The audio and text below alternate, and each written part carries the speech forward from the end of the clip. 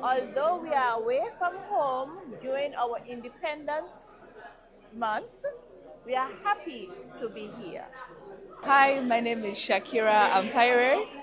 I am from Uganda. I am the national champion of 2024 from my country, and I'm so happy to be here in Budapest.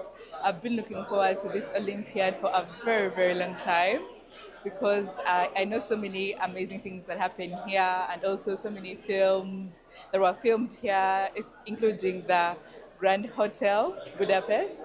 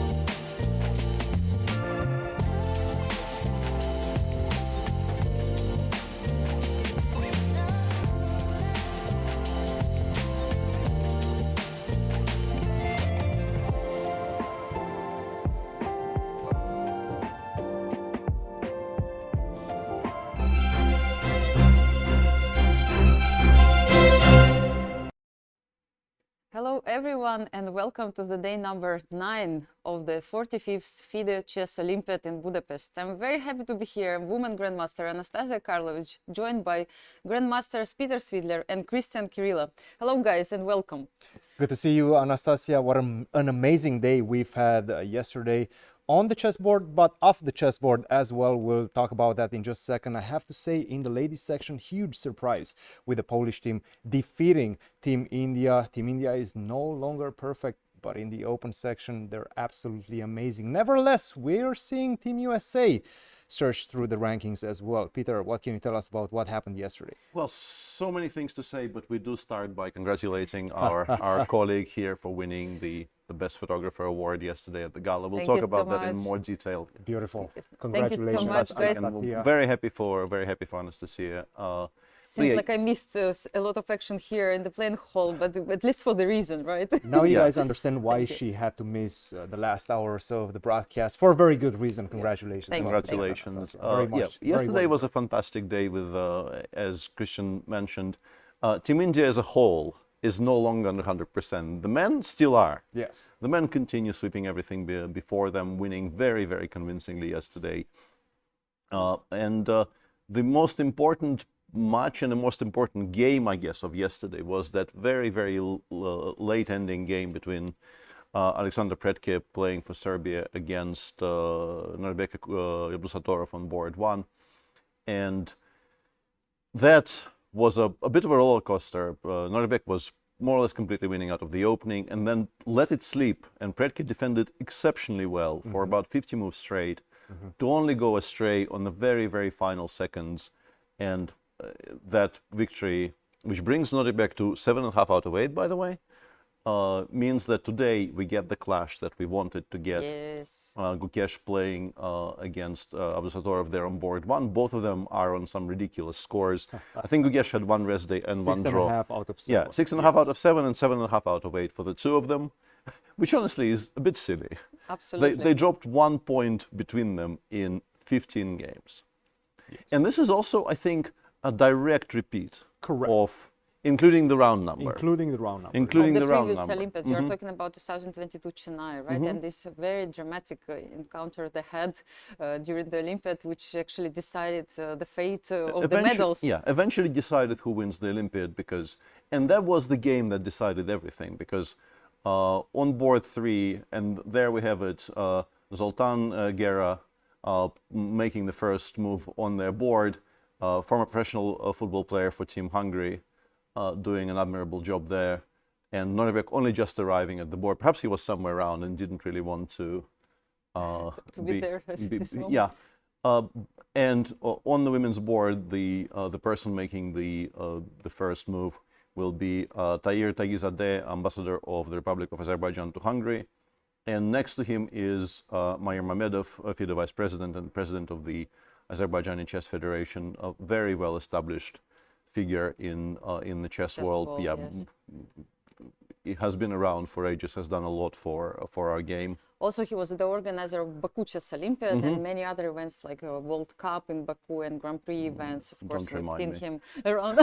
Sorry, Peter, for that. Yes, we remember that. Yeah. So do I, unfortunately. I would very much like to, what to do? To forget. Anyway, returning to our top match in the open section, that match in Chennai in 22 was maybe the most dramatic single event in team competitions I've seen in my entire life, with 4 incredibly hard-fought games. There were 2 draws on the boards where India were black. On board 3, Prague won actually a tricky theoretical endgame, which he won with panache. He did not even stop for a second in an endgame where many people go wrong and actually fail to win.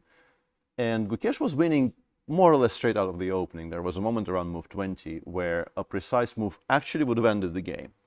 Instead, he played something else which was quite strong, but which allowed Norbek to sort of stay in it fighting. And then in mutual time trouble, second time trouble, Gukesh started going astray.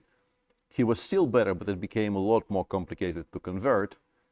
And he had many opportunities to just find a threefold. There were threefolds available, I think, even you didn't even have to search for them, and just end the game in a draw and leave it all in Prague's hands.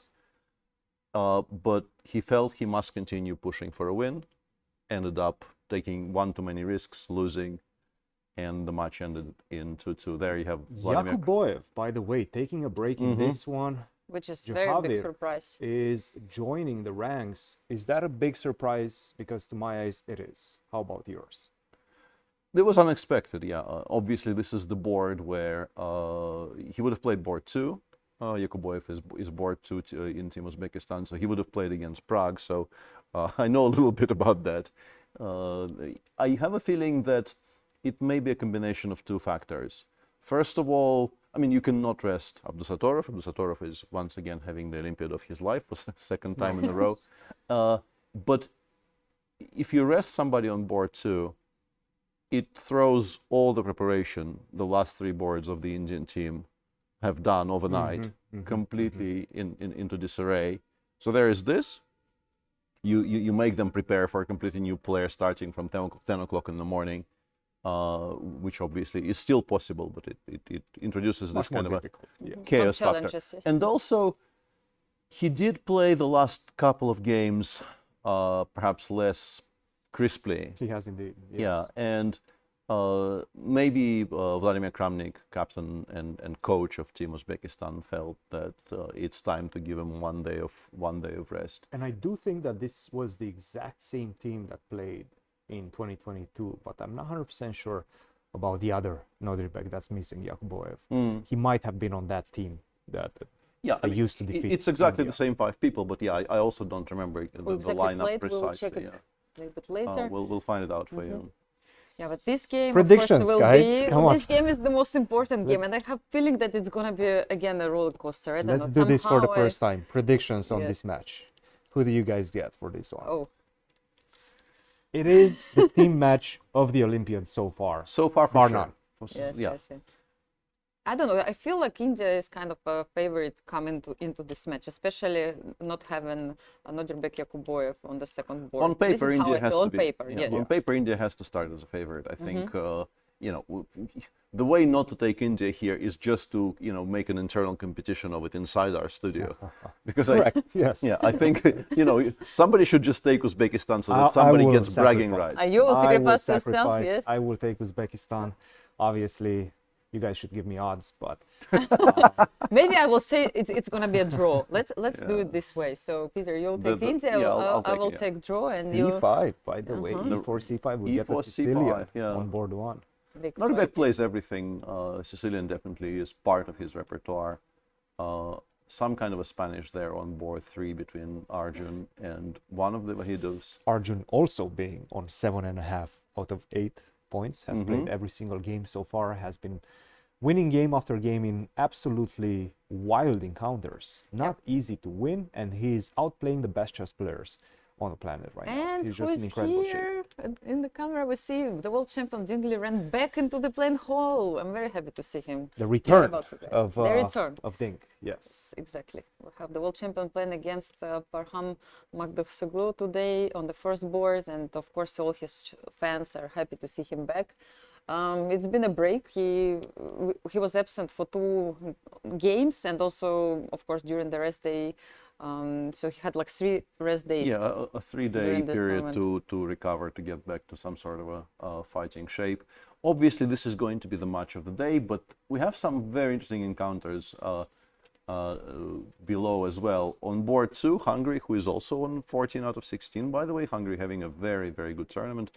Only lost to India so far and won the remaining 7 matches. They're playing the US, who are doing what is required of them so far. After failing to beat Romania, the US is pretty much in a must-win situation in every round. Yes. And they seem to have settled on playing this 4. I haven't seen Ray Robson for some time in a bit. He might still come back. You never know. And obviously Ray, he's played some good games, but he's also played maybe some games he would be critical of. And this is, of course, the big one being the loss against Korobov, which cost, alongside Wesley So, they cost the victory and actually a loss for the United States.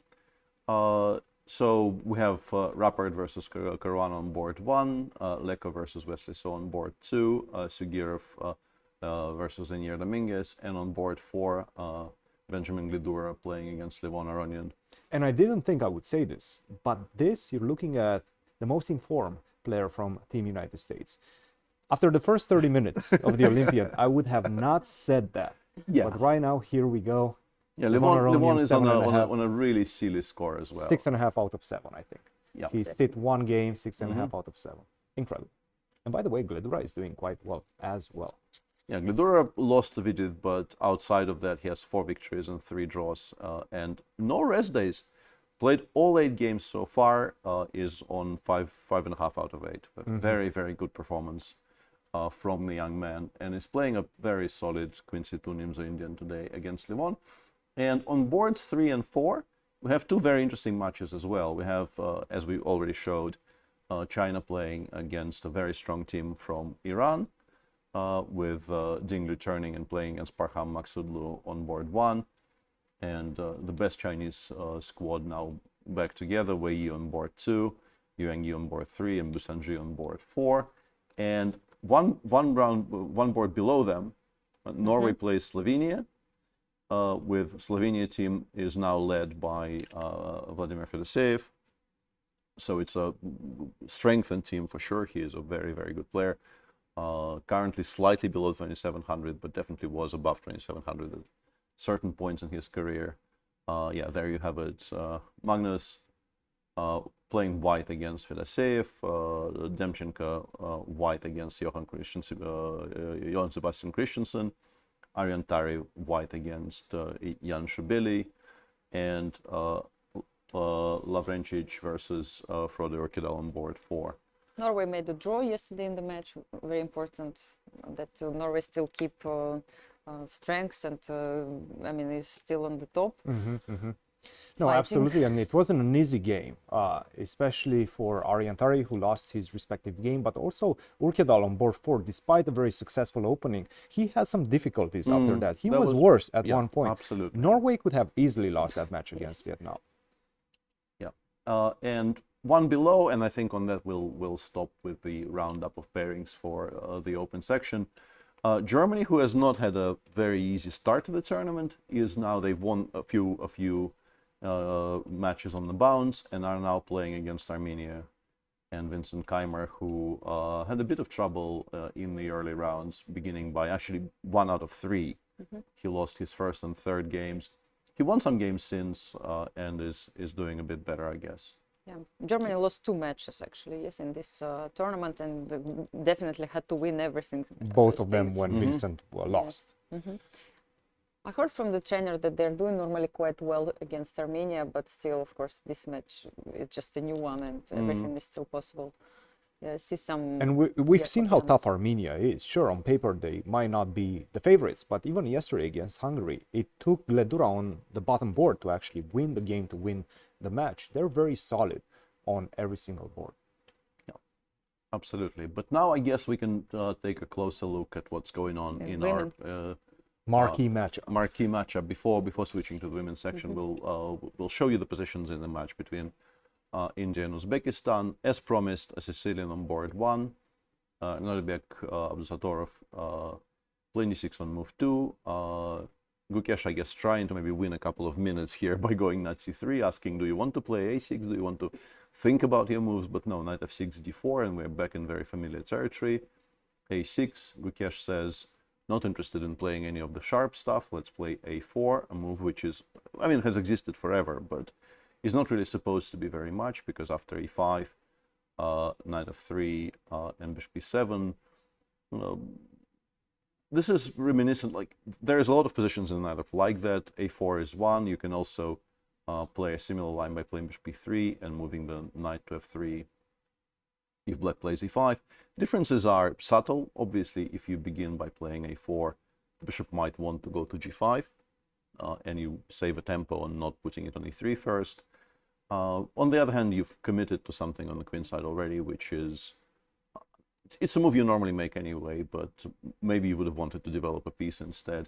But the interesting choice came later.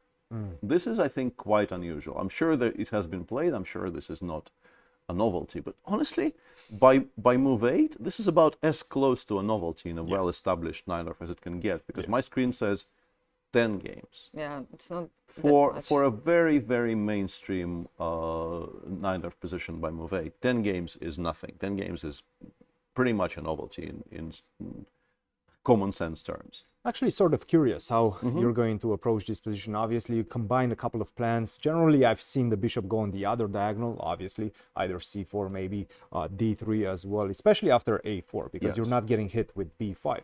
Now, you're going to combine that with getting the bishop on g2. Do you want to transfer the knight to c4? Is that the plan? I don't think you will ever be allowed to. I think the plan, the question for me is exactly what you're talking about. Where is this knight going to go?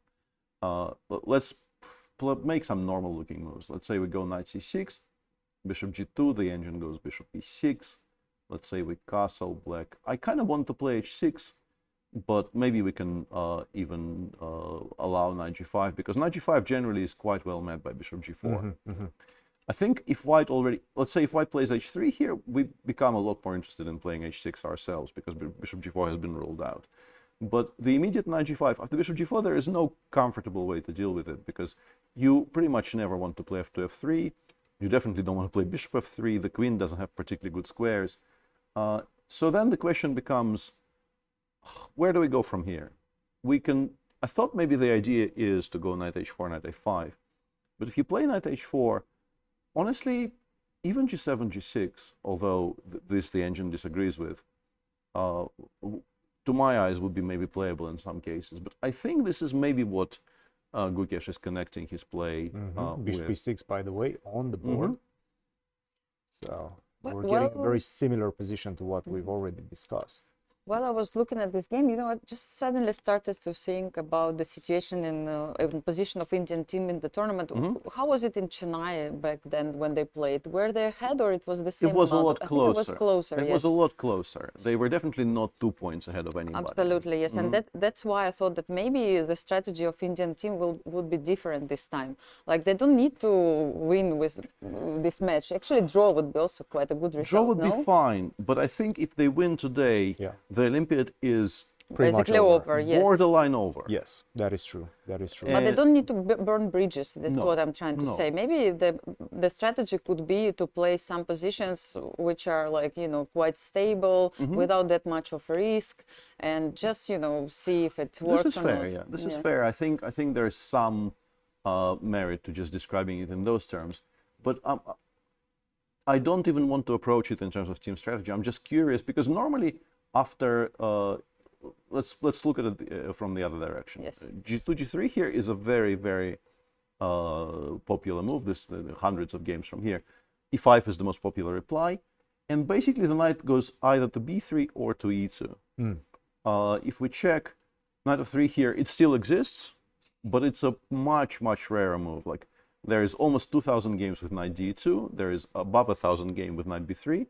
Knight of 3, 100 games from this position. So it's just, I'm curious why you would prefer the knight on f3 in this type of structure. But we've seen this type of approaches from Gukesh. We've seen it against, I'm trying to remember who he played this, bishop to e2, against Wei, bishop to e2, bishop to c4. Very offbeat idea. So he's trying to get away from any sort of theoretical... Absolutely, yeah. Sure, the consideration of saving some prep for the World Championship match could be one. Jing is not much of a Nidorf player. Not much, yes. I don't know if this is a factor particularly today, but it does seem like he wants to get out of theory as fast as possible. He wants to be the first one to surprise. For sure. But still, I'm curious as to why we chose this square. It's just that I've been playing the Nidorf, I mean, less these days, but I played a lot of Nidorfs in my youth with both colors, and it is unusual enough. It is. For me to immediately want to try to work out what the point is, because I just don't see what the point is, at least not straight away. So it truly is. I'm sure he will explain it to us in the next 5 moves. On board 2, we have the advance French, where Prague played the French. E5 was the reply. C5, C3, knight C6, knight f3, queen B6. A3, bishop d7, b4, all absolutely mainline stuff. Prague himself plays this occasionally with the white pieces, so he will not be particularly unfamiliar with this. These types of positions are interesting to look at, because the structure is kind of curious, because you can make an argument for breaking the structure open with f7, f6, but even if sometimes what you can do is just play, I mean, 98 maybe not immediately, but the point is, we do absolutely want to play bishop b5, rook c3. We want to create counterplay on the queen side. We also, I think, are generally interested in the idea of protecting the pawn on f7. So these structures are quite interesting and quite difficult to play. And as I mentioned, there is an argument to be made, maybe, for immediately blowing things up in the center. Although, with the king on e8 and bishop f8, rook h8 still undeveloped, it might be quite risky. So I'm expecting knight takes e3, f3, and sometimes the bishop gets developed to e7. Sometimes black actually goes for some play with g6, bishop h6. Curious how this goes from here. On board 3, we have, this is interesting. This is obviously a rook e1 anti-Berlin.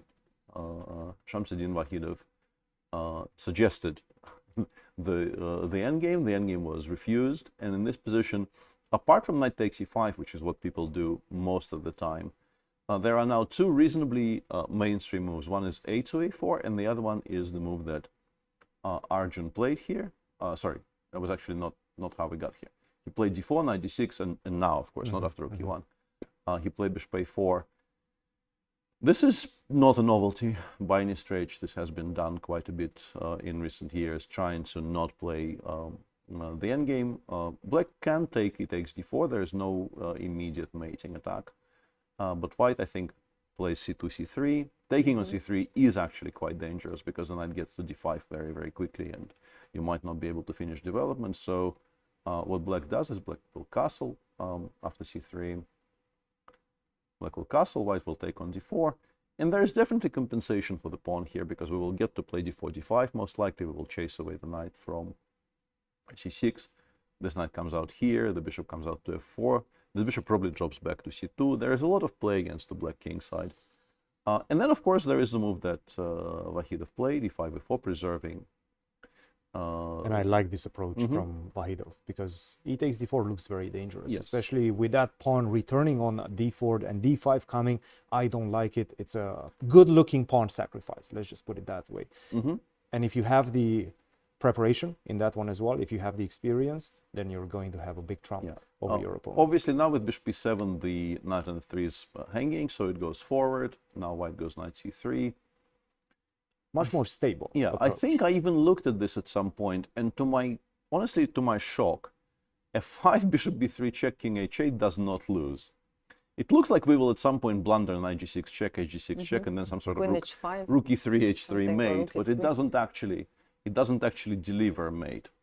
You probably have knight f7. Yeah, we have some ways of dealing with that, knight f7 being the most prominent. But white has good compensation. But instead of that, Vahidov goes knight f5, which is a kind of a more restrained approach. We are now trying to move the d-pawn from d7. Obviously, the happiest and the easiest outcome for black would be if white just takes on c6, because now the pawn on d4 is hanging. Rook takes a4 looks extremely awkward. In fact, I think I'm starting to prefer black here. Well, it's just like even the immediate bishop f6 is quite awkward. This is not where the rook is supposed to be. So I'm not expecting this to happen at all. I'm expecting white to play something like rook takes e4. And then there is a choice. Yeah, rook takes e4, as we see on our video feed, has just been played by Arjun. And then we have a choice. We can take on e5, d5, and play, let's say, d6, and hope that we can remove enough material in the center to simplify and equalize. Maybe not immediately, maybe we will be slightly worse for the time being, but the idea is to play conservatively and equalize.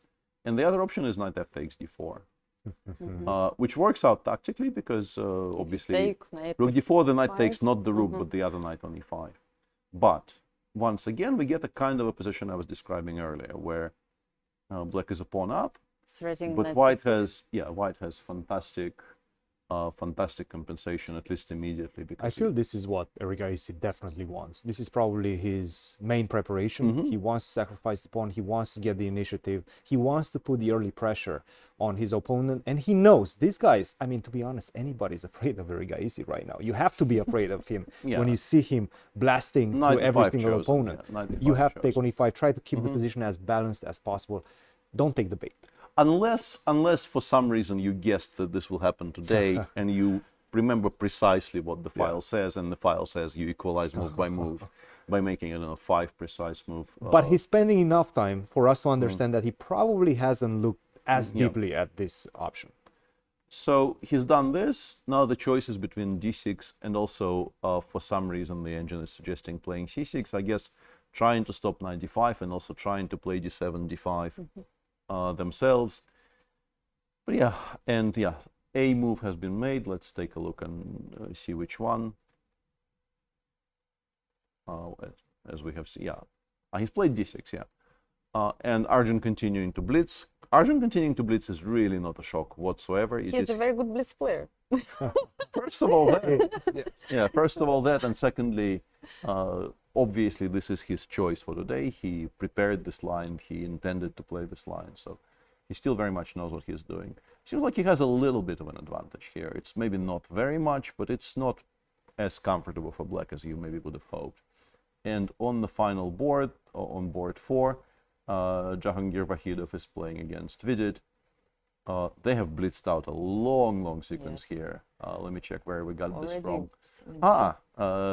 Jahangir doing to Vidit what Vidit has done to somebody early in the tournament and playing the exchange Slav for a win. Bishop f4, knight c6, e3, bishop f5. In that game against Vidit, with Vidit playing white, he played knight f3 and not e3. E3, bishop f5, now a very usual dance with the queen. We provoke knight f5, then we drive the bishop away from f5, and we put the queen on c2 eventually. Rook c8, knight of bishop d3, e6, knight f3, bishop b4. All of this has been discussed at length for many years. I think I already had this position analyzed when I was preparing for the London candidates in 2013. None of this is new. White plays a3, tempo, bishop takes, knight e4, a very forcing operation, forcing white to give one of the bishop pair. And we're already here, bishop b4, rook c8. And they continue blitzing all of this out. Queen takes b7, bishop c6. Black is now down a pawn, but this bishop on c6 is quite strong. There is obvious compensation along the long diagonal. Bishop 6 only now just being played onto the board, but there was no doubt he will play bishop c6. The choice, I guess, is between something like queen b1 and a move like queen b4, trying to prevent black from taking on f3 immediately. And then black probably plays queen h5. Let's wait for Jahangir to make a move, choose a square, but I'm expecting queen b4. Yeah. There it is. And here I'm expecting queen h5, and I suspect that if white goes knight e5, bishop takes g2, king takes g2, and f6 is going to be the reply. It's going to be a draw. Well, white can still pretend after something like queen d6. The point, of course, is, as Nastya is correctly saying, if knight f3 or knight f3. We have this immediate perpetual on the g4 and f3 squares. In order to pretend white goes something like queen d6, we can chase it for another move. And actually, we can chase it forever. Yes. You can't hang on to the e5 square. And my screen currently is suggesting white is a little bit better in this endgame, but I don't believe it for a second. This is just a draw. Yeah. This is just a draw.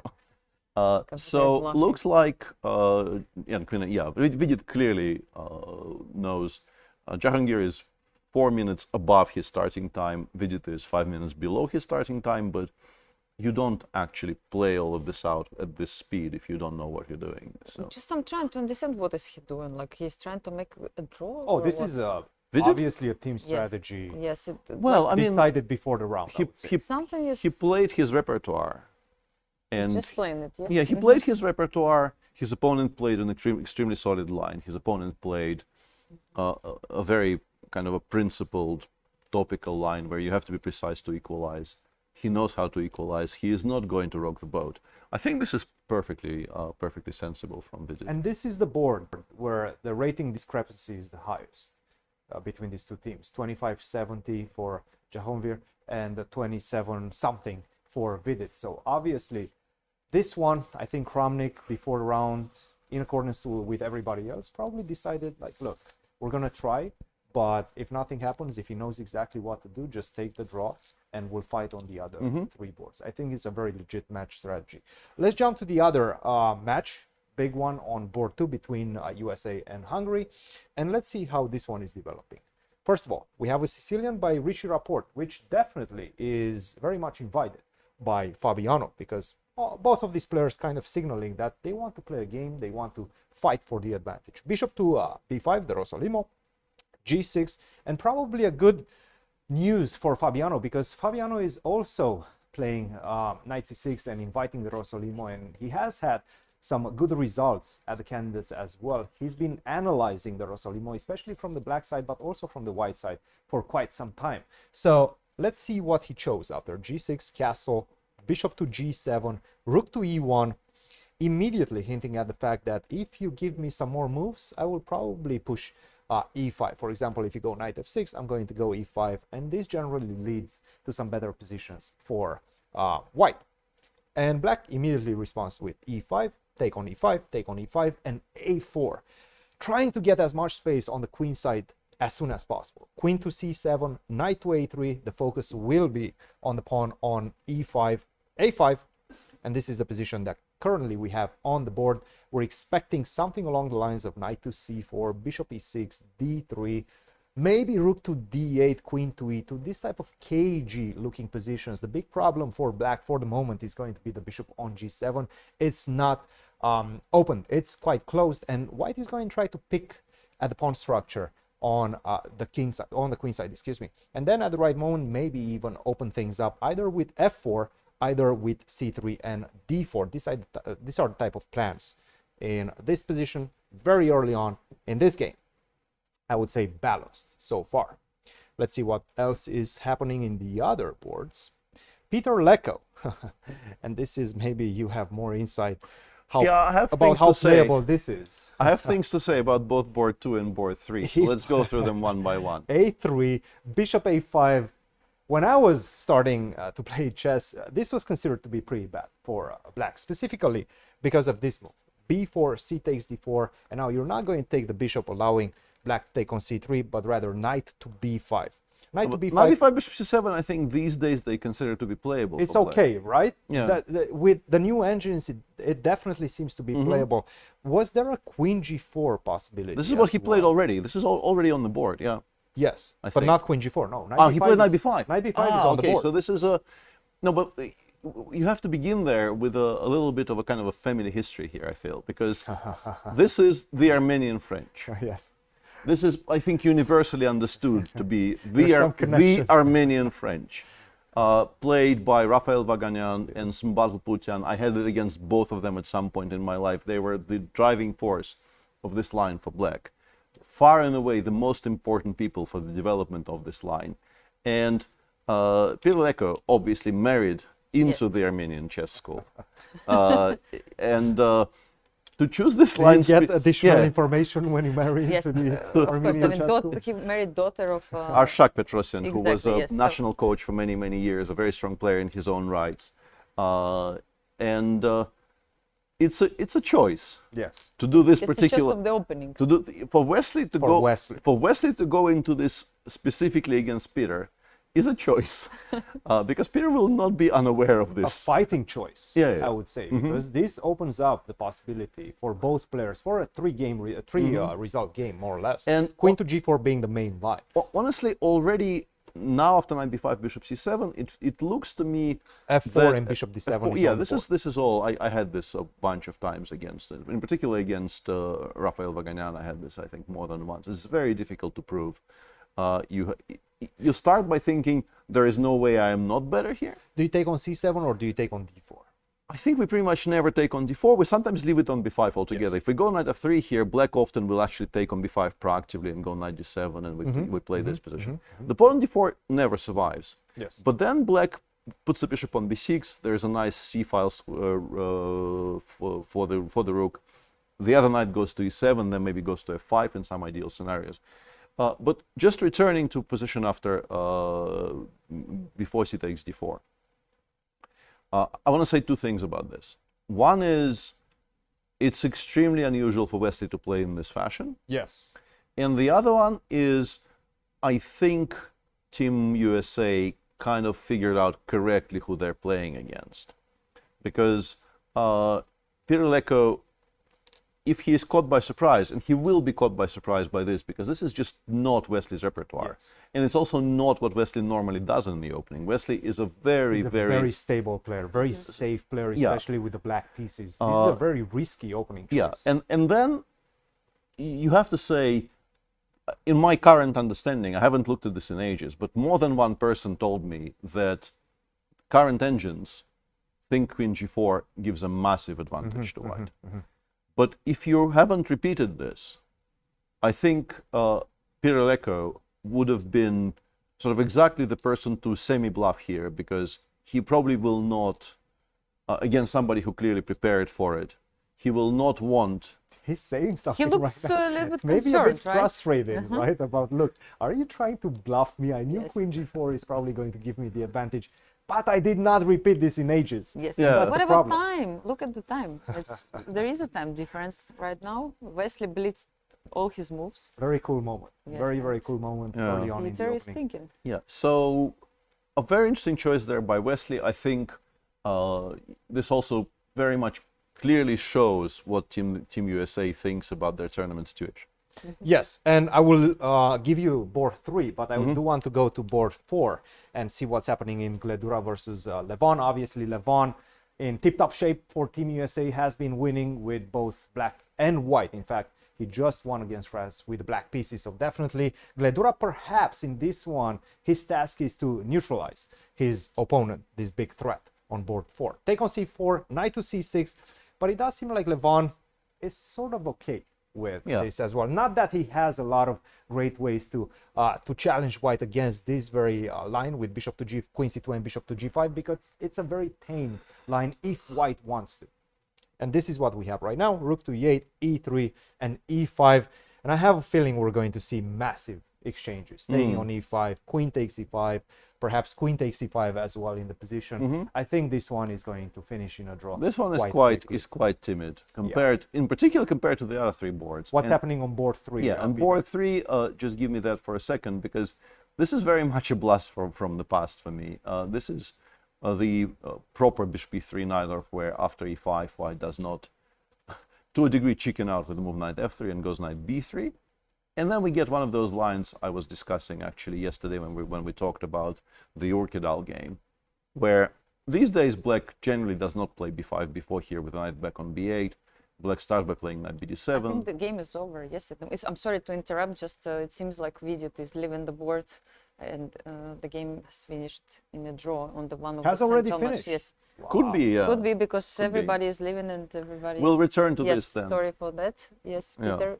We'll return then to the game between Dominguez and Sugirov, because if they found a repetition there, and there are some repetitions available, then, and actually it's exactly the repetition I was talking about. Discussing this. After f6, Vahidov played queen d6, rook d8, queen c7, rook c8, and queen f7 check was not played here, and they continued this little shuffle. And I guess he just went to get an arbiter and tell him queen c7 will now be a 3-time repetition. That concludes the proceedings on board 4 in a match between Uzbekistan and India. Returning to our Sicilian, in this position, black plays b5, g5, b4, and it's a very important topic of discussion, this position in general, because these days I think they have switched mainly to playing this line where white gets to play knight c6, the bishop on e7 gets traded for the knight, and then we get some kind of a structure like this, which is very, very interesting to analyze, because yes, white has a bishop pair, but there are 2 open files in front of your king. There are potential weaknesses on the other side of the board. Black often goes knight h5 and then perhaps tries to attack the pawn on f3. What about d6 weakness for black? The rook will be on c6 very soon, and it's difficult to... I think the plan for white very often will be you go rook g1, you go rook g2, safeguarding the pawn on c2 this way. Also improving your situation on the king side a little bit by putting the rook on the open file. You play b3, the king goes either to b1 then to b2. this rook might be lifted all the way to d2, and then we kind of start playing. I think the engine starts by saying white is a bit better, but obviously it's a very playable position. Knight e2 is very old school though, because after knight e2 the knight drops back to e8. Now obviously before is hanging, but then g5 would be hanging, and then there is this extremely forcing line where white goes f4. Seemingly you need to react because f4 f5 is a massive positional threat, but no, black goes a5, f5 a4. There is a very quirky line here which led to one of the most fun games I ever played in my life, a game with the white pieces against Rustam Kasimzhanov in the 2005 World Championship in San Luis in Argentina, where black goes b3. You actually do not touch anything at all. You play king b1, black goes bc, and then gives up the bishop on this square. Oops, sorry, not a3, of course. And we, oops, hang on, I'm misclicking all over the place today. a b, the knight goes to a3, black plays, for instance, knight e5. And these positions are very fun to play. And this actually wasn't what happened in my game against Kasimzhanov. I had this against other people. Yeah. The line was what we had against Ruslan. But fe6, ab3, of course you cannot allow. No, you cannot take with this pawn because it's checkmate. Yes, yeah, so you take cb, fe, and you play king b1. And I was curious as to why Sanan thought here, because I always felt that there's really only one move you can make, but this move has now been made. And the move is rook takes a2. And this is why I love this line so much. It's just such a fantastic mess. This is all still very much theory, yeah. The point being, of course, that if we take a full rook, black gives a check from a8, gives a check from e4, and then wins the rook back. This is not the end of the line. We can play bishop h3 here and take on e6 with check. And we get to a kind of a very strange position, which I think has also been, let me check for briefly. No games from here, but I'm sure this is kind of well known. But interestingly, looks like this has to be addressed, but in fact you can just ignore it. You can, you just can stay with you can leave the rook on a2 and go after the e6 pawn, king h8.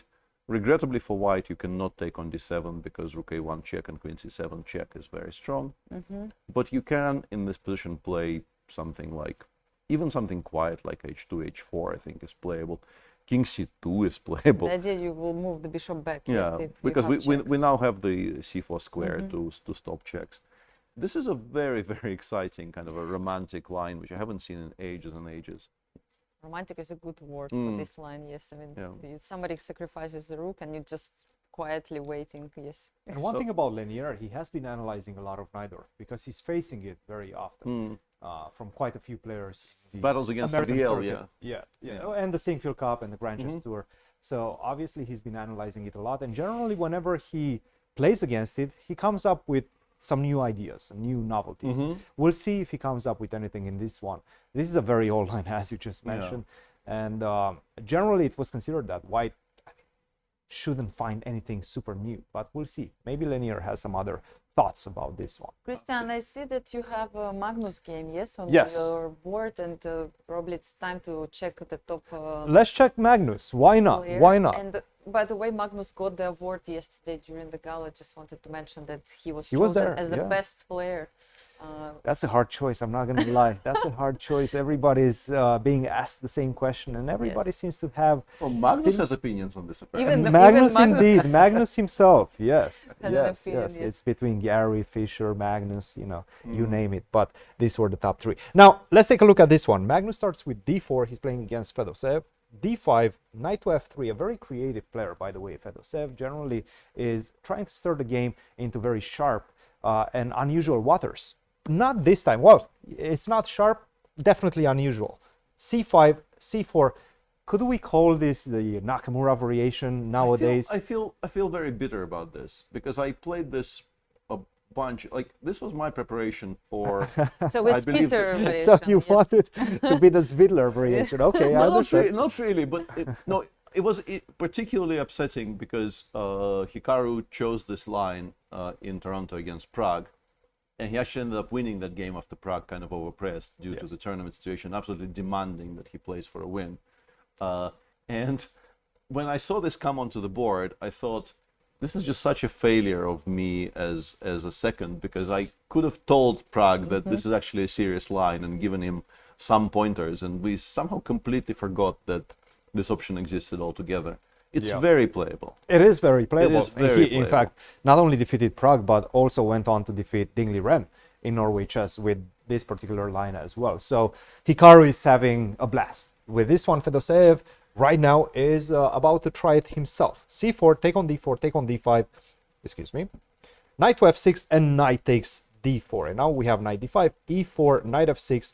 And it seems like Magnus is not thinking. Obviously, you can also play the move knight to c3, which will more or less force the reaction of is e5. my game against Jan Nepomniachtchi in a tie-break of, I think... After knight c3, e5? Or? Yeah, I think Jan played this against me, and then he played knight db5. And then after a7, a6, he started thinking, but it's a little bit too late. You're already worse with white. Yes, yes. Correct. So he played bishop b5. By the way, Magnus seems to be surprised. He's spending a lot of time. Only 1 hour left. He spent already 30 minutes. It's quite unusual for Magnus. In the opening, he generally is quite quick. Bishop to d7. He's still thinking right now. What are we expecting in this one, Peter? You're obviously very familiar with the line. Knight to c3 is an option. Taking on d7 is an option. Taking on Castle d7 also is an option. I think queen e2 is also playable Queen to a e2. degree. Try to avoid a queen trade, basically. Recently, I had this with white in the Samarkand Rapid and Blitz against, I believe, Rinat Jumabayev. I think I played queen e2. It's not very much, though. I think if black knows what they're doing, this is all kind of fine. But at least this is the one that keeps the queens on the board. Because if you do go knight to c3, I can simply just take on b5. I can even go e5 in this position. Bishop takes d7 and then knight to c2. That's one of the main lines. Obviously, white can do a lot of other things, including even knight to f5 in this position. Nevertheless, if black knows what they're doing, it seems to be able to start the game into equal waters. So Magnus surprised early on in this one by Fedoseev. So I wouldn't give, obviously, advantage Slovenia, but definitely a good start for Fedoseev in this one. I just wonder how many times they played against each other. I know that they played a bunch of games in Blitz and Rapid, you know, during all this World Rapid and Blitz championships. Classical might be the first one. Maybe the first one, that's what I was thinking about. And actually, I remember Fedoseev having good results against Magnus in Blitz and Rapid. So I don't know if we can see head-to-head if they ever played in classical game. Yeah, Actually, they have, actually. Wow, they did. Three times. 3 games. Magnus actually playing a lot more with black. Only one game where Magnus was white prior to this, and he did. Oh yeah, of course. Yes, they played the of course. the World Cup during the World Cup. Yeah, the World Cup that Magnus did not win, the one he lost to Duda in the semifinals, and then he played against Fedoseev in the match for third. And he managed to outplay him at that one. Yes, so And exactly. The road up to Thank now, you for Fedoseev losing a game in round 5. He actually took a break in rounds 1 and 2 and has been playing since. He lost a game to Sadora in round 5, but won almost every other game. And Magnus, having a very good Olympiad himself, he is currently on 5 out of 6. Yes, great result, as it should be for the best player. Absolutely. And he's winning rating points, which is kind of ridiculous. Yes, how many? At like points? 28, I think you can check it out. I don't have 27 chess in front of me, but he's winning. Everybody in the top 10, actually, a lot of players in the top 10 are winning a bunch of rating. Yeah, like it seems like, contrary to popular belief, currently in this Olympiad, the top players are just farming. Yeah, yes. I've seen some tweets on this topic. Yeah, that farming. People are using the Olympiad to farm, which is normally not how it works. No. I think normally you struggle Actually, yes. to win the sheer volume of games you need to win to gain rating. Playing in these large open fields, but It was really nice that during yesterday gala, Magnus said at the very beginning that he's more concerned about what's happening in the match of Norway. Norway was playing at this moment against Vietnam and was struggling. Look, and it was a very tense match. Exactly. Very, very tense match. He was very, very... I think it's obvious he curious. actually badly wants for Norway to do well, and Yes, he cares yes, a great deal for the team fortunes. And he ran away after the award because he just probably wanted to follow what's going on in the match, which is like really, really great attitude of the real champion. And I just want to say, maybe I shouldn't say this, but I do have information this is mostly a pro bono affair for everybody on Team Norway. They're playing because they want Magnus to win the Olympiad, or at least to do well. They're all very good friends. They generally want to come and play alongside Magnus. And this is the type of dynamic, this is the type of mentality that these players are coming into this one. Yes, I mean, I think it's also like this generation feels that it's actually great to be around Magnus and live the times when he is on his prime, and be around when chess is so popular in Norway. Yes. They're, I think, enjoying this fact that he is top player of the world, and also that to have such a celebrity in their country, I think it's very important for them. So all of them are trying their best. Yes. Chess in Norway. He has helped grow the chess and the personalities of everybody else around him within the Norwegian scene. So obviously they sort of want to pay him back. You know, yeah, exactly. I mean, it's really great to have such a leader. I don't know, Peter. Maybe it felt somewhat for you similar. That's not the framing I would choose. I absolutely agree that like they're very motivated. There's a lot of team spirit there. I don't even want to touch the money question. I don't think they particularly care, honestly, when playing for the national team. And it's definitely not my job to discuss what the money situation there is. But the framing of them wanting to help him win the Olympiad would not be the one I choose. I think I've analyzed some chess with Magnus. I've played against Magnus. I played alongside Magnus. It's just a sort of a joyous experience because you get to talk chess with him. Yes, to be around. You get to be, and it's not really. I don't think they feel any kind of obligation towards him. It's just that it's sort of as it should be. It's a chance. It's a chance for strong players, but not players of his caliber. Yes. To be around him in a chess setting for 2 weeks, and that is just fun, an absolutely exhilarating experience because he lives and breathes the game, and Did you feel the same when you were around Kasparov and your first Olympia, let's say, when you were still not, let's say, on the top level at that times? Was it something similar? I mean, there was less of a feeling of sort of camaraderie. No, camaraderie, there was a lot of camaraderie, but there was, like, as an 18-year-old kid who is barely a grandmaster, I just became a grandmaster before the Olympiad, there was no feeling that we're a bunch of friends. Right. You know, we were playing for the same team, but I would not have dreamed of calling Gary my friend. And I think these guys consider correctly Magnus a friend. I see them together at at they events. Play football together. Odin is definitely a friend of Magnus since childhood. Exactly. They spend a lot of time together. They genuinely get along extremely well. So. Most of them are in fact the same generation for the most part. Arjan, obviously 25, a bit younger than Magnus. Urkjadal, somewhere around Magnus's age. Johann Sebastian, somewhere around 25. So very close to each other. All young, all motivated, all hungry to do a good result for Team Norway. So yeah, I think it's just a bunch of friends getting to hang out and also play good chess and maybe win something, which is it's fun. It's just fun for them, as it should be. Yeah. And now that we were talking about it, like, let's say we should of course definitely discuss the yesterday's gala and Magnus' speech and the fact that he said that actually this award should be given to another absolutely amazing player, Garry Kasparov.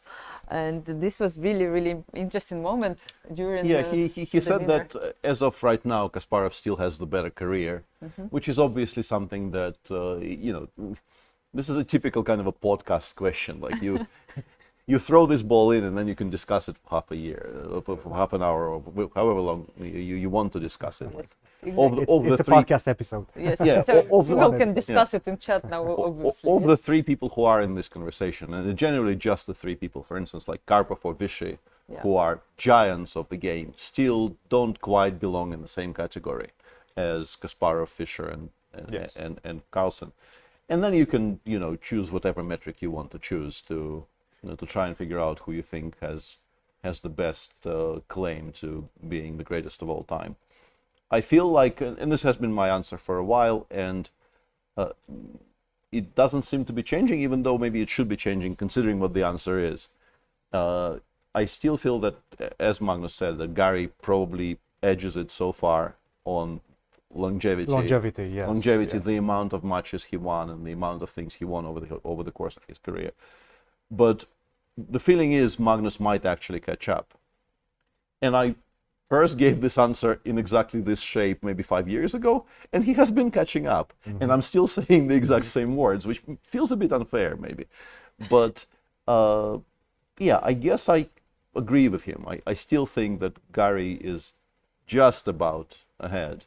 But if Magnus continues playing, continues, let's say, winning world championships, and I know there will be purists who will not count the Rapid and Blitz titles as highly as other titles. I don't belong in that category anymore. I very much think they are incredibly impressive achievements, and you know, the amount of those he wins consistently is just, it's pure domination. Eye-watering. It's pure yeah. domination. I mean, he comes in and he wins Mm-hmm. back-to-back world championships year after year.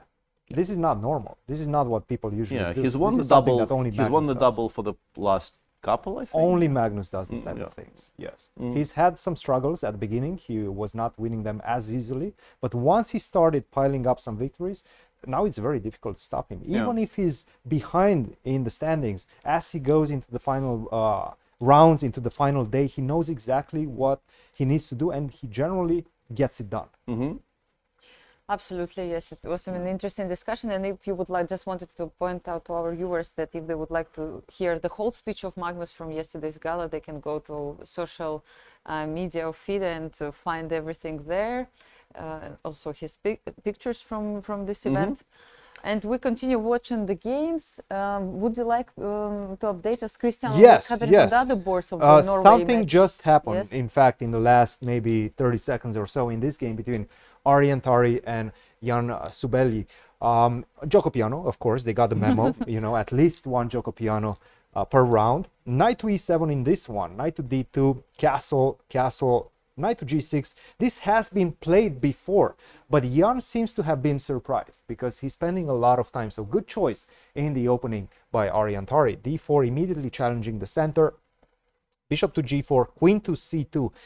And at this point, Jan made a huge mistake. Well, I wouldn't call it necessarily huge, but a pretty significant mistake by taking on d4. What he should have done, and there have been games played in this position, queen to d7 is one of the main lines. Rook to e8, you have to keep the tension. You cannot play e takes d4 and just allow white to get this beautiful central presence in the position. You have to meet that with d5. The problem is once you take bishop to a3, it seems like all of my pieces are starting to get a very significant edge against yours. Rook to e8, for example, rook fe1, you're not going to be able to find the right spots for your pieces as easily. If you go queen to d7, for example, I have a feeling I'm going to go h3. Where is the bishop going to go? Are you actually going to give me the bishop on f3, or are you going to try to go back to e6? And if you do that, at some point you're going to run out of moves. That is the problem. And white continues to have ways to improve the position. Knight to e4, knight to c5, things of that nature, knight to g5 as well. Maybe even the transitions after knight to e5 at the right moment. It just seems like white has way more plans available in this position. Black at some point is going to run out of moves. I'm really liking what Arjun Erigaisi has gotten out of the opening phase. Thank you, Cristian, for the updates. And yeah, I've been clicking through the matches, and I guess we will return to the India-Uzbekistan match in a while, because there's some things have definitely happened there, but we can let it brew for a bit longer. Maybe let's check what's happening in the women's yes. in the women's section. But before that, can I ask you some question? We were checking the game of Linier Dominguez against Anastasiya when you called it romantic opening. That's a remember? very big development. Yes, yeah, and it seems like there was a mistake, and I just would like to find out. Maybe it's something happened there. Yes. Let me remind you, Linier is playing against Sanan Sugirov, and Sanan just gave this, made this fantastic move, rook a2. Yeah, still theory, and bishop Yes. h3 also still theory. Let me check. And then rook a5. Six games have reached this position so far, but it looks like Sanan maybe is not entirely up to date with this, because I'm a bit surprised he played this move so quickly, because it appears to be a big mistake. It's also not the move that is made previously. And Sanan actually likes thinking about his decisions. He is one of the people who occasionally will get into serious time troubles even. We've seen it before. Yeah, and here he spent maybe 5 minutes, maybe 7 minutes to play the move rook a5, bishop e6, king h8, and now white can simply take on b4. And I guess maybe what he missed, because after d6, d5, queen b7 is also strong, but a very, very missable shot, Bishop kind of b6. borderline wins. Wow. This is Okay, very let me beautiful, understand. Yes, very what's beautiful going on? and very, very missable. Yes, so for example, if bishop takes before, bishop d8, yes, Yeah, it's clear. this is clearly Yes. complete. Well, I mean, you can still continue the game with rook Rook a8, a8, but you are going to be 2 pawns down after rook d5 from And d6, you take on d8 from d7. d7, and this is very difficult to hold, despite the opposite color bishops, despite the fact that both of my extra pawns are doubled, but still. And yeah, it's a very nice geometric shot using the fact that if you take with the knight, and if you take with the knight, yes, you take. you cut the connection between the queen and the rook. Wow, I think yes, this is what he missed. Easy to miss. And if you take with the queen, queen takes e7 just collects everything, because yeah, this entire group of pieces can now completely indefensible, and there is no mating attack on the king side. So, but what I don't understand is this position is not great if white plays queen b7 either. even like some Queen simple b7, move, black yes. has to play knight c5, white has to take. I guess you take with the rook, white takes with, let's say, I mean, I guess this way. I want to limit the pieces a little bit on the board. Bishop d5. This is not a good position for black. You're down a pawn. There will never be any attack. I can Yes, start and you pushing my just I can have a start pushing passer. my passer on the queen side. And as I said, bishop b6 is a very difficult move to find. You miss it a lot, I think, if you calculate starting from here. If you have to calculate queen b4, but queen b7 is also very strong. So it's hard for me to imagine why you would think this is a good position. And you have options. If rook a5 was forced, then maybe. But you do have the move queen a5. The one you showed before, yeah, yes. After which, Bishop b6. even let's say if you don't remember this as theory, I think it's possible to figure out that this is quite playable and just go here because it doesn't give up as much material. Yeah, you mentioned this line rook a1 and queen c7 after. Yeah, yes. yeah. Bishop d7 is not good. You play something like, I don't know, bishop c4 is playable, h2, h4 is playable. As I mentioned, something like knight g3 is playable, trying to prepare rook f1, because currently you would very much like to play rook f1, but that just drops a full rook because rook a1 is not mate, but it does win the rook on f1. Yes. A bit So yeah, unpleasant. there's a bunch of moves after king h8 here which are playable for white, as I mentioned, like h4, knight g3, king c2. But this is a very fighting position. Linear And yeah, thinking. rook a5 is surprising to me, in particular played so quickly. If white doesn't take on a4, sorry, on b4 here, you're still better, but you're not as much better as in the other cases. Like you can play, for instance, bishop c4, let's say knight c7. Now taking on b4 allows black to play queen a8, and these types of positions could become quite double-edged because d5 has to be watched, rook b8 has to be watched, your pawn on e4 is hanging. This is a fight. So it only really is the move queen takes b4, which is a massive, massive problem here for Sanan. Linier has a full hour. Yes. We know how much Linier likes thinking about his He's probably decisions. checking, yes. Yeah, but for him, the good thing is he blitzed out the first 19. So at least he put some distance between him and time trouble Yes. by more or less completely blitzing out the first 20-ish moves of this game. And now he has plenty of time to find this very beautiful tactic. And as you proposed, Peter, Yeah, of course, women's- let's move to women's section. women's We section. haven't covered it yet, and perhaps we can also check the matches Standings, today. yeah. And Standings and the everything. matches, yeah. Yes. That would be good. India is leading, but but not alone anymore, because after losing this crucial match against Poland yesterday, it's the team is tied with Poland, Kazakhstan for the first place, and then we have a few teams with 13 points: United States, Armenia, and Ukraine.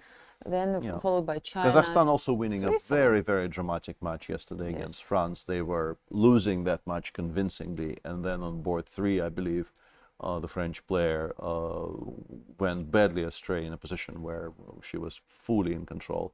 Yeah, that game between Alua Nurman and Dr. Gishar where Pauline Guichard had a very, very good position, just played a very nice game up until a certain point. And then I'm guessing in some kind of trouble, just started making mistakes and ended up not even making a draw.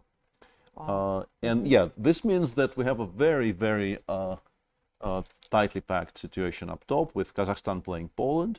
Canada. Hungary is always on board too, but Hungary is doing quite okay, so they kind of belong up top there as well.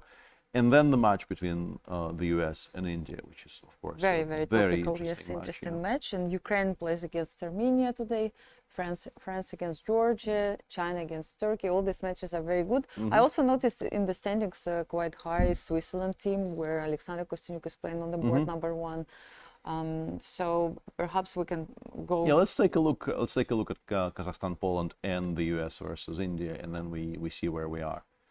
In the match between the Kazakh team and the Poland team, kind of a quirky position there on board 1 in a game between two very, very strong players, Bibisara Sobaeva and Alina Kashlinskaya with the black pieces. White kind of refraining from moving the d-pawn for now. This is already move 9, and White it started its life as an Italian, but then the Gioco Pianissimo maybe, or the Gioco Piano, I keep on mixing them up. The old school Italian with knight developing to c3, d6, and then to my slight surprise, this move knight a4, which is not something that people do very much in these structures. Black deciding to ignore it, more or less, saying that if you want to take on c5 and give me full control over the d4 square, welcome, be my guest. Yes. And queen f6, what it does is that it puts additional pieces in control of the d4 square, meaning that White cannot just play d2, d4 willy-nilly. Before bishop b6, castles, bishop g4, bishop b2. A kind of a unusual position, honestly. I have not seen. Hang on a second. Yes, the position you haven't seen before, Peter, right? As I understood. Yep. Eventually, the bishop on b6 will get picked up. I guess the pawn will go to d3. The bishop maybe gets developed to e3 or maybe to b2. I guess slight advantage White, because you will have a bishop pair, but very playable position for Black. On board 2, we have a game between Monika Sochko against Mira Kmalidenova. Looks like it was a Grunfeld, and a very well-established kind of all theory in a Grunfeld, which I think gives Black a very comfortable position, and the current position does look like Black is completely fine. In fact, I would be even maybe looking for ways to play for advantage. So I guess slight advantage team Kazakhstan here. On board 3, a typical London, or possibly it was an exchange Karo in a game between Ksenia Balabaeva and Olivia Kalbasa. Level-ish. And on board 4, Alicia Slivichka is playing White against Alua Nurman. A sharp Najdorf.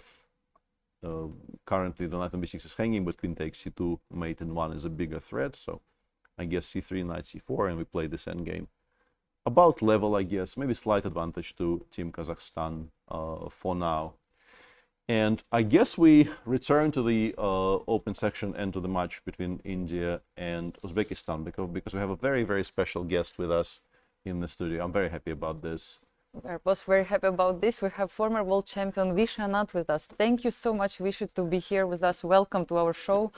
How do you feel about the fact that India is doing so well so far, dominating basically both sections? How I feel about it is, I knew that India's cards are very good, but it feels like just everything is working according to a plan, and everything is falling into place. I mean, with such a good team, you expect to be in the top somewhere, to be mostly doing well, to win most of your matches, but we're at 100% and this dominance, and both teams, and it's the second Olympiad in a row where both teams are in danger of winning gold, and that's could repeat again. In danger of, yeah. In danger of winning gold. So it's and in between, Gukesh is qualified for the World Championship, and so you feel that one of the points I made some time back was, with this much talent, at least one of these things could happen, but that all four of them happen is sweet. Yeah. So let's talk about today for a bit, because Yeah. today obviously is one of the absolute central matches of the entire Olympiad is taking place.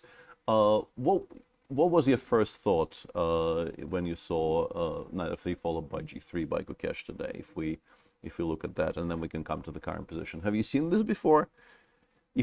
If I asked you why is the knight on f3 when we're playing g3, what would be your immediate reaction? It's not only that. I have at least seen this idea with sometimes, but I would assume it's to play knight h4, g2, e3. So when they didn't follow up with bishop g2, I think they didn't see the whole variation. They just saw the first move or something. But even after bishop d2, sometimes you play knight h4, threaten knight f5 or something. That's what I was expecting, yeah. But the way they're doing it looks strange. And on the other end as well, why is queen c8 important followed by bishop d8 is something I would have to look at later. But yeah, absolutely. And we kind of we left it somewhere here, and I was expecting white to play maybe knight h4, maybe something. After rook e1, apparently even d6 d5 is playable, which is not something I expected, because it does look like we are sacrificing something in the center. But knight e5, bishop takes g2 just works out move by move, I guess.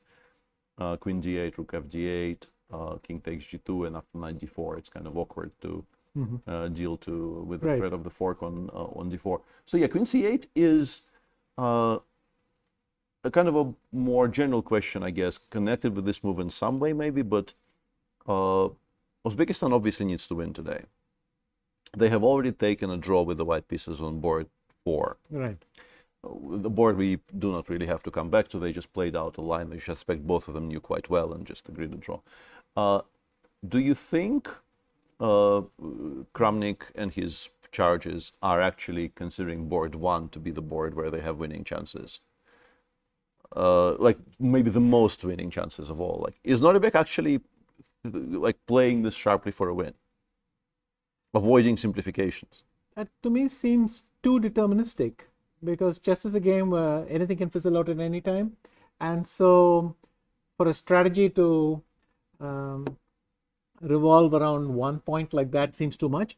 But it's very easy to believe that Norderbeck said, look, I'm going to do what it takes. I'll go there and push for every chance. And Vladdy says whatever Vladdy says. And, and that's it.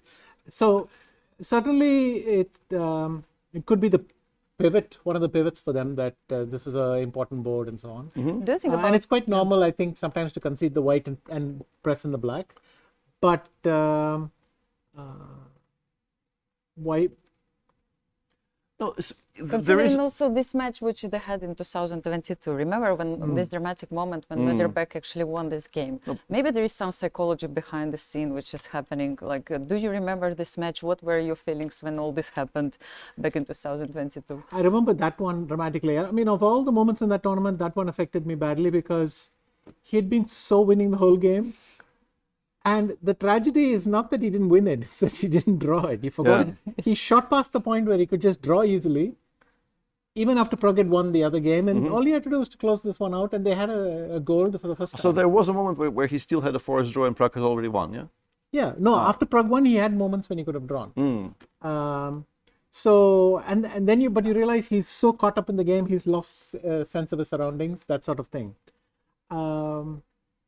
Couple of times I tried to talk to Gukesh, like a shrink. I said, is there a lot of pain inside you? And he looked at me with this look of, what the hell are you talking about? So I'm going to assume that he's past all that, and that this memory, if Uzbekistan is banking on some memory from 2 years ago, I think that's way too thin. Do you mean that you were talking about it like yesterday or the other days? No, like, a couple of even years back, and then I asked him at some point, because there are games that are so painful when I look at their opponent, it still hurts, and so I asked him if he experienced something like that. Gukesh has this expression on his face which suggests that you're totally clueless, and then I think it's a good time to stop, pedal back and leave it at that. Basically, he had the look of someone like, what are you talking about? That was one game and I moved on and that's it. So I don't think, yes, actually. And he does actually, generate this impression of somebody who is not going to dwell on, I do not. Okay, I cannot relate. Yeah, I still dwell on things. You know. Me too. There are games that will haunt me for the rest of my life. But apparently for him, Yes, sometimes every time I say Baku, Peter is Yeah, jumping. You know, today, for example, today like already today. the World Cup in Baku was Yes, mentioned and once, he and I already jumped out of the physically chair. Yes. I physically clenched, you know, because it's just not good for me. Yeah. can I inflict one moment of pain on you? Sure. I think Peter had a bad start in St. Louis that year. And who comes to cheer him up from Canada? Virginia. Virginia tells him, after Baku, what is it matter? Something like That's I actually completely, this memory does not exist in my head. Like I successfully replaced this with something else, with some, This I is guess, funny. internet trivia, which is seemingly what my head is occupied with these And I days. mean, I've had my moments. I can tell you there's a game in Linares in '91 with Believsky, which now people can find out who won it, and so on. That's and the on. year But we all Vasil had won, this. yeah? That's the year Vasily won. So anyway, I have a question for Vishy. You know, now that we also mentioned in this match with Uzbekistan and Vladimir Kravnik is a captain of the team, were you thinking also to become a captain one day and be there also, maybe now together with Vladimir, rooting for Indian team, being in the playing hall? I have no ambitions in that direction. Okay. I mean, to sit for 6 hours every day in the hall without being able to play is not my dream. I got it. I do a lot of things outside of chess, but that's pushing it. I mean, you have could to be read a book. No, but if there's one person playing, you have to sit there with them till the end. And you can't completely tune out also, because you kind of the captain, you might be asked to make some decision or whatever. Not anymore, though. Yeah. No, not You those can kinds of decisions, sign. but the arbiter comes to you and says this happened, that happened, whatever, something. And Yes, so I am not dreaming of that. You can rest assured. I got it. I got it. Just wanted to be sure. Yeah, so maybe we can check the positions on the board number 2, right? This is actually quite interesting and a very, very important game in the context of this match, because we left it somewhere here, and Jawahir Sindarov here comes with a very, very clear plan. All of this has been blitzed out, by the way. This pawn sacrifice, giving up a very healthy pawn on a3, of course you cannot recapture because this costs you the rook on h1.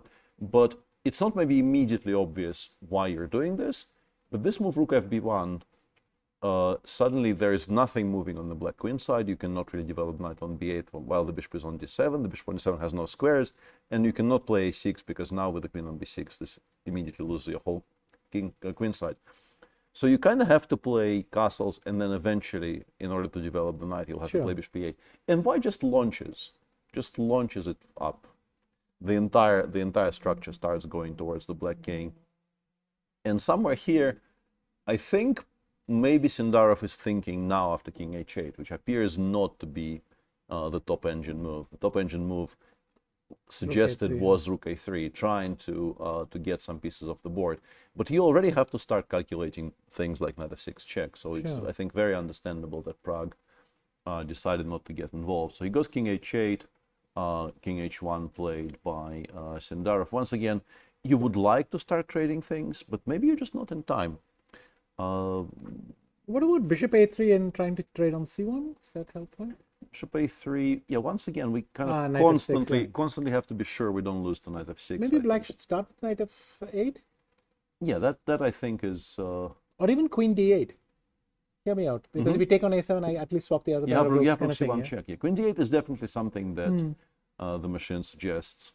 Obviously, like if we can launch some kind of counterplay on the queen side, it will distract white from whatever white is doing. But I have also extra wood facing f6, Yes, and exactly. so that's a bit of a cushion. So I guess maybe rook takes a7, and then we go rook c1 check. Let's say this trade happens. We play king g2. I don't want to play knight f1. The engine says knight f1, but I really don't want to play knight f1.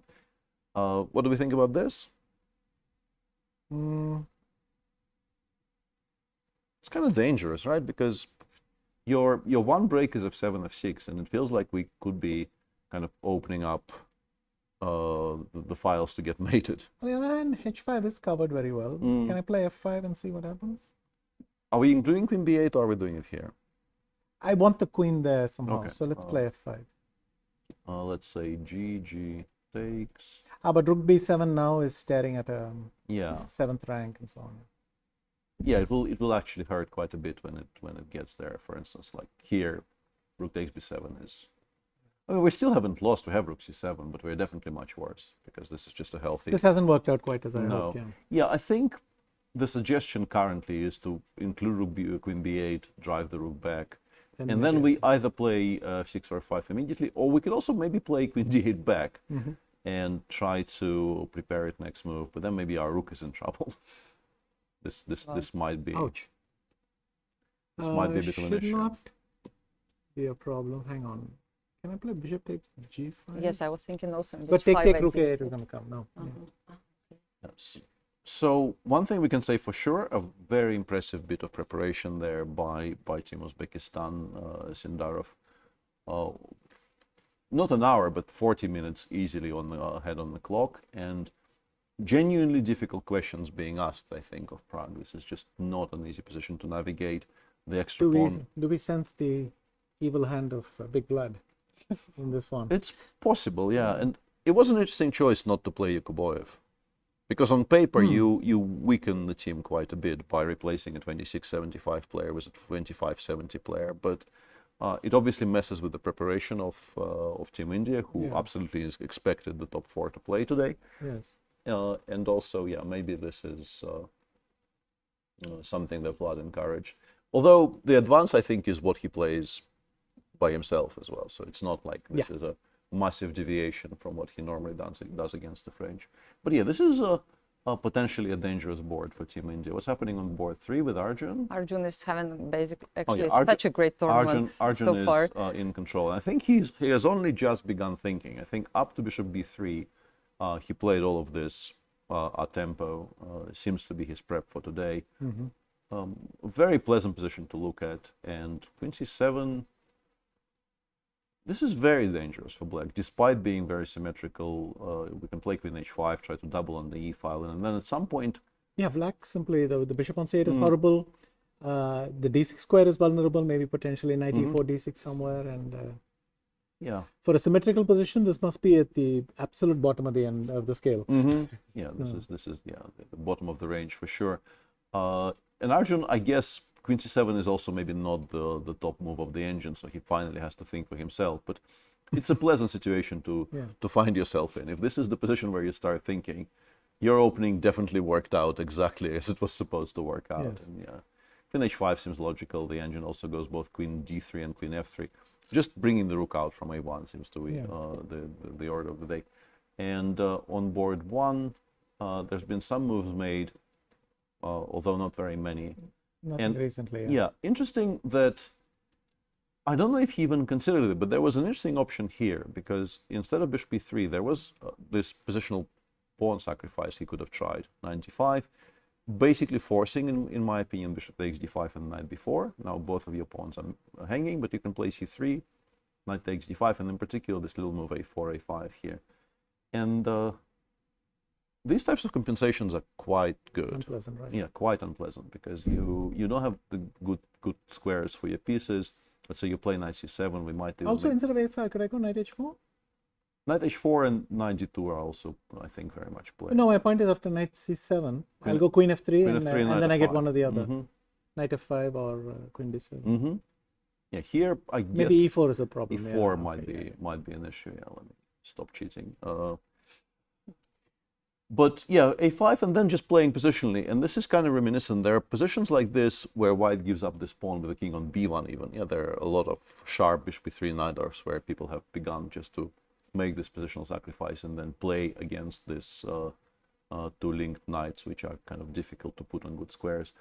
He plays bishop b3 instead, and now bishop d8 is an interesting option from Very creative. Yeah, just completely ignoring the fact that d6 is potentially hanging and trying to play bishop a5. And I guess queen d6, bishop a5 is just very awkward nice, for white. Very awkward. Queen a3 here would be cute. I actually calculated that. It's not a very hard calculation, but it's easily missed. It's quite something, yeah. And Gukesh, I think, in full agreement with us about this. Plays bishop g5. The big question is, do we have to care about the d6 pawn in this variation? Queen d6, and now rook g8 maybe. Queen has to go to c5, maybe even the immediate knight d4, right? Maybe this equalizes.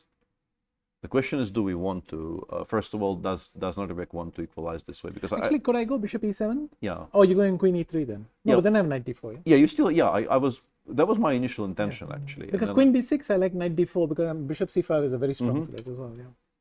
Yeah, hang on. If it goes to queen b6, yeah, this queen might never come back. No, queen e3 and then knight d4 and then maybe some sort of rook a c1. But there's massive compensation here. Yeah. Bishop c5. I can also play for some bishop g5 counterplay. And maybe bishop g4 was already strong, Yeah. and so on. Yeah. Yeah. So my guess is Gukesh is just not going to touch this pawn at all. He probably plays something like knight d5. Yeah. So let's see. Bishop takes. Even bishop d8, to be honest. But yeah, let's check this first. Queen takes. Mm-hmm. Knight b4. I want to d2. try taking. Ah, no, queen d2, of course. Yeah. Maybe queen d6. But now the problem is after knight c2 actually works because there I come back to c2 and you have the c2 square. the other way I take on f3. Yeah, and of course you would prefer to. Hang on, I lost my place again. Queen g2. Yeah, you would prefer to do it this way, but knight takes f3 is a Correct. check. Yeah, and black is instantly better, I guess. No, sorry, you have to do that first. Whoop, I'm sorry. I'm just. Yes. Knight f3. Yeah, this is the position, and yeah, maybe. But white, here black is clearly better. Yeah, like you try to put the bishop two on rooks and d5 and everything. hang on, but yeah, you're clearly worse. So yeah, maybe this is fine. And if you have to take with the pawn, you've not traded the right pieces for this, I guess. Yeah, this has Though to be. h6 is potentially makes f5 harder. Mm, I mean, if knight e7, I can do knight d2 and maybe I'm coming fast to e4 or something. but this. Bishop f1. I was hoping I can play knight c4 anyway, but maybe it gets caught on But b2. then I go rook e4. Yeah, it gets caught on b2 somehow, I guess. B2, Yeah, queen queen c1 or b1 or somewhere. Yeah, I have some queen f5 jumps, but I don't know if they work. I have knight d2, yeah. Hang on. No, then Queen bishop g5. Yeah. No. Maybe it's still a bit of a mess, but yeah, it feels risky strategically. Knight a5 is too fancy. Yeah. So with the draw on the board number 4, what is overall situation in the match? Like, how does it feel right now? I guess maybe slight. Actually, no. I'm not sure who is betterer, Arjun or Sindarov on board. So. Objectively, I think Arjun has a larger advantage than this very, very sharp French, but the sense of danger, I think, is much more acute in Prague's position because there, like if you go wrong, you get mated, whereas in Arjun's game, if you go wrong, you fail to develop properly. Probably loses just as fast. just as fast, but yeah, still, mate feels a lot more visceral. Yeah, maybe it's the fault of French, Mm. which we keep Yeah. discussing these days. But of course, I would like to ask Vishy your opinion about the upcoming the World Championship match Gukesh is playing and against Ding Liren. We were also surprised that Ding Liren decided not to play against him in the previous round. What is your opinion about the upcoming match and overall the situation? I think for Gukesh, it was a good thing that he could just turn up for the game, saying essentially to Ding, if you turn up, you turn up. You don't, you don't. That's your business. I'm here. I'm ready to play. I think for Ding, it was a pity that he couldn't do that because ideally he should have just come and played. But maybe that loss to Liam really did it for him. Having said that, if you look at Gukesh's play after winning the candidates, what's the biggest criticism you could level? That he was a bit slow, but in the Grand Chess Tour, It's rapid and that's blitz. part of the territory. No, I mean the main The tournament, main classical. Yeah, some of the rapid blitz didn't go according to plan, but thing. And what, +6 now? +6 here. And he still looks like he's fighting for every point. He's concentrated. What's left to say? For Ding, it's harder because his. It's not like he had to have a great performance, but you want some positive thing which gets you going, and it continues to elude him. So for him, it's harder.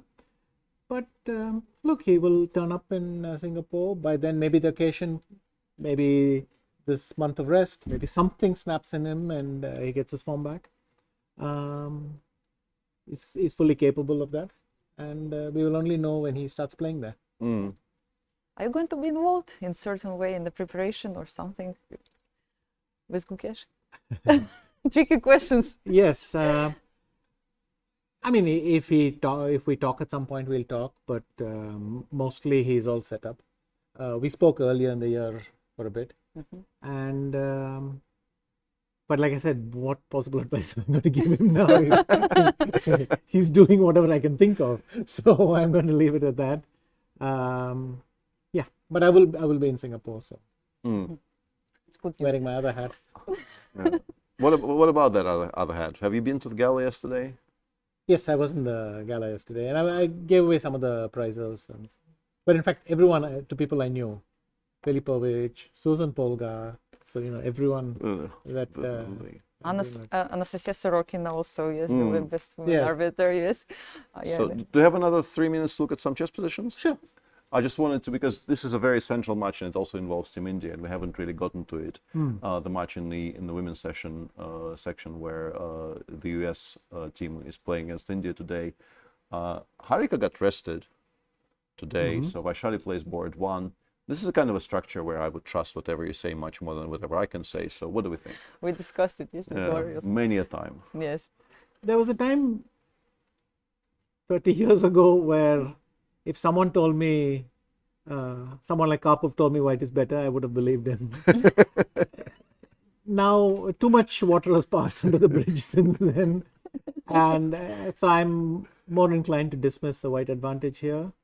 I mean, I don't see how he's going to, he's going to pile up on the d file, which is how it's supposed to be done. I mean, Karpov would have found time for rook c1, c2, d2 or something, but nowadays nothing works at that pace of thing. Yeah, fair enough. So levelish, I guess. Levelish. A4 is nice. Well, if it works move by yeah. move, but yeah, because like my instant reaction is can we make something A5, like, d4. Right? something like this work? Yeah, like this is my first reaction, because for me, I really don't understand the structures, play them poorly, so I want to of this pawn. yeah, like to reduce it to a calculable exercise, because I do not trust myself to play it technically properly. Okay, board 2. Well, what is this? How did they get here? This looks like a pawn off which has gone in some weird directions. How did they get here? Yes. So once again, this line that makes an appearance. Karisayip, perhaps surprising Divier a little bit by playing this e3 cd4. You're kind of supposed to play bishop takes c4 here, which hasn't been played, and this gives black this opportunity to hang on to the pawn on c4, and yeah. I guess What was wrong with bishop c4? Because if it goes to a panel, it's a nice panel. You don't have to waste a tempo with bishop d3. Lots of My guess is maybe Divier wasn't as familiar with this, and maybe she was worried about queen c7, which you really shouldn't be, because there is this is borderline unplayable. I think for black, you can never really do this. You just are going to be in a lot of trouble against the very simple development plans. Yeah, currently after queen a4, I guess white actually wins the pawn back, but it's going to be very level if something like this appears on the board. Do you actually prefer black, or do you think it's about equal structurally? I would prefer black. Yeah, I think for me as well, I would feel that. I mean, if I could play queen d7, rook d8, queen b7, and then start to double on the d file or something, it is very nice. And put a knight on d5. And it's so easy to play for black. Yeah, with the bishop still on, if you imagine the same position with the bishop on f3 and the bishop on b7, it's a whole different story. Yes, of course. Because then knight a4 c5 is a huge threat, and here it isn't. Yeah. So. Elsewhere, board 3, we have Irina Krush playing against Vantika. I'm guessing a Nimzo of some sort. Or a Bogo, maybe? Maybe a Boga. It was actually a Ragozin. We completely failed you, dear To spot viewers. that one, yes. Yeah. I like that Peter every time is trying to guess the opening. It's like a game every time, yes? We have Nice to gamify it. Everything is being gamified these days, so why not gamify this as well? What do we think about the current position?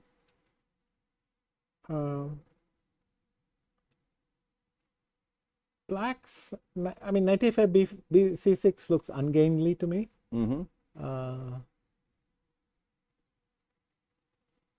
as in, I can't define it, but I know it when I see it, sort of thing. But Yeah. I'm not sure exactly why it's wrong, but it just feels upside down. But beyond that, I don't really have something It doesn't look tremendous to horrible, say. but it does look like we tried to pile up some pressure on the pawn on c4, and now it's been protected. The pawn on b3 is also well protected. So yeah. But maybe I'm thinking mentally of a bishop on g3 or something, in which case the advantage explodes. But maybe the bishop on c1 is bad enough that it works. Yeah. And on board 4, we have a game where Tanya Sajdev is white against Alice Lee. This is very sharp. This looks massive. Oh, it's black's move. Okay. Yeah. Honestly, it looks quite nice for white, I think. It looks tremendous. Yeah, like knight d4, knight f5, knight c6 Yeah. are going to be threats. You cannot, I mean, you can, but it probably, at the very least, it costs you a pawn to do it. If you, But then maybe knight b6. Knight b6 and some jump. Honestly, I think you have to kind of play c5 and close your eyes and No, maybe you lose to e6 though. e6 and bishop h7, knight f4 or something. Yeah, maybe you just straight up lose to something like this and you get mated on the king side. I wouldn't be entirely shocked if this. But there's knight Knight f8. is- Yeah, maybe it doesn't lose immediately, but yeah, it's interesting. So a sharp match in progress. Hard to give a. But I think India's ace right now is Tanya's game. I don't know what is the corresponding thing on the American side, but Tanya doing very well. Tanya doing very well. Yeah, this is. I mean, I would hang on, elevate this is- that as a this clearly is- better. This is not the. I don't know how much, but Mhm. clearly better. Yep. Yeah, so these are two matches, of course, we will keep our focus on. The leaders are playing in the top matches right now. Vishy, thank you so much for being with us, for giving such great insights about everything. And now we are going for a break where we are going to check some highlights from the gala, which happened yesterday. And we'll see you on the other side of the break. Thank you once again.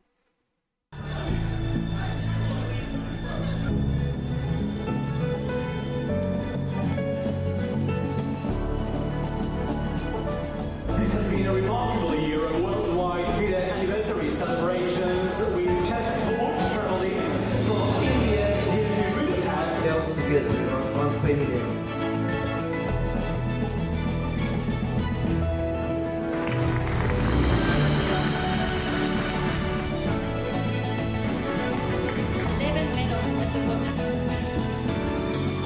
Really honor for me, and I want to. Thank you very much.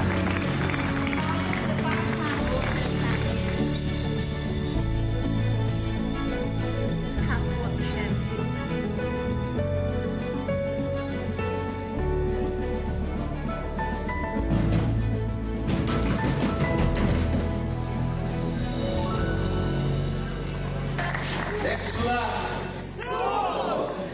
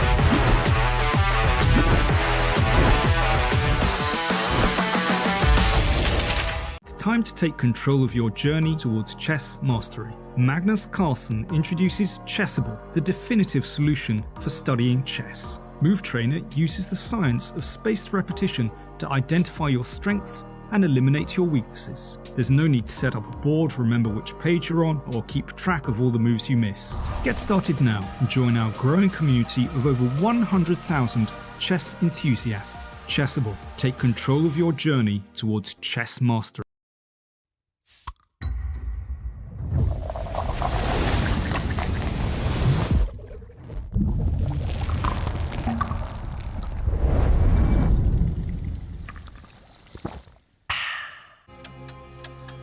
In the heart of Europe lies Budapest, a city known for its bridges that connect its rich past with the future. This September, Budapest becomes a bridge itself, connecting nations from around the world. Are you ready? After a journey from Chennai around the globe, and in the year that the World Chess Federation celebrates its 100th year anniversary, we will step it up a notch. From September 10 to 23, all eyes are on Budapest for the 45th FIDE Chess Olympiad. As the bridges of Budapest unfold, so too do the connections between nations and cultures through our beloved game of chess. More than 1,800 players will represent their country in the most prestigious chess event in the world. Watch live or join us in Budapest for the 45th FIDE Chess Olympiad and be part of the game that connects us all.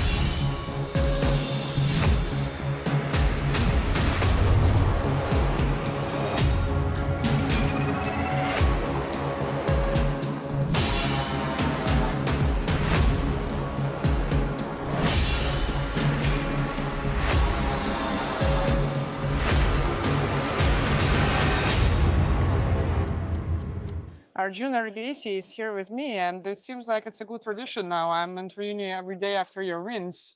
So you won again today, and it looks like the match against Iran, you're doing very good because Vidit is standing good and Gukesh is winning, it seems. So how do you feel at the moment? Well, actually, Gukesh was winning at some point, but now I think it should be a draw. Oh, okay. And yeah, that's a pity. But okay, as a team, I think we are doing very well because, like you said, Vidit is winning. And yeah, so I think mostly we'll win as a team. Yeah, and you yourself, you can...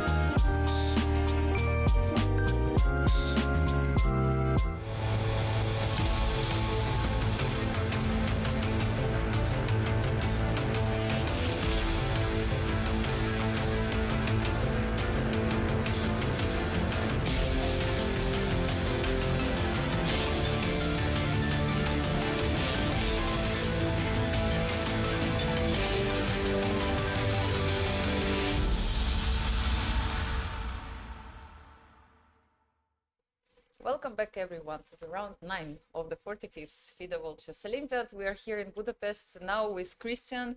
Vishy and Peter are not at the moment here in the studio, but we will cover all the main matches. They're hanging around. Yes. Look, old friends, they've seen each other finally after some time, so definitely, you know, they're enjoying each other's presence right now. But of course, it's all about the games. It's all about, right now, these two teams, India and Uzbekistan. The tensions are high. And obviously, you guys were watching and following the games with Vishy. Obviously, Vishy is emotionally invested in this as well. Absolutely, in both matches, and I really like the way he was talking about those teams.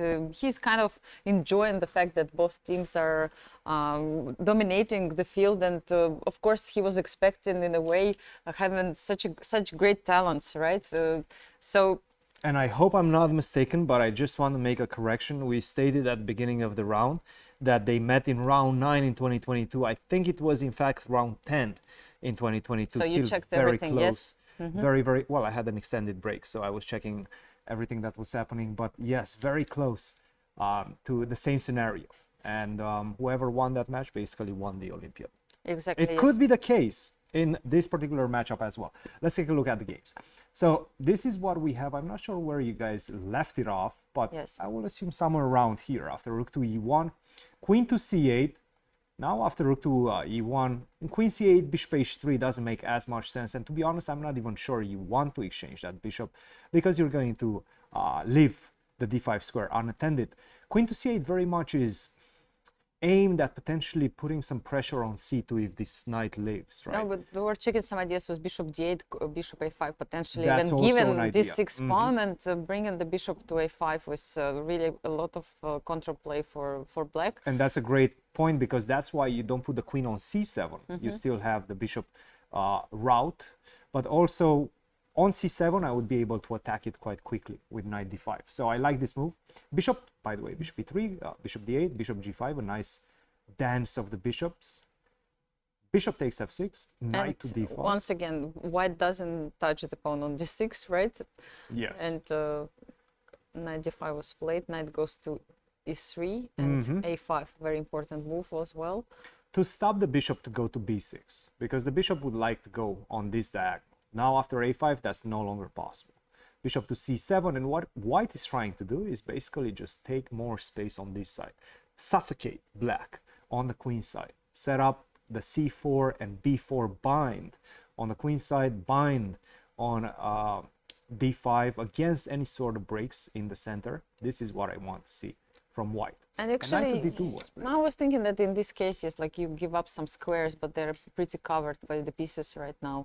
And can be really unpleasant for black, yes, if white achieve all what you said. It can indeed. Yeah, it can indeed. For example, just to, let's say you go c4, right, in this position. Obviously, it's not the right move right now because you have knight to c6. But let's just make some random moves, right? Rook to c8, you go b4, you put the clamp in the position, right? Rook to d8, and then let's say I go knight to d5, or maybe even queen to d2, queen to e2. It's going to be very difficult for you to break. And if you try to break with f5, the problem is that's a completely different situation because once we exchange this, so for example, f5, we exchange. Now my bishop is finally alive. Yeah. And this might be, in fact, quite problematic. For example, you take, knight to h4, and we see the difference in the pieces. This bishop on c8, not very good. c7 is not so good. Exactly, yes. But Gukesh decided not to push pawns right now. Maybe it's not the time, and he moved the knight on d2, yes? And I think right now it's time to break on the queen side for Nodirbek. I think this is his moment. Take advantage of that. Of course, it comes at the expense of creating a weakness, and that is the pawn on a6. But at the same time, you're activating your pieces. You have more space. Finally, you can use your two bishops, and this is one of your main, let's say, advantages, strategical advantages for black right now. So I think b5 is the way to go. Let's keep moving because the position remains extremely complex in this one. I wouldn't say any separation is being created. We were checking the game, of course, of Prague and discussing that perhaps he can be in some sort of a danger, considering the fact that White has more space on the king side and pieces are kind of look dangerous there. Some knight f6 ideas combined with threats on h7, right? I mean, can become queen h5 can be dangerous. This all came at the expense of a pawn.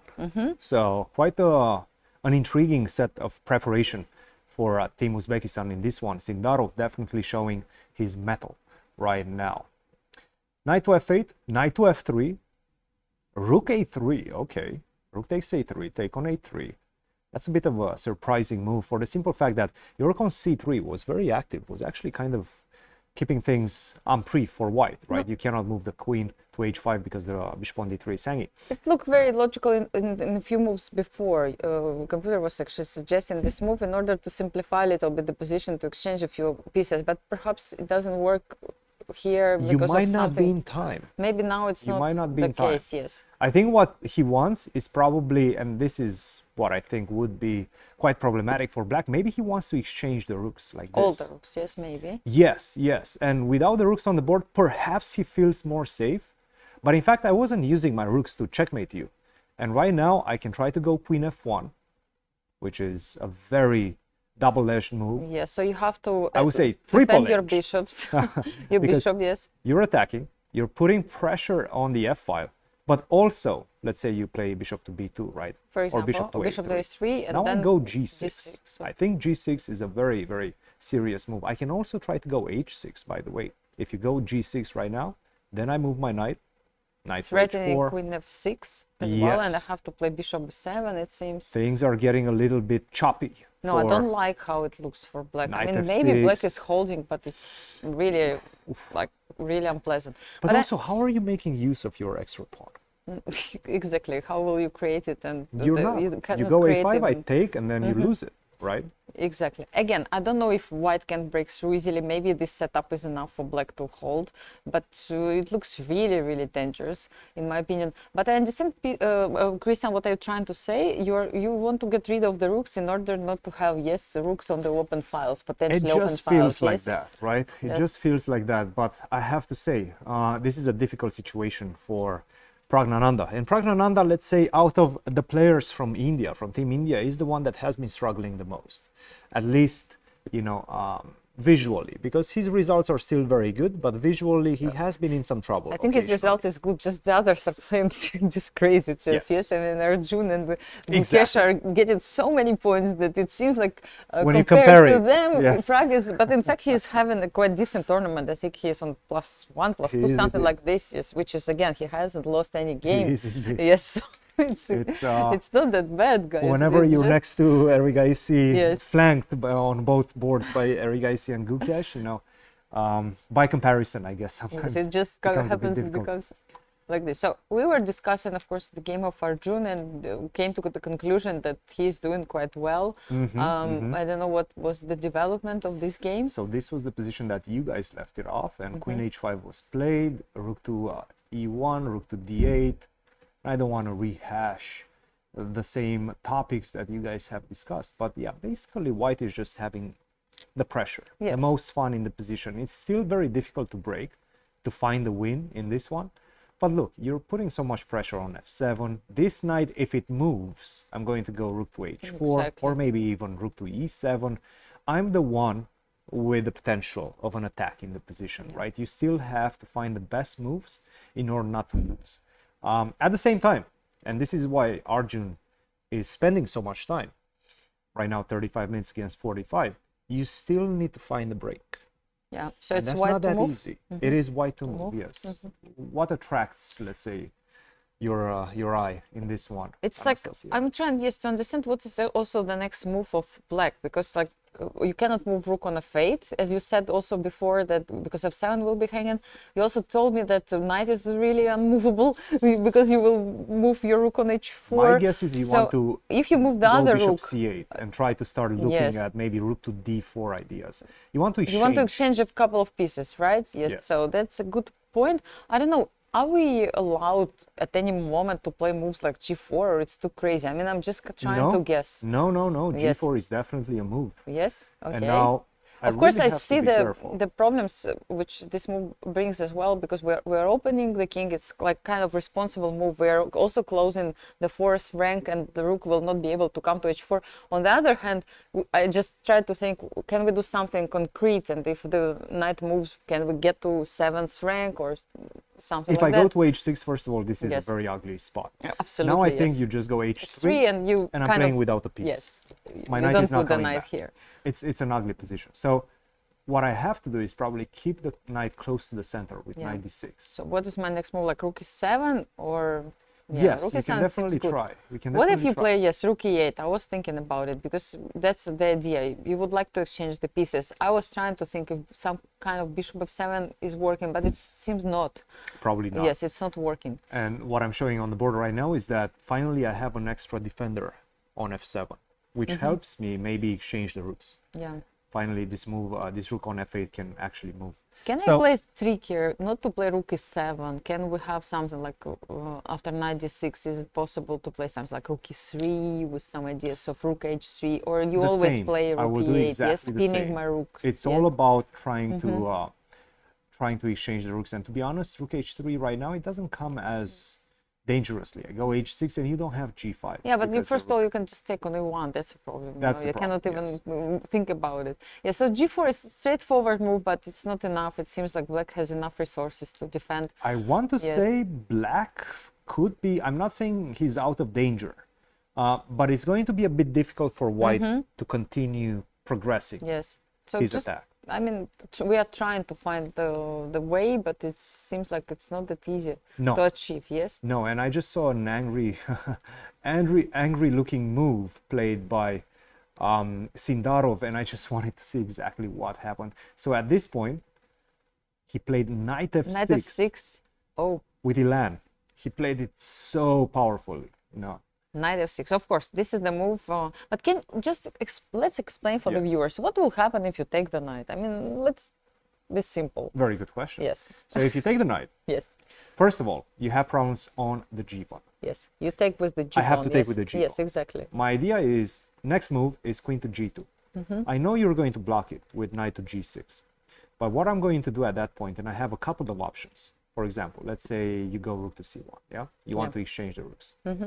Take, and now I go queen to g2 once again. And you go knight g6, yes. Now what I can do is queen to g5, and in fact focus my attention on g7. I run away with bishop on s3. Right, you have to, more or less. Or there is something better. No, I don't think yes. so, because otherwise you get mated. You have to bring the bishop back to defend against queen g7, and now I just push with h5. So at best, at worst, actually, yes, you get the piece I'm back. My piece back. Yes, exactly. Yes. And with that comes the opening of the h file, or you take with the f pawn, and then my f pawn is going to be extremely dangerous. For a second, I was thinking that you could take the knight with the bishop and then play queen h6, but then you open the 7th rank, yes, because you take with f. I will take with the f pawn. Yes, with the f pawn. Yes. So it doesn't work immediately, but yes, h5 I like very much. So it seems like this knight is really the knight you cannot really touch. So that's why he played more queen d8, protecting the king's flank. Just keep going. Just h5. Just keep going. Yeah, h5. At the same time, maybe you didn't have to commit to this move knight to f6. And what I think was better, and why I thought h5 was better, is that this f6 square can be used both by the knight, but also by the queen, as we've seen. Once you go h6, you go g6, and then maybe I can use that square for my queen. So knight f6, maybe his attack is taking a little bit of break. It looks dangerous, but with best play, I think Praggnanandhaa has good chances to survive. Nevertheless, the pressure is on black, and especially due to his time situation. Let's go to the US. Yes. Follow it up. By the way, we discussed it a little bit with Peter, and we saw the game of Linier Dominguez. Of course, we will discuss all the games, but I just wanted to update our viewers that actually Linier didn't find the best continuation and didn't take an advantage of a weak move. I mean, obviously mistake according to the computer, which Anand did. We will check that in yes, just a second. we'll check this, of course. I'm But just seeing Fabiano, some big misses right now.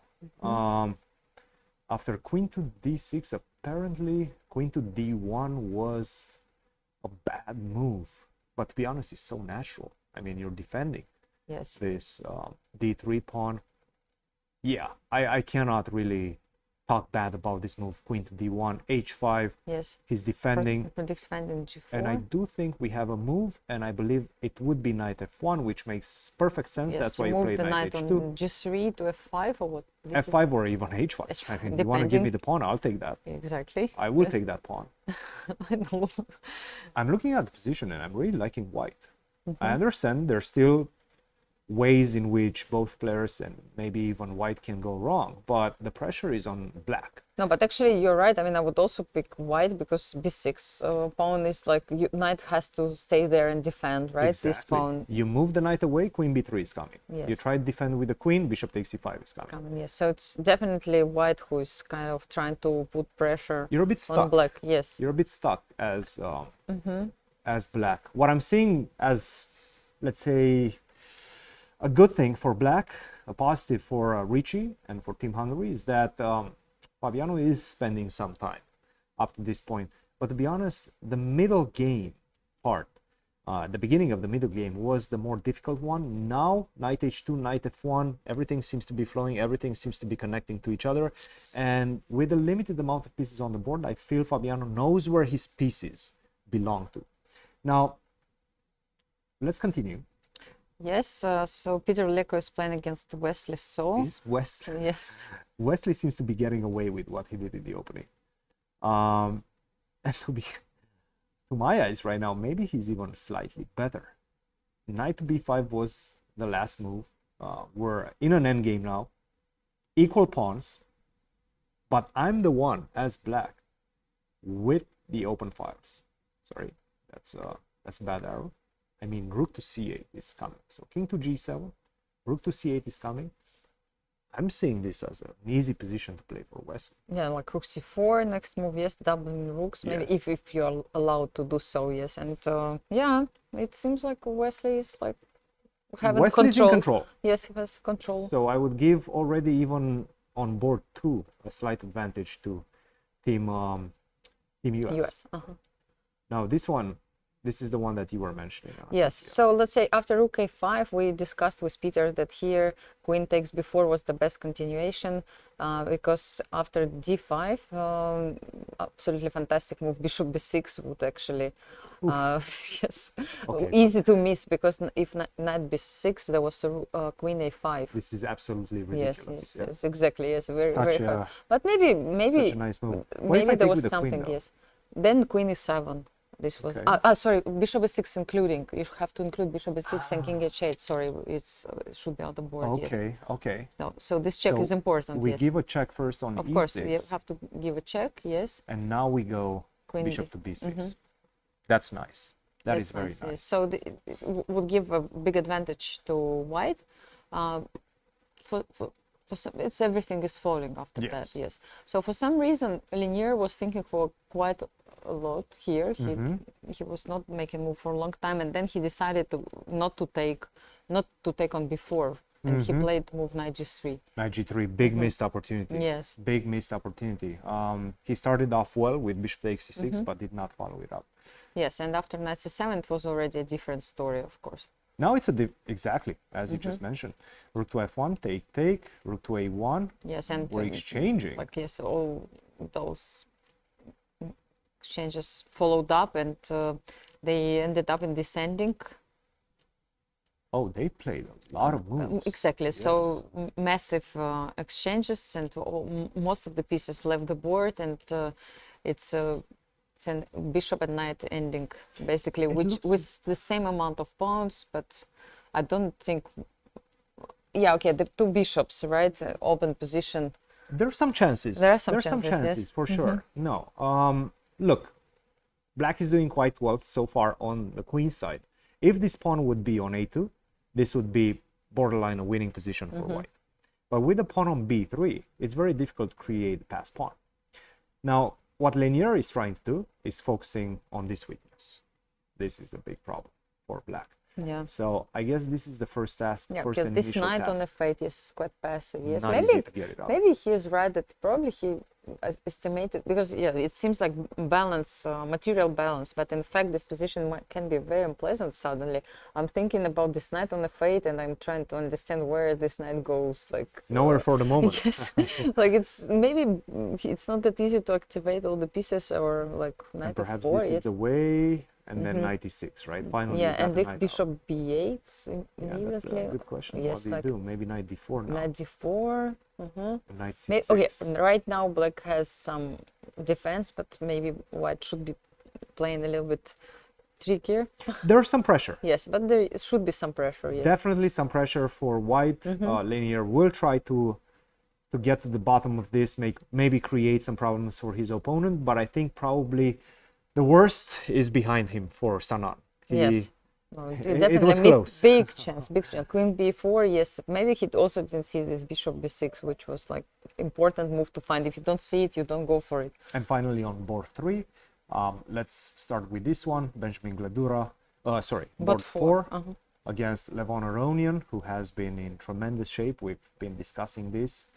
Despite some hiccups in the very opening beginning, phase, yes, it seems he's doing quite well right now. Also trying to read what is written on his short, but still didn't manage. Yes, maybe at one point Could was be something the, I am the- or something. Yes. Maybe not the uniform. Yeah, it's not the Yeah, United States everybody uniform. has blue. Seems they have different styles right Yes. now. This one is equal. Yeah, I mean, Levon is very creative really with not his much to- outfit normally. So Yes. I'm always checking what's happening. Yes, this one is very, very equal.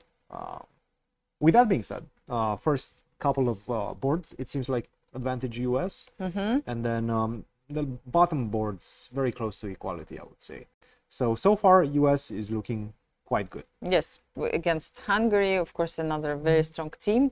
And shall we go to check what's happening in the game of world champion Ding Liren? Why not? Yes, China is playing against Iran, strong back. team. Ding Liren is back. Of course, we're very happy to see world champion playing in action. And we discussed it with Vishy, who was also concerned about the fact that he didn't come to play against Gukesh. Yes, so he's playing against Parham today. Also very strong player with great results so far, who drew his game against Magnus Carlsen the other day, who's leading his team Iran at the moment. Iran is actually showing really tremendous results in this event. Very decent. Yes. Unfortunately for him, they lost yesterday, and Yes. he lost as well. But so far almost it was feels good, like yes. whenever you're losing against India, I don't know, It's- like what else? What other result are you expecting? It's Yes. tough when you're playing India, obviously. This match was, of course, definitely didn't go their way, but otherwise Iran was doing really great in this tournament. Did you guys check this game at all? We checked a little bit, little yes, bit. yes. We had a So look, maybe but somewhere around here, obviously reverse Benoni type of structures. C5, obviously if you take on C5 you lose on E5, and then that opens up the light square bishop exchanges some pieces, but also opens up the C file. So generally what black is doing, plays bishop C7 and maintains the center as is. Knight C4 and B4, again saying the same thing. You want to take, I will take back on E5. We're exchanging a pair of pawns, but that usually helps white. Bishop to F5, queen to B3, bishop to E6, A4. White is trying to expand on the queen side. Knight FD2, good move. And this is what we have right now. This is the position. How are we feeling about this one? no, I mean, Anastasiya? at the moment I feel like white is doing quite well. I mean, this position is nice. I mean, before I was just checking quickly. Of course, you couldn't play such moves like B5 for white because of knight A5. That was a nice pin. But I mean, interesting struggle in the center, yes, and with many different threats from both sides. Yes. And Like E5, yes, it's you hit a nail on its head. It is the struggle in the center that matters. That's why he played bishop to D5, and we've been discussing how important this bishop is. He's trying to exchange that. He's like, get it off the board. Bishop to a3, I'm liking perhaps this move, knight to e4 as an idea could work. Yes, like trying to avoid, yes, exchanging the bishops, but in this case you can close this diagonal if perhaps. Yeah, this could be an idea to go to take with the pawn. Generally, you don't want to take. Yes, you don't want to take, and then bishop b6, right? Yeah, and it's actually can be better for black because you close the bishop, you achieved what you wanted. You have the pass pawn, and you kept the pin. Yes, yes, this pin is in fact very annoying because if you try to get rid of it, yes, then you just lose the pawn. Lose the pawn on b4. No, in fact, this is a very strong move. Bishop d5, yes. So what are you doing at this moment? I mean, I have to focus on b5, and that's why I wanted to play bishop a3, just support c5. And whenever we see this type of exchanges, perhaps you're going to get your queen to d5. Then I can just go back, and then I still somewhat threaten to play b5. Yes, yes. It feels like if you have b5 on the board, of course you will have more pressure on e5 pawn. And this knight will need to find a place on the board after that, yes, and like probably have to go to e7 or d8, I don't know. These are the plans. Yes. Yes, these are the plans in the position. I'm trying to expand on queen side, you're trying to do something in the center as black. Very complex game. Very complex, I mean, interesting game. We will come back to it for sure. And probably on the board number 2, Wei is playing. It's a very balanced match so far, but it does seem like Aminta Batabey might have some very significant chances right now. I'm looking at the position. I don't even know how we got here. This was. Did you guys check this I'm one? not sure. Let's get it from, let's say, the beginning or close to the beginning. So this was a Sicilian with e6 and g6. Okay, that's a wrinkle in the position. c4, the Maroczy bind structure, and immediately tackled with d5. Take, f4 to defend in the center, knight to c6, trying to keep the dynamic play alive for black. The problem is right now, you're really inviting my knight to jump to d6. And I will try to do that. And if you play f6 to get rid of that, well, now your structure is really busted. I'm going to be focusing on your only one of your main weaknesses in the position, the pawn on e6. I'm really liking what Amin is doing. I can go knight c5 right now. I can go b3. It seems like one of those long-term advantages that you never get rid of. Yeah, but at the same time, I see this beautiful knight on d5 for black. That's, I mean, that's basically and I'm the trying to yes, exactly, yes. Of course, I see also the c6, c6 pawns. I'm not really happy about this pawn structure for the moment. But actually, I think Vishy was telling that this kind of pawn structure is not so bad, you know, to have this knight on d5. And yes, so it's decent. But look, your bishop, nice bishop, yeah, doesn't attack anything. Yes. It controls the diagonal good enough, but it doesn't actually have any targets. I will go knight c5. I might even give you the exchange with knight c3 really? At one point. Yes, yes, Okay. I don't have any problems. Give it to me, okay? Well, anyway. the thing is that look, you very nicely pointed out the fact that your knight on d5 Yes, is nice. the idea is yes, you want to get rid of it. But that's of your any only cost. nice Yes, I got piece, it. Yes, yeah? Yeah, that's your only nice piece. Then maybe my position will collapse. Yes, in case if I kind of lose if you go it. knight Yes. c3, first of all, I can just simply take on Yes, d7, yes. so it doesn't work. But let's say it doesn't. Yeah. Like, let's say I can go queen to d2, right? And I'm giving you my exchange. Yes. I'm still better, even in this position. Not that easy, obviously. No, I got the point.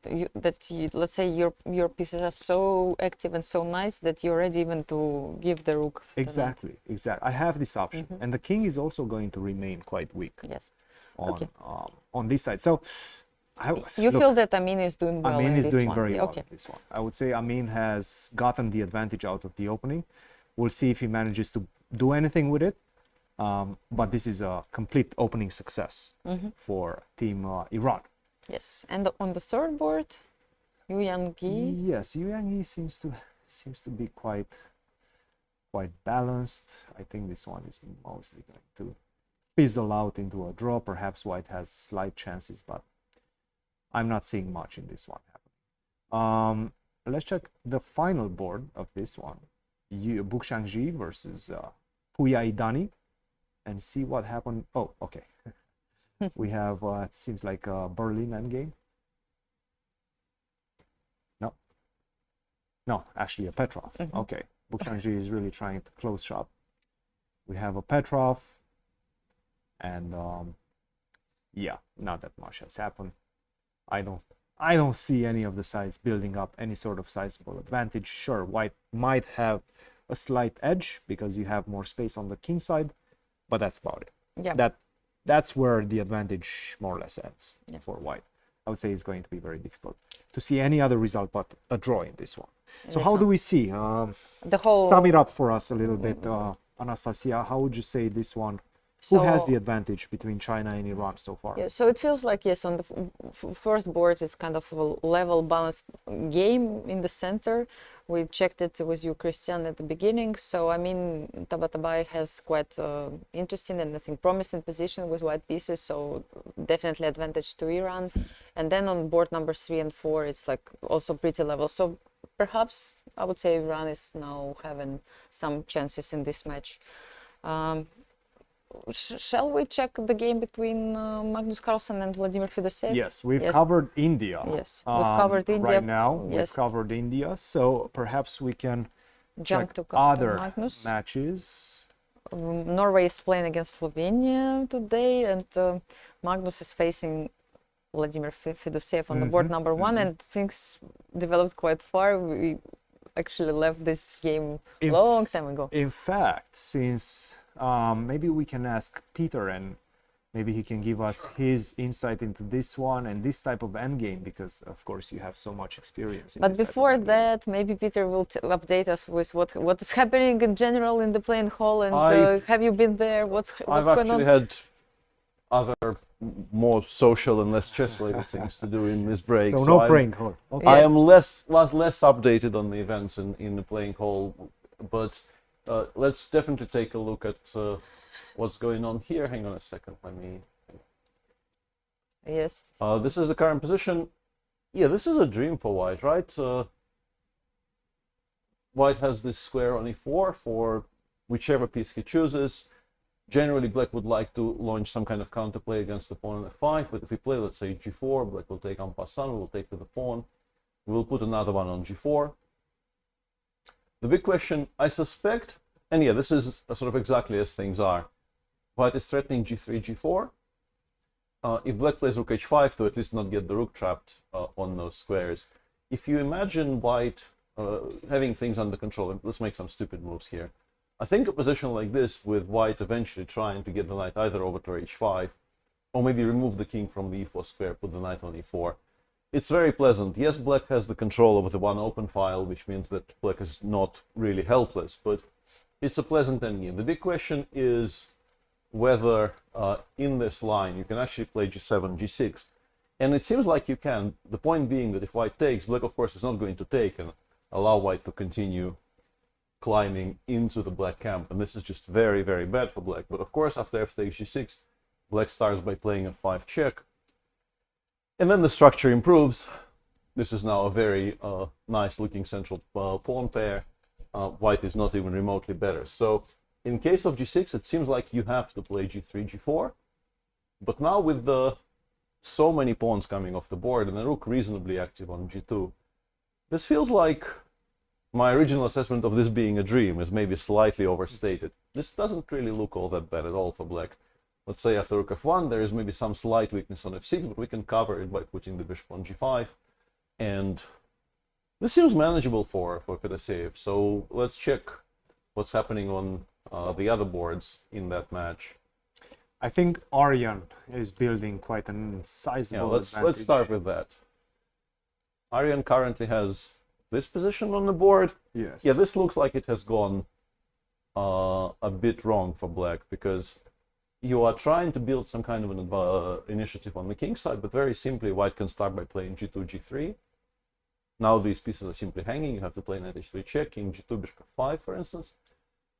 But the problem for black, arguably the biggest problem for black, is that this is not really a threat, because then the knight on h3 will be unprotected and will also have no squares, meaning that white, for the time being, can simply double on the e file. This is completely lost. The knight will actually get picked up. And there is also currently after rook a1, potentially a very strong threat of rook e8, followed by bishop takes f7. Black more or less has to play knight g5, knight takes g5, queen takes g5. And now, after rook e7, queen takes d2, and one more precise move, rook 1 e2. We will take on c7 next move. Black might have a check on the king side with like bishop h3 or queen h3, but it seems to be just being one check. So yeah, Iron has a nice position. He can play in this fashion. You can also play something like knight e5, but I think compared to g3, knight e5 will give away much of Aryan's advantage here. Elsewhere in the match, let's briefly finish with the Norway match. This is the position in the game between Matic, Lavrencic, and Frode Urkedal, and this is a bit of a problem actually. Let's take a look. So this position, it looks threatening. It seems like the opening went a little bit wrong, honestly, for Black, because the knight on d5 hasn't been challenged, hasn't been traded away. White has this very nice looking pieces aiming to attack the Black king side. But seems like maybe you could still keep things under control after a quiet move like bishop d7. You want to play bishop takes h6, but Black can simply take, because after knight f6 check, king g7, there will be no mate to this king. Instead, Urkedal did what I think it's a very understandable decision. You want to play knight e5, you want to remove some of the attacking pieces off the board, but unfortunately for him, after takes, and now this very strong move knight b4, he's just going to lose a lot of material. f7 is hanging, you cannot really allow f7 to be lost, but there's also a massive threat of knight c6, and if you play queen e8, bishop d5, you have to give up the full exchange on a8. There is no saving that exchange, because rook b8 obviously runs into this mother of all forks, and you lose a lot of material. So Norway is actually in a great deal of trouble on board 4. On board 2, seemingly the position is somewhat balanced. This is not the... Yeah, it is... Whoa! They are playing very slowly. That's a slow-paced game. This is the slow-paced game. Because I think I saw this position way before I even left the studio. That was about an hour and a half ago in my estimate. I'm overstating things a little bit maybe, but yeah, this is move 12. White is down to 29 minutes. Black is down to under 20. Black is doing fine after the very simple move castles, and then let's say queen e3, we will trade the bishop. And if queen takes f3, we can play knight d7. The knight is currently a bit restricted, but there should be a way to get it to some kind of a playable square. Obviously, it wants to be on d5. Currently, it's not so easy to reroute it there. But honestly, like, it's such an important idea that I would not be at all against an idea of just giving up a pawn to give ourselves, first of all, the open b file, and secondly, the d5 square for the knight. It's playable. The engine kind of disagrees, but to my mind, this is playable. So, interesting, unclear position, but will be an even more interesting and unclear time trouble, because both of them are burning through time like nobody's business. Guys, I think we should update the women's section for just a second, because we're seeing some huge developments happening in one of the key matches, and that is the United States right now against India. And the US is looking absolutely dominant. We'll start with this one, Begim versus Vaishali. Things have gone very badly for Black. After bishop to g4, bishop to c7, it seems like the best move would have been to give away, exchange the bishop, and then just simply focus on h4 and the expansion that he also wanted by playing the queen on g5, the bishop on g4. You really want to do something on the king side, find your counterplay. This was the best way, the best path forward. Understandably so. She wanted to keep another piece aimed at the king with bishop c7. The problem is, right now, queen to h5, and this is just a huge blunder. Perhaps an oversight, but after queen to e5, targeting both g7, obviously you cannot allow checkmate, bishop e5, queen takes a7. This is a pawn up, a very dangerous pawn up, and you're not actually anywhere close to checkmating me on the king side. Yes, why would you? You have two pieces, and I have also enough pieces. The bishop on g2 is an absolute monster in defense. So you go rook to d6, sure, queen to c7, rook to h6. Now I just simply go h4. Everything is on the board. I'm going to take the pawn on c6 next. I'm going to push the pawn And where is your mate? Maybe she was hoping to play g5. No, This is what was this I is the thinking only about, thing. yes. But look, I'm even going to give you that Really? to show you. No, of Yeah, course, yes, I'm not going okay. to do that. But to show you that there's not that much happening. This queen on c7. Ah, protecting h2, yes. Protect So the you're checkmate. ready to give even this You're one. very far away from checkmate. Let's go back, and after g5, what is the best Well, move? I'm Like just rook gonna take c6, your right? pawn. You just take the pawn and And exchange eliminate the the rook. piece, yes. And this is really bad. Yes. I would say this is borderline losing, and it's not even close. Wow. Like it's not actually close.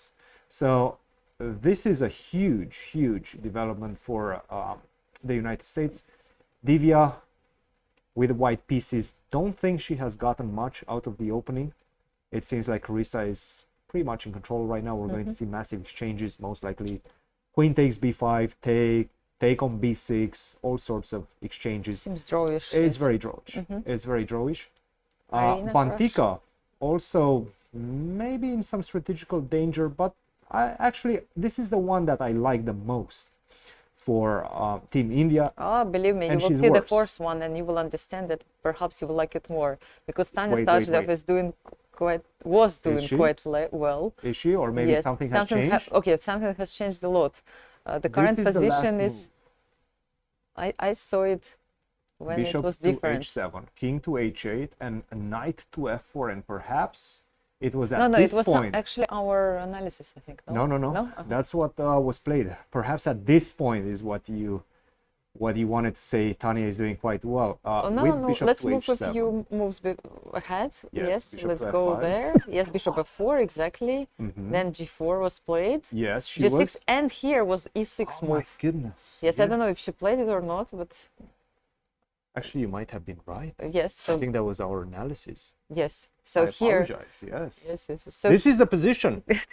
and now Tanya is thinking, and she has a very strong move in her pocket. I don't know if she's going to find it. She's gonna find it. Yeah, but it's probably the only It move. screams Yes. to be played right now. I don't know. There is also bishop. Did she? No, Yes, she hasn't. played it hasn't yet. played. So She there is hasn't also played it bishop g6 move. I mean, we have to check this position a little bit, like yet. just This is for the first fun, you one know. that you're looking at. Yes, you have to check even this one. Yes, and Take, bishop. take, king to h8, and now you're starting to look for the checkmate. Probably you go e6 to go Or, e5, yes. bishop e5, or you go bishop takes h6. It is a tempting. e6 even. Yeah, Look, very it's tempting. So It's you have to tempting. move the queen back, probably. Yes, to I think this is the only move. In fact, yes. Trying queen to c7, defend. you cannot do that, obviously. Yes. Bishop e5, bishop g7, and now you see queen takes h6, Yes. king g8. You already took, How I many think, pawns three you pawns have? so Yes. far. So this is very tempting.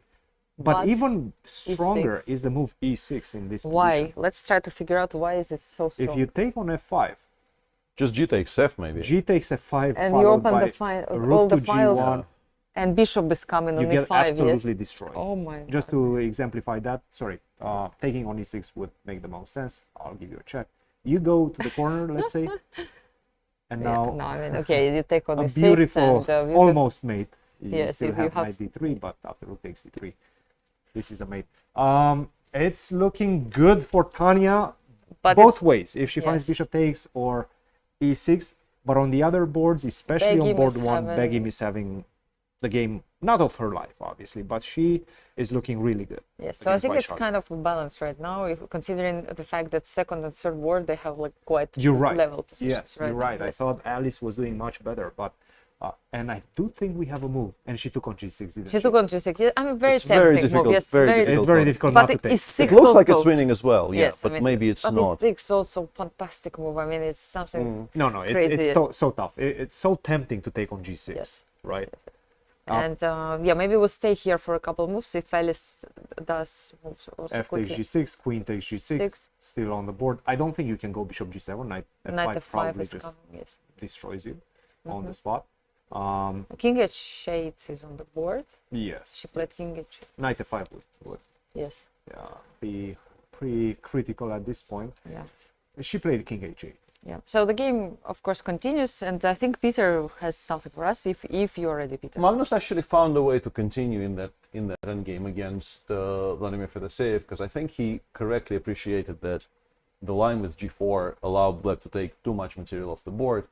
So he goes rook g1 here, which allows black to do something very similar to what we're describing, g6 followed by f5 check, but it becomes quite messy. This is the current position. The king actually got very far into the black setup, and the engine suggests, and this is very missable and also quite cute, the easiest way to make a draw here would be in knight d4 check. He obviously planned king f7, and then rook g7 check. Oh, and yes, you can no. take on f8, but then this there is is no stopping very this nice. perpetual. You see this perpetual, but normally it's sort of rotated slightly differently. And it should be, the king normally is on a different part of the board, right? Absolutely. It normally isn't very deep in the black's camp. Instead, FIDE played bishop c5, which is still fine. But now, after rook h1, the same construction will no longer work. If you play knight d4 check, king f7, there is no more rook g7 check. And you have to engage in some kind of a race like this, where, honestly, it feels like this probably will cost black a piece. I think with the king on f7 in particular, it's very difficult for me to imagine this not costing black a piece. But the engine, for instance, goes king d7, goes h5, bishop e3, and then just the moment it arrives on h6, it snaps it off and takes on b2. And this looks like a draw. There's only one pawn left for white on a2. There will be a lot of pressure against it. Black has three, in very simple mathematical terms as well, black has 3 pawns for the piece. This should be close to a draw. And but maybe like rook h3, just one more move. Rook h3, I think we can even probably afford to play 5 before. All these tricks not working. I was thinking about some tricks, yes, like knight e4. Yeah. But yes, let's continue the line, yes? and weirdly, this is still a draw, because after you pick up your pawn, take bishop d4, we actually are in time to, we cut off the knight from good squares, and then we win the central pawn. But yeah, obviously you do not want to subject yourself to any of that. Magnus is still thinking after bishop c5. He doesn't have very much choice. I mean, the other square maybe is something like this, and then knight d5. But, you know, it doesn't feel like we're going to have a lot of attack against the black king, and this looks holdable. I don't know how long it has been since you discussed the match between Hungary and the United States. Not that long, so but you can still go for it, because I think there's some developments. There's been some developments, absolutely, because, this is, I missed how FIDE got this position, but it's such a dream position. I just, like, every time I get to this in my scrolling through the round, I feel like this is just such a picture. The big question, though, how do you win it? Because the one obvious weakness is this pawn on h5, but once you dedicate a lot of your pieces to attacking the black king side, the pawn on d3 might become weak. But this is obviously a massive, massive dream for FIDE. Chirila is, and this is what happens when you play knight b5 on move 7, and then you're not entirely sure about what's going on, because you end up having to defend this endgame. It's slightly worse right now. Yeah, he absolutely is struggling to equal. I mean, he's not going to equalize. The question is, once again, it's very similar to FIDE's game, but sort of with colors reversed. For it's once again for the American player against the Hungarian player. You need to find a winning plan, because the one saving grace for white is this knight on b5 cannot be challenged by a single piece, apart from maybe getting the king all the way over to c6 eventually. And that could actually be the plan. Just rook c8, rook c4, and then get the king. So we do this, we put the rook on c4. White pretty much never can start digging, because I think the moment you start digging, you are digging your own grave there, so to speak, because if this chain gets weakened, it's going to play in black's favor. And then maybe actually launch the king towards the c6 square. Because I think provoking a3, a4 is something we are quite interested in, because it opens up this group of pawns. You also have ideas of maybe d4? Absolutely, at some point, and then maybe rook takes b4? Probably this is holdable, but it's definitely not going to be enjoyable. And the reason I want to bring up this match is probably not going to be very exciting for our viewers. But this was a puzzle that I think I solved. And so I will give a 1-minute lecture about the theory of this opening. I apologize. Please bear with me. What happened there is, after cb3, fa6, king b1 is not the only move in this position. The other very, very serious move in this position, arguably maybe the stronger move, is bishop h3. And there, black takes on a2, white takes on e6, black goes king h8. Main move in this position is knight g3. Black goes knight c7, bishop c4, queen a8. In this position, rook hf1 is the best move. And we get the kind of an endgame that they got in the game. In fact, if you compare this position with the position they had in the game, it's basically the same position with king b1, rook a5 included. So I think what happened is, weirdly, both of them were sort of aiming for this line, with the king on c1 and the rook on a2. Both of them probably remembered this particular line. I don't know what Linier meant when he played king b1, but somehow, even after he was given this huge chance to play queen takes before, in his mind, he was still trying to reorient his pieces so that he can play that endgame. He is still better. The current position kind of explains of what happened, yeah, actually, because we it were was just trying so to guess with confusing to me Cristian why he didn't find these consequences. Why the opening was played out the way it was played out, I couldn't really understand. These types of endgames are still obviously very, very pleasant for white because the bishop's pair are both very, very strong. The knight on f8 has no moves. But the issue is, it's difficult to attack the two weaknesses. It's difficult to launch an attack against the king on h8, which is out of play. If you play bishop f2, black goes back to f4 and starts once again threatening to come out from f8. This is why bishop a7 was played earlier, to be able to threaten the idea of bishop a7, b8. But this will cost you the pawn on h4. The way to play this often is just to forget the pawn on h4 exists and start climbing with the king, trying to maybe play bishop c5, win the pawn on b4, and once again some kind of a race is likely to ensue, which it feels that black should hold, but it's always only white playing for a win. Absolutely, very intriguing match that one is. Let's jump to the women's section, and before we get into the game analysis, could we see the standings in the ladies section right now? Just because a lot of things have happened in the past round. India lost, they were leading, they got caught up, not by only Poland, who they lost to, but also by Kazakhstan, and they're playing Poland and Kazakhstan, they're playing against each other. Obviously, India, America, India, United States, we've seen that as well. Ukraine plays against Armenia, Canada against Hungary, France against Georgia, and so on. So this whole tournament has been opened up. Exactly, right yes. Now, It's unclear. We don't have the sole leader, right, in the women's section. Not even close. Not even close right now. And I'm looking through the games, and let's take a look at Kazakhstan versus Poland, because a lot of things are happening in that one. Bibisara Asabayeva against Alina Kashlinskaya. Obviously, an intriguing position, I would say slightly better for white, for the simple fact that you have, you know, the potential for the a-pawn. But outside of that, maybe black is going to be able to maintain the balance with perfect play. Yeah. But on the other boards, and Peter already has one ready for us. I can talk about this one because this feels like my territory. This has been a Grunfeld, one of the quieter Grunfelds to begin with, but it's no longer quiet, and this is the kind of a position you dream of when you play this opening. Black currently has a passer on b3. It seems like white will actually be able to take it off the board, but after b2, rook c2, you do have to play precisely, but after whichever order you want. You can start with rook a b8, for instance, knight takes b2, and then play a7, a5. And it seems like there's no way for white to hang on to the pawn on b4, because after, let's say, knight d3, we can play provoking e3, e4 is quite useful, so you provoke e4, and then you play queen b5. And the pawn on b4 will fall.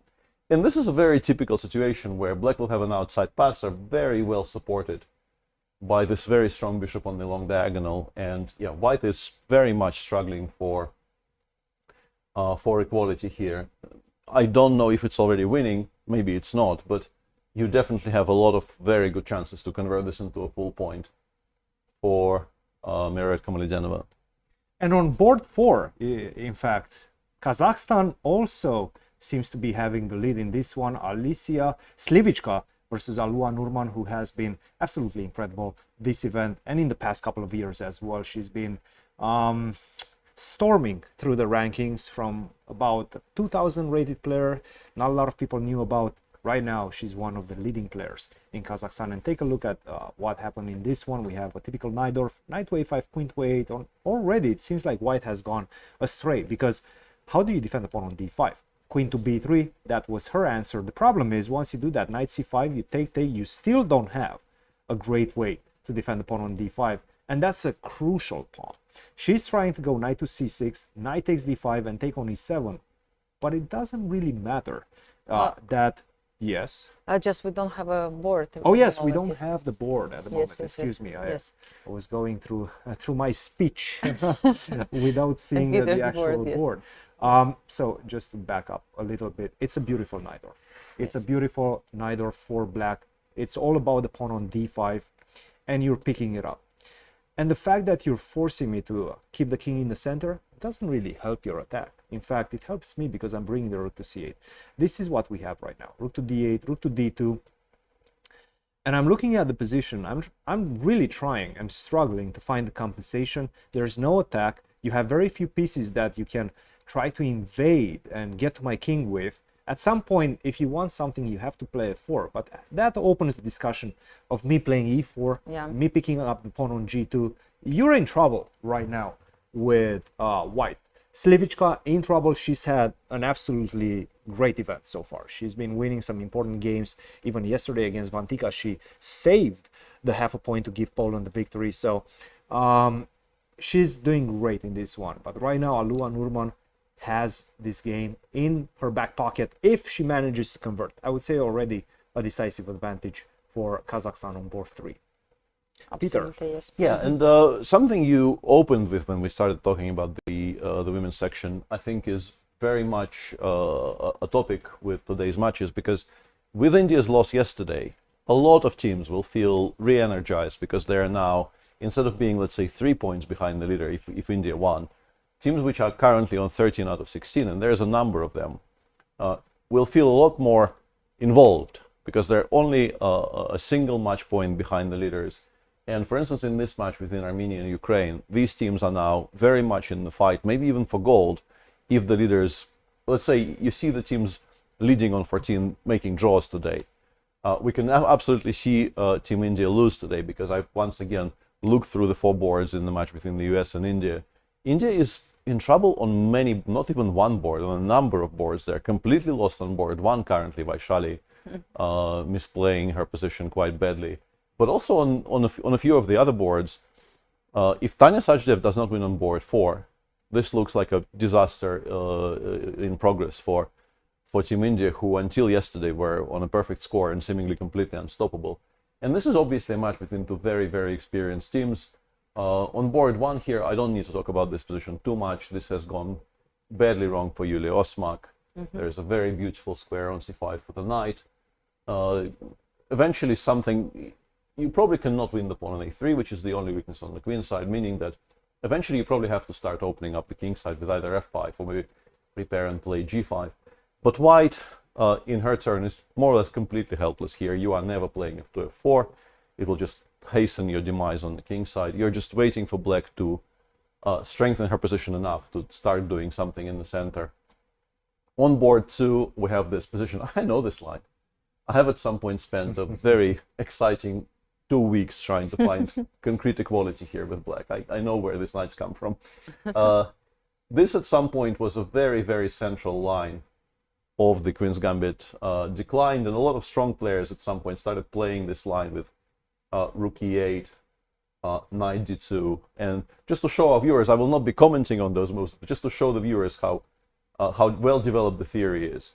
None of this is novelty. Knight d4 is a very, very well-known move. Only move to continue playing is queen b1, bishop f5, bishop d3, takes. Now black, the knight is still hanging, and it's still not getting removed. Black goes knight e4, white goes knight takes d5, black takes on g5, white wins the other light piece, b4, queen d8, bc5, knight d6, queen f5, knight takes e5, h4, knight g6, h5, and if you're analyzing this, your analysis will start somewhere around here. This is move 21. This would be a potential starting point for black to try to make sure you're not worse here. Obviously, you cannot allow h5, h6, so black plays h7, h6, white castles, black goes knight g5, restructures her pieces a little bit. And by this point, black's kingside is completely safe, and it feels like there's no more pressure on the kingside. There is a lot of potential. All 4 of these pawns are potential weaknesses. You cannot really attack them immediately, but definitely advantage Ushenina in this game, slightly compensating for the advantage Armenia has on board 1.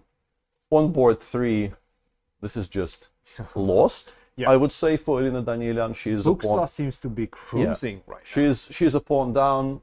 White's king is much safer. White has much better pieces. Once again, the only question is how do we win this?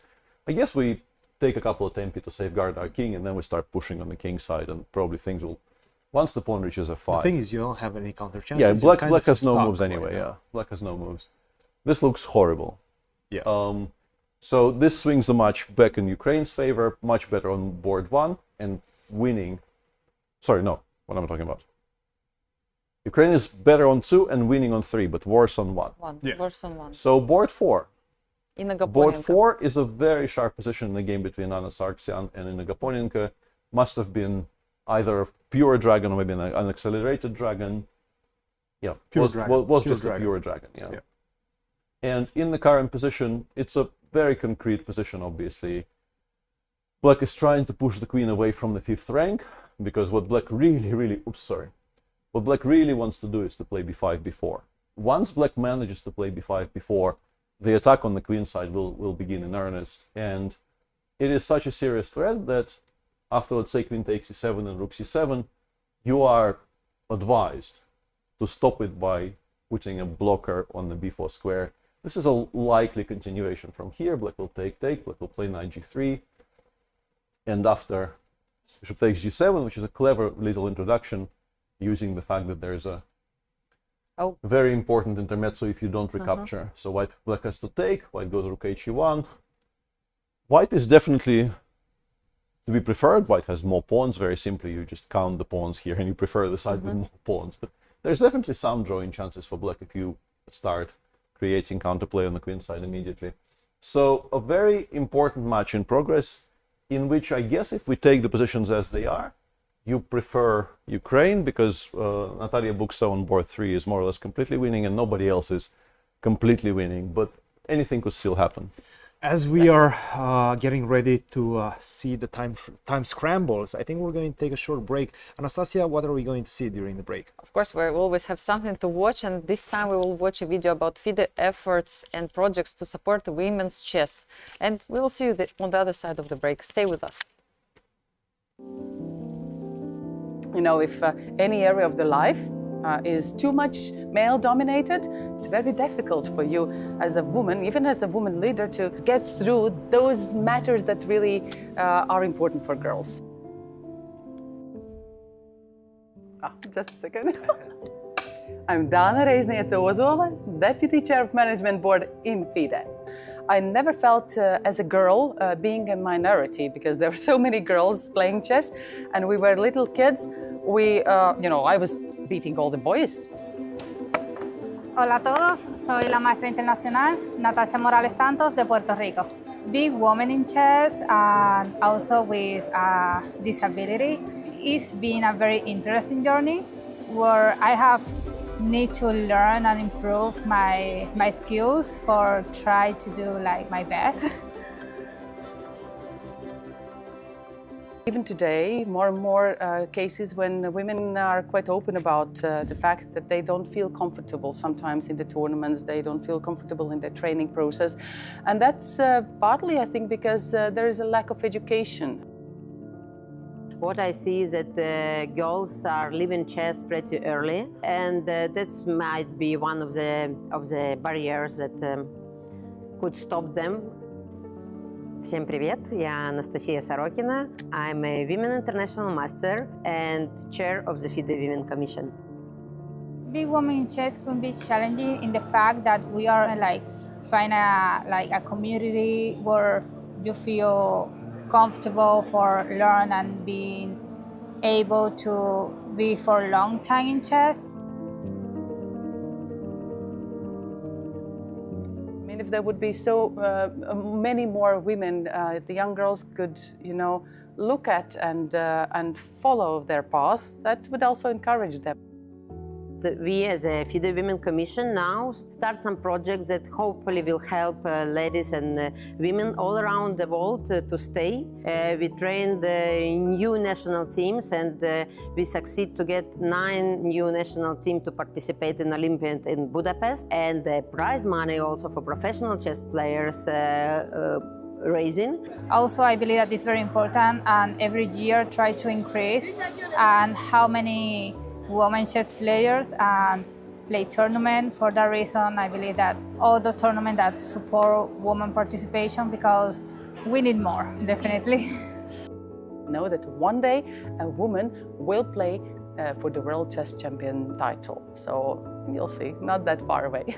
More important is enjoy all the steps that we do every day for get to that point and improve every day our chess skill, but also personally. The only advice I can say it's just believe on you. You can do everything you wish. Just make a wish, follow your wish, and you will reach it. 2023 saw the start of a battle. Now, witness the next move. This is Chess Amplified. Every move is a statement. Every sacrifice, a strategy. And every win, a declaration of power. 6 teams, 6 icons, 24 superstars, 6 prodigies. The world's biggest mind game, Global Chess League, coming soon.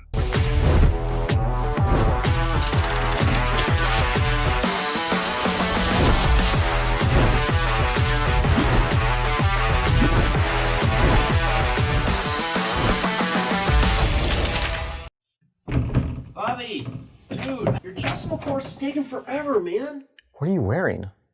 Dude, I always wear this. Well, why are you wearing it? Dude, I'm going on Piers Morgan in 5 minutes. You mean that Piers Morgan? Wait. Hans is on right now. What? He interviewed Hans instead of me? God.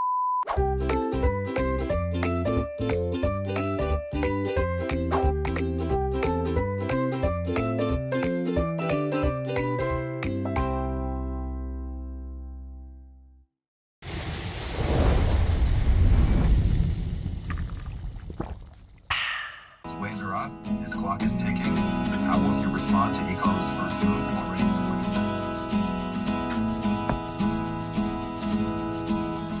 Who's gonna swing across the channel? I'm a strong swimmer. Who's gonna swim across the channel? Why did you wonder? You say a lighthouse. Am I right, boy? Am I right? Why did you wonder?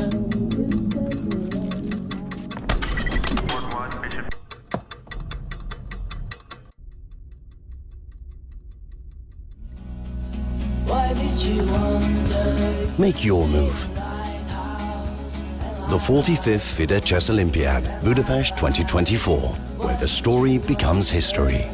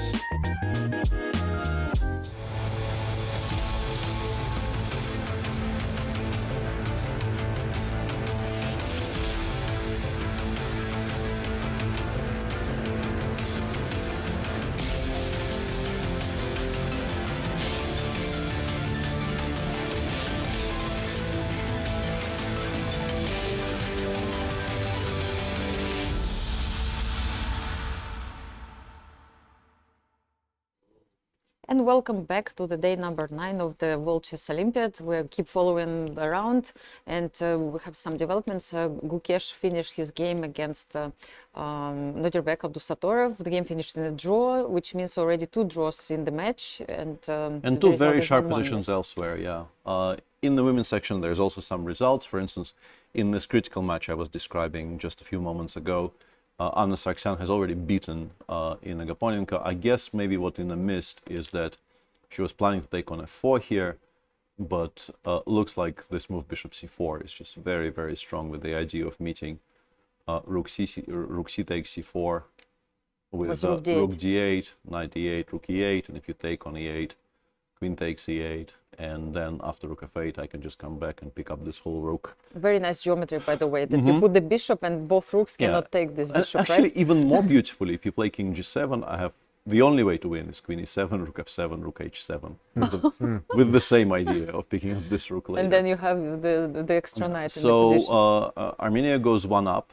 That's a huge result. It is a very, because that actually was the one position which we thought was unclear. Yes. Yes. And now we have, I keep on calling this a winning advantage because it is, but you can still, of course, play with black, and you still have to work to convert it into a full point, but it should be winning. Yes. Should be winning on board 2. As I mentioned, Ushenina is now very, very safe. It's difficult to even think of a threat for white to create, but black also needs to somehow get rid of that very nice looking knight on d5 if Ushenina is to make any progress. And on board 1, yeah, the evaluation here will not change. Lilit Murchan is much, much better with the black pieces. So overall, I guess slight advantage Armenia because they're already 1-0 up. Having a victory on the board is, of course, very important, but could potentially be a 2-2 draw with no draws, the way the things stand. Should we go back to the open section? Yes. So India, yes, we have to check games of boards 2 and 3. I have this open on the game on board 3, where somewhere around here, one pair of rooks was traded, and the engine says it was much stronger, actually, to just spend 2 tempi on playing h5, h6, and after, let's say, bishop e7, h6. The problem is you are not giving any kind of an immediate mate after g6, g7, g6, but this will just never come out now. And you have these problems with your king side for the rest of the game. You can just simply play king g2, king g3, maybe even put it on f4, so that the pawn on g5 is never hanging. And black is completely hamstrung. There's never going to be any moves. It's a pity we cannot move the board, yes, because actually watching it from the black's perspective would be a little bit more depressive. Yes? Yeah, absolutely. Instead, Sindarov played knight f6, which actually allows black a little bit of respite. And this is the current position after rook f1, rook c3. Looking very, very beautiful for white, but rook c3 is an important little detail because the way to make progress would be to actually create a threat to the pawn on h7 by playing queen h5, provoke g7, g6, and then once you provoke g6, you can start opening stuff up with h5. But when the bishop is constantly being watched over by this rook, it's difficult for you to play queen h5. And if you play, let's say, knight g4, I play queen c8, black starts having dreams of playing rook c3, c1 to get the rooks off the board. If you play king g2, you blunder this very cute little tactic and you lose on the spot. That's a dangerous one, actually. Yeah, that's actually very important. Because you do want to avoid rook c1 in the exchange of the rooks, but king g2 doesn't do that. The engine suggests you can actually go, but this is... Go back with a knight, yeah? No, knight takes e8, but I think psychologically, trading this gorgeous knight on f6 for this bishop on e8, which has no moves, is just going to be very, very difficult. But you can get the other knight on f6, right? Is that the plan? I'm not sure you have enough attackers. I think it might be, you might start being able to take, and then, for instance, bishop a3 with the idea of rook c1, and seemingly white still has enough to make a draw here, but maybe not curious more, position. Yes. Neither of them has much time left. This is move 27. Sindarov is down to 11 and a bit minutes. Prague is down to 9. This will be a very, very tense conclusion to the game. Still a very complicated position to play. On board 3, though, Arjun Erigaisi was much better, but is maybe not as much better anymore. Because actually, g4, we left this position when knight was still on f5.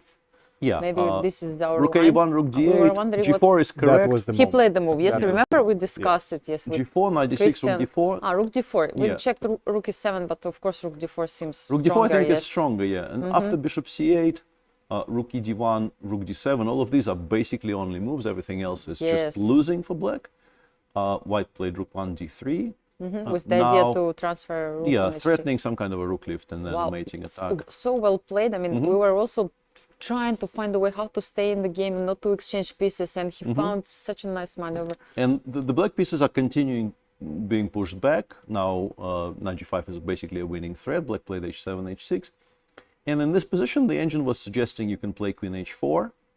You're threatening queen e7. You're also very much supporting the idea of playing g4, g5, because in the current position, if you play g5, you are allowing queen e5 and bishop f5. Both of those things are suddenly playable. Instead, Arjun played queen g6, which specifically because of the move c6, c5, isn't as strong. Knight takes c5, and now the best move is bishop b5. I assume this is why he played c5 on the previous move. So let's say if queen c5, we have rook d7, right? Rook c3 only move because your knight is hanging and the rook is hanging, and you cannot play rook d5 because knight you f6 get probably. Yeah, you get in the way. C7 isn't hanging. Yes. So after fg rook d7 check, you suddenly realize you're not winning a rook. You're sorry, a queen. You're just back, giving it back to the knight on e8.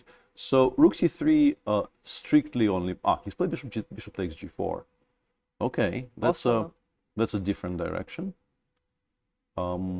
I guess trying to re-establish material equality more than anything else.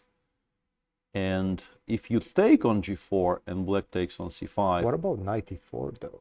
Yeah, with the knight coming out to f6, this no longer looks particularly dangerous. But yeah, I think putting the knight back on e4 might be quite strong. Maybe we can change to the camera of Arjun now. For a second. Yes, yeah. so to see him on the Cristian. One thing about Arjun right now, and this is a new situation for him, is that he's down to his last 5 minutes. This is not normal for him generally. We've seen him being up on time and always pressuring in time trouble situations. Right now, he's the one that experiences the pressure coming from his opponent. Yeah, and it's actually not an easy position to play at all, because we both thought knight e4 was stronger than queen takes g4, but then after queen f4, black is kind of taking over, because I guess we're threatening king h8, unpinning the pawn on f7 and creating threats against the queen. And if you move the knight further away, and he's played queen takes g4, very nicely recognized by Arjun. Black will take on c5, and now the best move appears to be queen d7. I think he played queen d4, if I'm not mistaken. Yeah, also understandable. I think this is much less. I think you might even be able to hold the endgame of the queen takes, rook takes, and knight f6. Actually, it's just a kind of typical ending, right? With bishop against knight, a little bit asymmetrical, and. But it's not entirely symmetrical. Yes. Weirdly, I think this would have been like white would have more chances to win if this pawn was on g3. Yes. Because because normally, like these types of positions, and we've already seen in this tournament, we've seen people win these types of positions. Yes. Arjun himself beat Sanan Sugirov earlier in a very important match between India and Hungary, dominating with the bishop against the knight on an open board. But here, black will be able to play g5, king g7, f5, and start creating passers on the king side. And this type of dominance in these endgames, I think, very much depends on the side playing with the knight having no counterplay. And there will be counterplay here, and I think that makes a great bit of difference. Yeah, this is what I just thought, that normally this should be in favor of white, but it's interesting that it's not always the case. And looks like having 5 minutes on the clock did maybe impact Arjun's decisions a little bit, because this sequence... I think a lot. He wants a simple position right So now. what I see now, that everything depends on the game of Prague. I'm not sure this is good news for India. Maybe not, but all of this has happened actually. Knight hg4, queen c8, and Sindarov correctly took on e8. And now black is a pawn up, but black is still very, very passive. You can also include b5, b6, by the way, because if black takes, bishop b5 and rook takes f7 could potentially be quite dangerous. But this is also something that you really have to calculate, because you're allowing the queen, you're allowing the rook to go rook c1, rook c2. This is a completely messy position. And also, even let's say, if you imagine that a takes b6 doesn't work, and you consider the change of structure to b6, a6. That pawn on b6 is much. On b5 it was very safe. On b6 it no longer is safe a liability right now. It feels like liability. Yeah. So what we do, I guess, is we play something like king g2, and we move on. And Get we the king asked, to g3, right? yeah, get the king over to g3. Once again, we're never going to blunder any kind of a skewer along the second rank with the king on g3. Support the pawn on h4, because the one potential source of counterplay for black would be trying to play knight g6. And if we can meet knight g6 with king g3, it just does nothing. We just stop it on g6 and it does not progress any further. A very strange position where you're probably no longer giving mate on the king side, but it feels like you still have plenty of compensation for the sacrifice. Rook on f1 also. 7 against 9, though. This is now move 29. Sindarov needs to make move 30, and he's played king g2. Yes. 7.5 for Sindarov against 9 for Prague. This is a very tense middle game right now. No, the This whole, is the whole probably the match one. is unbelievably tense. Yeah. And as we've expected. It's gonna be I feel it's gonna be decided in this game. And What about Erigaisi? Did he change? No, on the queens are B4? still on. The queens are still on. Okay. Black is still thinking. Yeah, Shamsuddin Vahidov is deciding whether he likes that endgame or not. But the thing is, I don't think he can avoid it. If we go back to that position for a second, the issue for Black is that, of course, like maybe you have dreams of playing queen g5 check and then playing knight f6, knight h5, knight f4, and creating some kind of a counterattack. But these pieces are so dominant, and also the pawn on a7 actually is hanging. I really don't think you have the freedom of avoiding the queen trade. could it be something psychological a little bit against playing against Arjun, who is used to win such kind of endings lately, and you don't want to go into this ending against him, or it's not the case? You get the feeling he's a more accomplished technical player than his opponent, but you still have to maintain objectivity here, because if you avoid what looks like a level-ish ending just to avoid the endgame, you might go for it. And he actually does, I think. Yeah. I think he went the other way. I think he avoided, yes. Yeah, but then let's say white goes rook g3, which I expect he will do. And how do you get your knight out? Yeah, none of your pieces really move. Let's say we make one more move just to see what happens. You actually aren't losing, because white, this is the full might of our the full might of our position, and we still are not really generating very strong threats. But you can play queen f4. Yes, threatening queen h6. Yeah. Maybe king h8 right now. King h8. I understand his decision also through the lens of time, because Arjun down to his last 5 minutes. You want to keep the queens on the board. You have the potential for an attack if that knight gets to play an active role. Can you play? Which is not right now. Looks like we can. Yeah. Actually, it this works is a good out. question. It works out move by move. But yeah, I understand Shamsuddin's decision to play queen a5 actually. But again, only because of time. I think if the players had like 30 minutes at this point, he would have spent some time and taken on against half an hour. I think he takes on d4 pretty much every single time, because it looks dangerous. What he's doing right now is, I think, involves a lot more risk. But we have to say this is the best position Black has seen in quite some time. Certainly, yeah. The sequence starting with queen g6 was just a mistake from Arjun. He could have had a much bigger advantage if he played slightly more precisely. Exactly, yes. So much tension in this one. Go also to check what is happening in China, Iran. Yeah, I think we're... Ding Liren against Parham. Let's take a look at what's happening. This is the position in the game of the reigning world champion against... I think no, they developed, yes. They played more moves. Yeah, many more moves. That's why I thought that... Yeah, Ding is much better. Look at this big pawn. There's a passer on b5. You can play bishop b4 and start creating ideas of rook a6 check. You can also start by playing rook ec1 just to... He's probably not doing a lot on the e-file, because you cannot really play f4 so freely. 6 minutes against 8. This is move 32, so...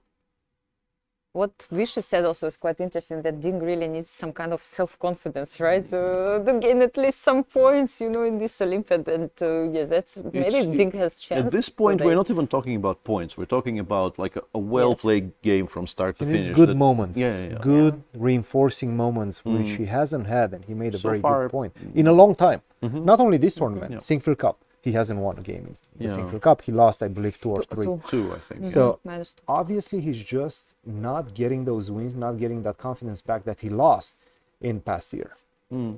And he had very good positions, actually. You start doubting yourself at some point. I mean, Not- nothing yeah. is working. You're doubting your decisions. We've seen him doubt his assessment, which I feel has been at the core of his, let's say, momentary decline right now. He's just not assessing, and he has very often good positions, but in his mind, he doesn't. He's just in never his better. mind, he's Yeah. worse. You all talked to the him time. about his positions. Yeah, during the single cup, it was extremely This is pronounced. crazy. Yeah. He would play a very good game, and then he would wrap it up and just make a draw, and he would come and give an interview to you, Cristian. In his mind, he was worse. And he was saying, yeah, I was very worried I was worse, in a position where I think +2 sometimes, for, yes, for, with yeah, Westley.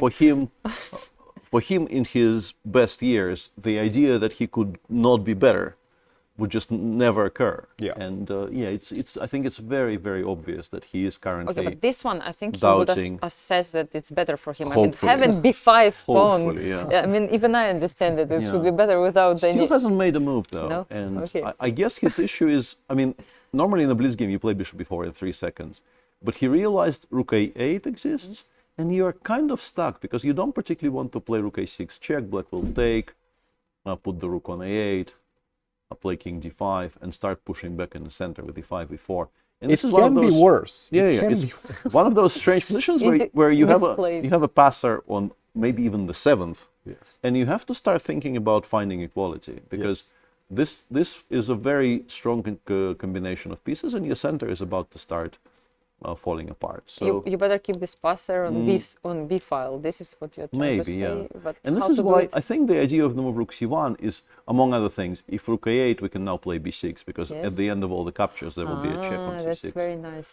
Yeah. Yes. So what black should do? Bishop d8 or Rook, we shouldn't play rook e8? Rook e1, yeah, rook a8 Yes. is a mistake. Yeah, Yes. the engine goes Maybe knight king b6. d5 or something. Knight b6, Knight b6, blocking. or king d5. King d5, bishop b4, rook a8.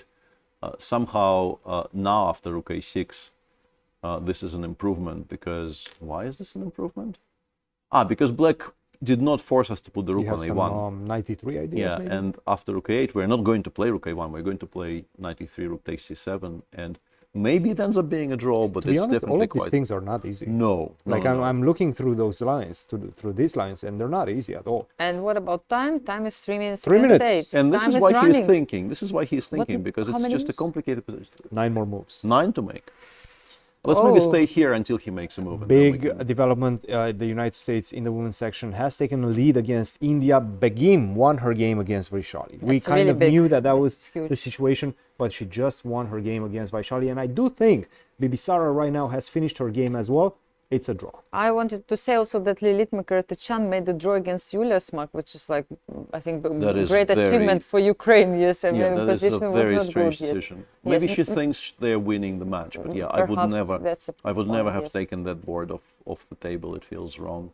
So actually, United States is leading right now to 1. Yes. So the only Just, game just, is left. is- just briefly, yeah, in that match, Vaishali lost. That's maybe not the final position, but yeah, the final position looks equally horrendous for black. Black can give 1 check, but it's only 1 check.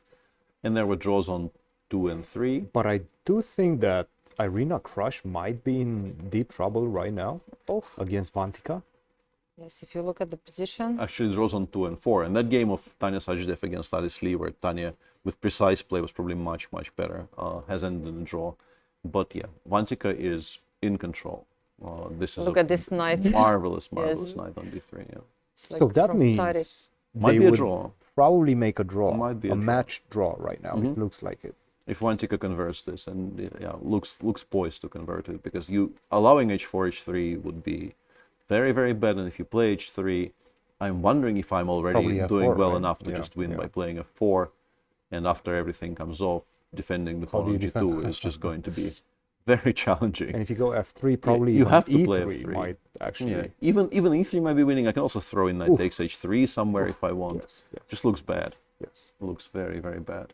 I Okay, this is a very important match, and this is actually a second game Vaishali loses in a row. She also Yes, lost I thought about yesterday, it too. Remember what was Mm. happening in the candidates tournament? Like she has this series sometimes. She's such like a streaky player. yes, Such a streaky player. She won 5 in a row. At the candidates. yes, but Yeah. also She lost a like few. 4 in a row Yeah. at She some lost point. 4 and then won Won 5. yes, after that. that's Yeah. crazy. Yes. In the meantime, Dingley Ren made a move. He played a 4. He played a 4, which is His not position. something we particularly discuss this.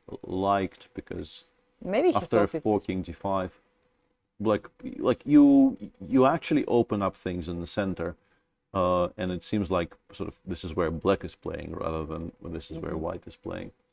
You can still play bishop b4 even here, with ideas of rook a6, rook a7, and so on. So after e4? Yeah, e4, rook a7. We just ignore this and pretend that our push on the queen side is very strong. Right. You basically need to understand that you take on d3, I take on e8, take on c7, and everything is protected. Yes. And d2 is so well covered that Yes. black never gets to play d3, d2 here. Now this is completely lost. And in fact, after rook a7 for black, it seems like you can and maybe even should continue ignoring it altogether. The best move, at least at some point, was g7, g5. Yeah, trying that's to remove the pawn on f4 and then play knight e5, just to give yourself the e5 square. But this is not easy at all.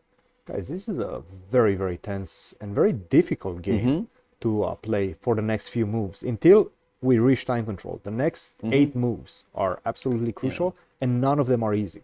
There's no easy moves in this. Elsewhere in that match, there was a draw on board 3. Yuan Yi drew against Bardia Daneshvar. Yes. On board 2, a very sharp position in a game between Amin Tabatabai and Wei Yi. Hard to assess. And on board 4, what looks like probably was a Berlin endgame at some point is now a kind of a sharp knight ending. Maybe we could put it on the board. White is currently a pawn up. Black will go after the white king side, but it's not even immediately obvious how you win the pawn back. You can play c3, c4 here. And I don't see any immediate way for... no, we can go dc4, bc4, knight c3, and if a3, we go knight b1, and if a4, we have actually chased one of them down with knight d2 check. So It seems maybe like it's still okay, but risky. I think I have breaking news. It seems Okay. like Magnus is losing his game now against Vladimir Fedoseev. Can be jumped there. I mean, it can be very huge. Not anymore. Yes. No, he was losing. He was for losing, a moment. yes, for a moment. But And right now seems to seems be like back it's in a roller this one. coaster, right? Yes. Yeah, seems to be back in this one. But it looks really tricky with this pawn. He didn't play king f7. This is how he got into trouble. I was showing this line on the touch screen Yes. with king f7, bishop takes f6, abandoning everything and just starting to push the h-pawn. And I said it probably ends up being a draw, but this is a draw black still has to make. It's not white who is going to be making this draw. And instead he played king d5. Black played b6, he played f4, king d7. And now the king is kind of in trouble, honestly. He played He's g2, ready to get g4. checkmated. And instead of f takes g4, the move knight c2 was just winning on the Oh spot. no, because it's checkmate. Yeah, it's g red. takes f, g takes f, only move, and then rook g4. And black actually gets to the king, because after bishop takes f6, rook takes f4. Like, basically, we are threatening knight e3, king takes e5, bishop d6, mate. And if you take on Mate. e5 with a king, then once again there is a mate. Yeah, you Bishop can d6, do it. You just can do the it other in the way other around. in the other direction. Yeah. And this apparently is just completely lost. But I don't think it's so easy to No, it's understand, not because easy, there's a lot of white pieces around the king, and it doesn't look like it should actually get to the This white actually king. looks like one of the studies Mm. that Yes, you studies generally were. solve. Yes. Like, what's your move after g4? Yeah. Knight c2. Okay, But congratulations. this was missed. Black played fg, and now after fe5, knight e4, white is kind of okay. Although Magnus, I think, played himself into trouble again by... I think the engine severely disagrees with the move rook c1 here. I don't quite know what that move is about. Machine says you have to play a2, a4, basically forcing black to move the rook away from the open file and then giving a check from d1. And then you actually start generating enough counterplay, let's say king e7, rook d5. This isn't obvious either. No. Frankly, that you have to actively aim for this position is not obvious either. No. I think understanding rook c1 is not difficult. I think he thought rook takes b2, he will play rook c2, rook c4, he will take on g4, and this he will not lose. But Fedoseev correctly played king e6, rook c4, Will king be king f5. f5, yes. I mean, Magnus is on 40 seconds, by the way. Just, Yeah. No, this is move 36, though. He's been playing this last few moves on a very short time. Yeah. And honestly, I think Nastya is just correct. I think he was lost, and then he wasn't, but now he's Now back. he's Again back to lost. lost. He's back back to to lost. being lost. Now Yeah. he's back to lost. Yep. Yeah. This is just a bad position. He's gone rook a4, but the issue for him is that black can simply take on h2 and start pushing the pawn. Yeah, and yes, you get to take on a7. I will put the knight back on f3, and then I will play king e4, and then I will actually just. Yes. I'm not What going to about the attack your bishop? bishop. I'm going to eat your Where bishop. This is domination of knight versus Yeah. bishop, right? We were talking about bishop versus knight. What about this one? Golden How are you going to guys, save this bishop? for Fedoseev to, in fact, And Fedoseev has 8 minutes. win against So- Magnus with black. And we know that Fedoseev has done it before. You know, he has beaten Magnus plenty of times, and he knows how to do it. In online tournaments, for sure. And yeah. online, Yeah. and I'm sure also in Rapid and Blitz Probably as well. Rapid. Yes, Probably in those as I well, remember yeah. yes, some Wouldn't be a Saudi shock to me. Arabian. Not classical though. Not You're very classical, right no. about that. And Not Magnus classical. obviously knows, because Magnus wins this position with black every single time. He knows exactly how bad it is. It's enough to take one look at his face to realize the assessment is not any kind of a secret to him. Good news Knight for h2 play, on the yeah. board. the only good news for Norway is that on the board number 2, it seems that that they're doing quite well. Yeah, If Johann I'm not- Sebastian for once is. Oh, no, sorry. I think it's the It's other way around. Oh, no. Whoa. Maybe this will affect it actually.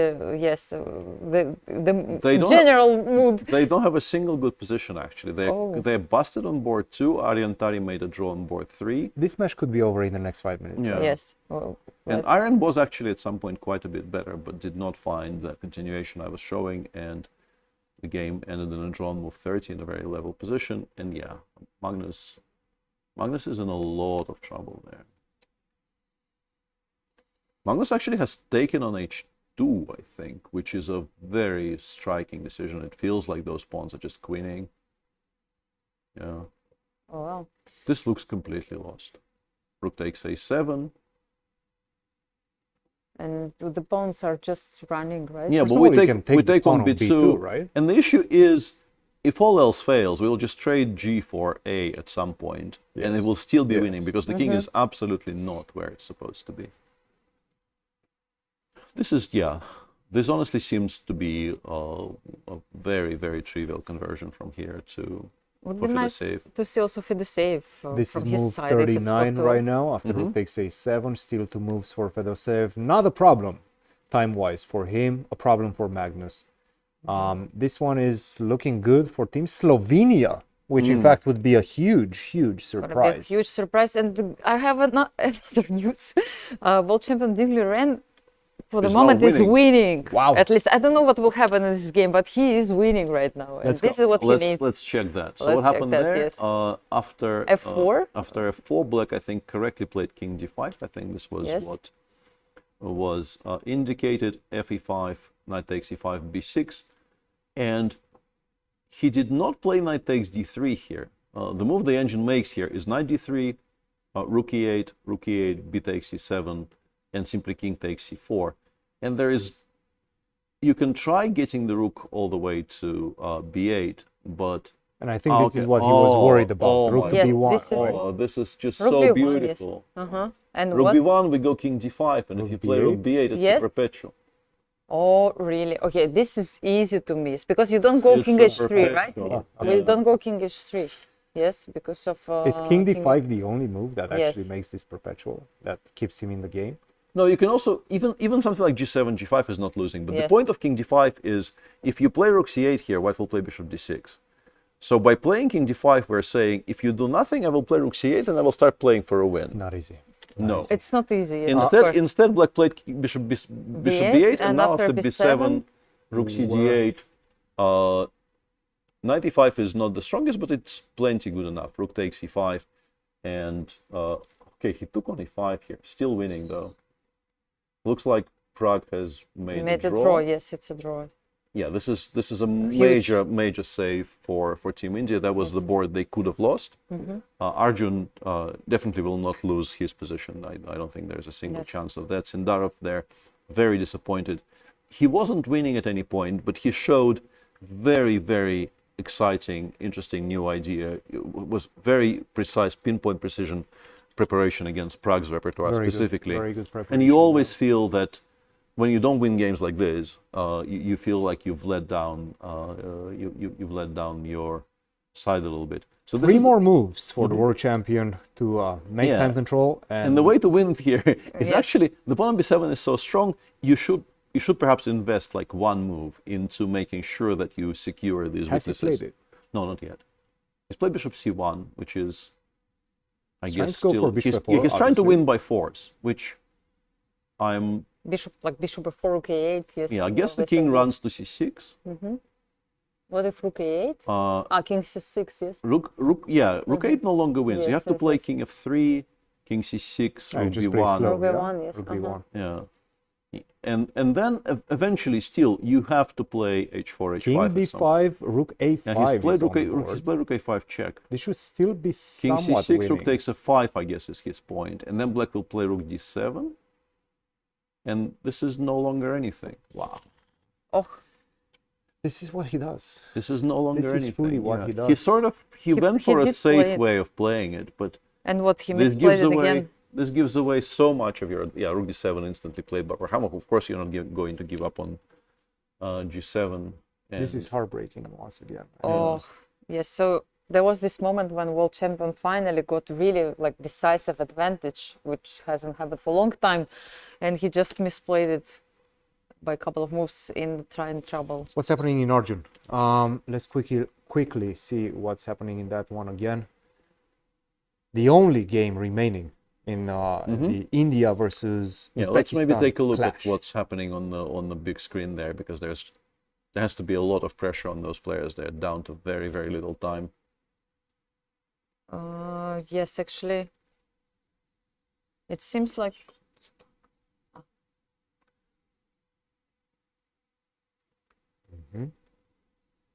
Seems like we're entering the final moments of that game, but maybe we can see the position. the or bird's something. eye view of that match right now. Perhaps we can see the bird's eye view of that match if we have it. We do have it.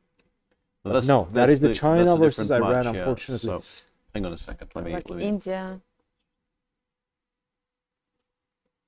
Arjun deep in thought right now. No, of course, Still. this match, of course, is the crucial match for this Such a for the crucial standings. game. The This last is the game. game that perhaps the Olympiad hangs on, right? Yes. now. Yeah. The fate And of the India Olympiad wins. might be hanging on this And one. currently, it feels like Shamsuddin Mahidov is hanging on. It's not as bad as it was earlier.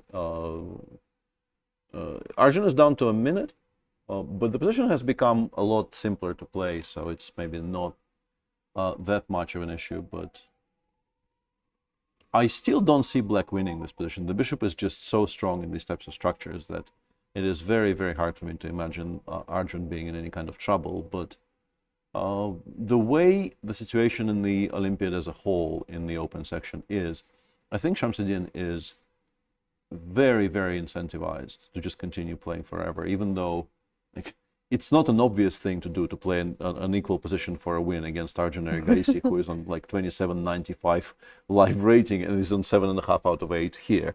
Yes, exactly. But Uzbekistan badly needs a win here today. But I mean, to put him in this situation, trying to win the match on this board, it would be also like kind of strange, I think, for the team after having all these draws. And perhaps we can also confirm at one point that it is the first tie breaks is not direct encounter, but rather some sort of a Buchholz situation. Team Buchholz. Small points? Perhaps. Should normally be small points and then anything else, but yeah, the fact that it's not direct encounter is relevant. It's huge because they're playing United States most likely. We'll see what happens in that match against between United States and Hungary. But if they play the United States, India, that is, with them leading by 1 match point, then with a loss, things could change. So all the other teams are still in contention. I would like just to mention some results while we are waiting for the moves. Germany actually is losing at the moment against Armenia. Yeah, Gabriel Sargsyan, the perennial hero of Team Armenia in all team competitions, has beaten Matthias Blubaum. Actually, And- Vincent is in trouble, it seems, as well. Yeah, against and five. Alexander Donchenko on board 4 also seems like he is struggling to equalize against his opponent. So yeah, Armenia seems to be in control, frankly, in their match against Germany. Germany really not having the best time of it. In the match between England and Vietnam, it's 1.5 to 1.5 at the moment, and Nikita Vityugov is playing against looks very Liam. level on the board between Nikita Vityugov and Liam Le, so that probably ends up being 2-2. Not for draws though. Gwen Jones won on board 4, but England lost on board 3. Yes, and Hungary, United States, still there was only one draw, and 3 more games are on the way. Fabiano Caruana is still playing against Richard Rappert, and Yeah, Fabi is still has good better. position. Wesley is still better, but neither of them made any kind of significant progress. They still have pretty much the same position that we've seen earlier, and that endgame on Linier's board against Anastasiya appears to be somewhat balanced. Yes, and then let's jump to the women's section results. So far, Kazakhstan, Poland is 1-1, with 2 games still in progress. Canada, Hungary is like 0-1 in favor of Hungarian team.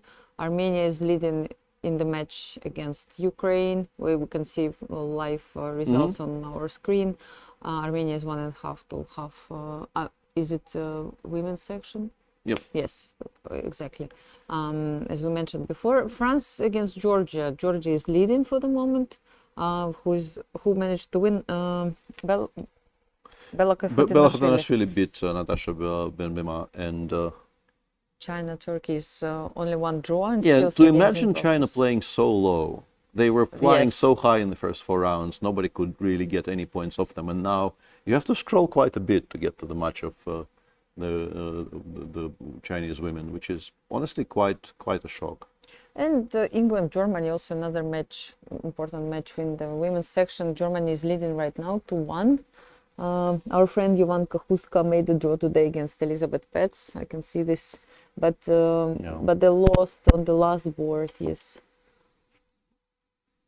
Hanna Marie Klek won her game Against Katarina Toma, yep. We are, I think, pretty much everywhere where we've gone past move 40. I think in our one central game left in the match between India and Uzbekistan, the position, I think, settled, and both of them now have their additional half an hour to think about things. So we'll go on a small break, and we'll come back with the conclusion of the all-important round 9 of the Chess Olympiad here in sunny Budapest. Stay with us.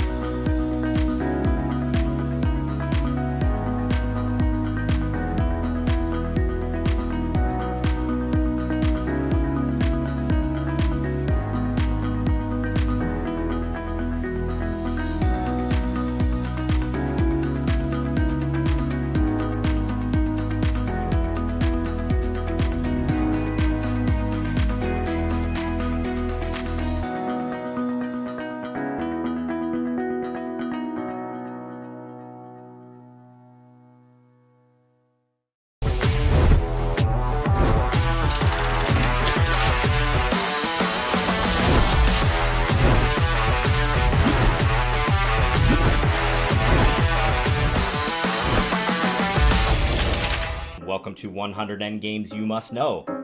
Over 200 mini videos that our Chessable team edited together, synced with our move trainer, and made it a seamless learning experience. So thanks for watching, happy studying, and enjoy the material.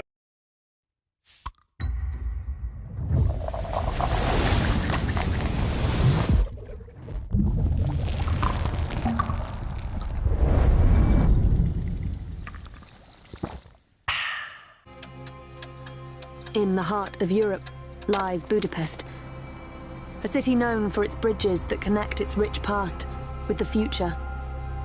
This September, Budapest becomes a bridge itself, connecting nations from around the world. Are you ready? After a journey from Chennai around the globe, and in the year that the World Chess Federation celebrates its 100th year anniversary, we will step it up a notch. From September 10 to 23, all eyes are on Budapest for the 45th FIDE Chess Olympiad. As the bridges of Budapest unfold, so too do the connections between nations and cultures through our beloved game of chess.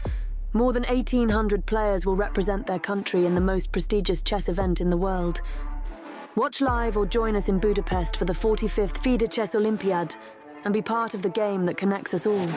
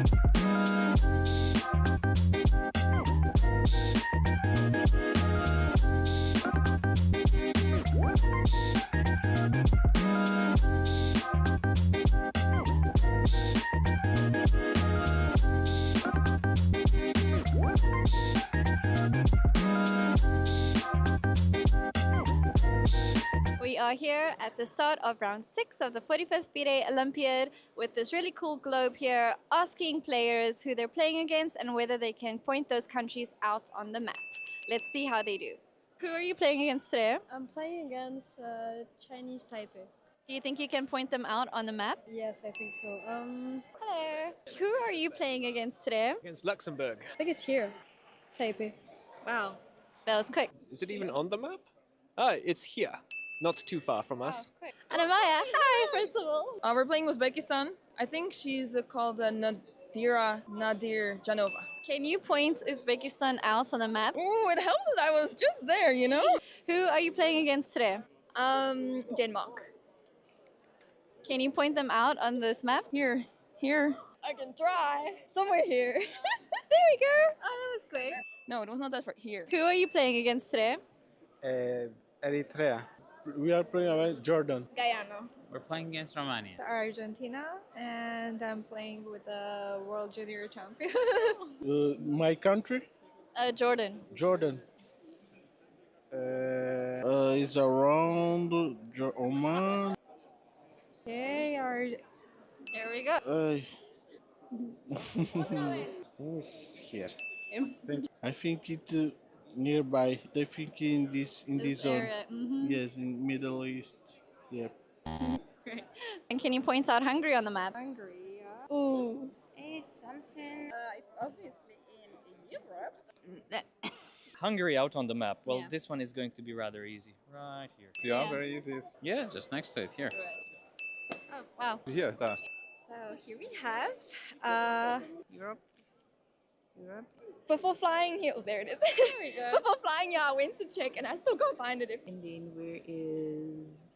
Well, I'm close. It's over here. I think we're terrible. I can't see. I don't have glasses. It's here. Wait, Wow, okay. Hungary. Okay, Poland. I have drone from Poland to here by car. No, really, sorry. Yeah, here. So thanks, Katie.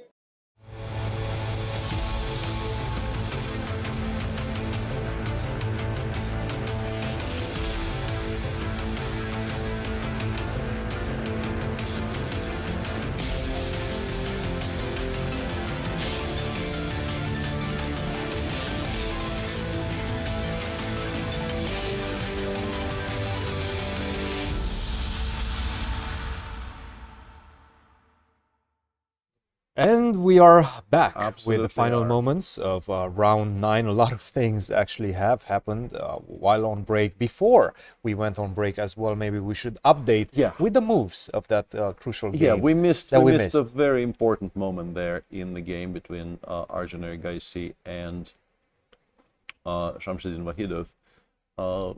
They got to this position. This was move 37. They were both on very, very low time at the time. I don't know exactly how low, and a very beautiful geometrical tactic was missed, and it was first missed by Vahidov, who played a move which looks very logical, and in fact the way the game progressed, the move made perfect sense. If we can just bring the board up, the knight on d6 is kind of shaky, and the best square by far for that piece is here on f6.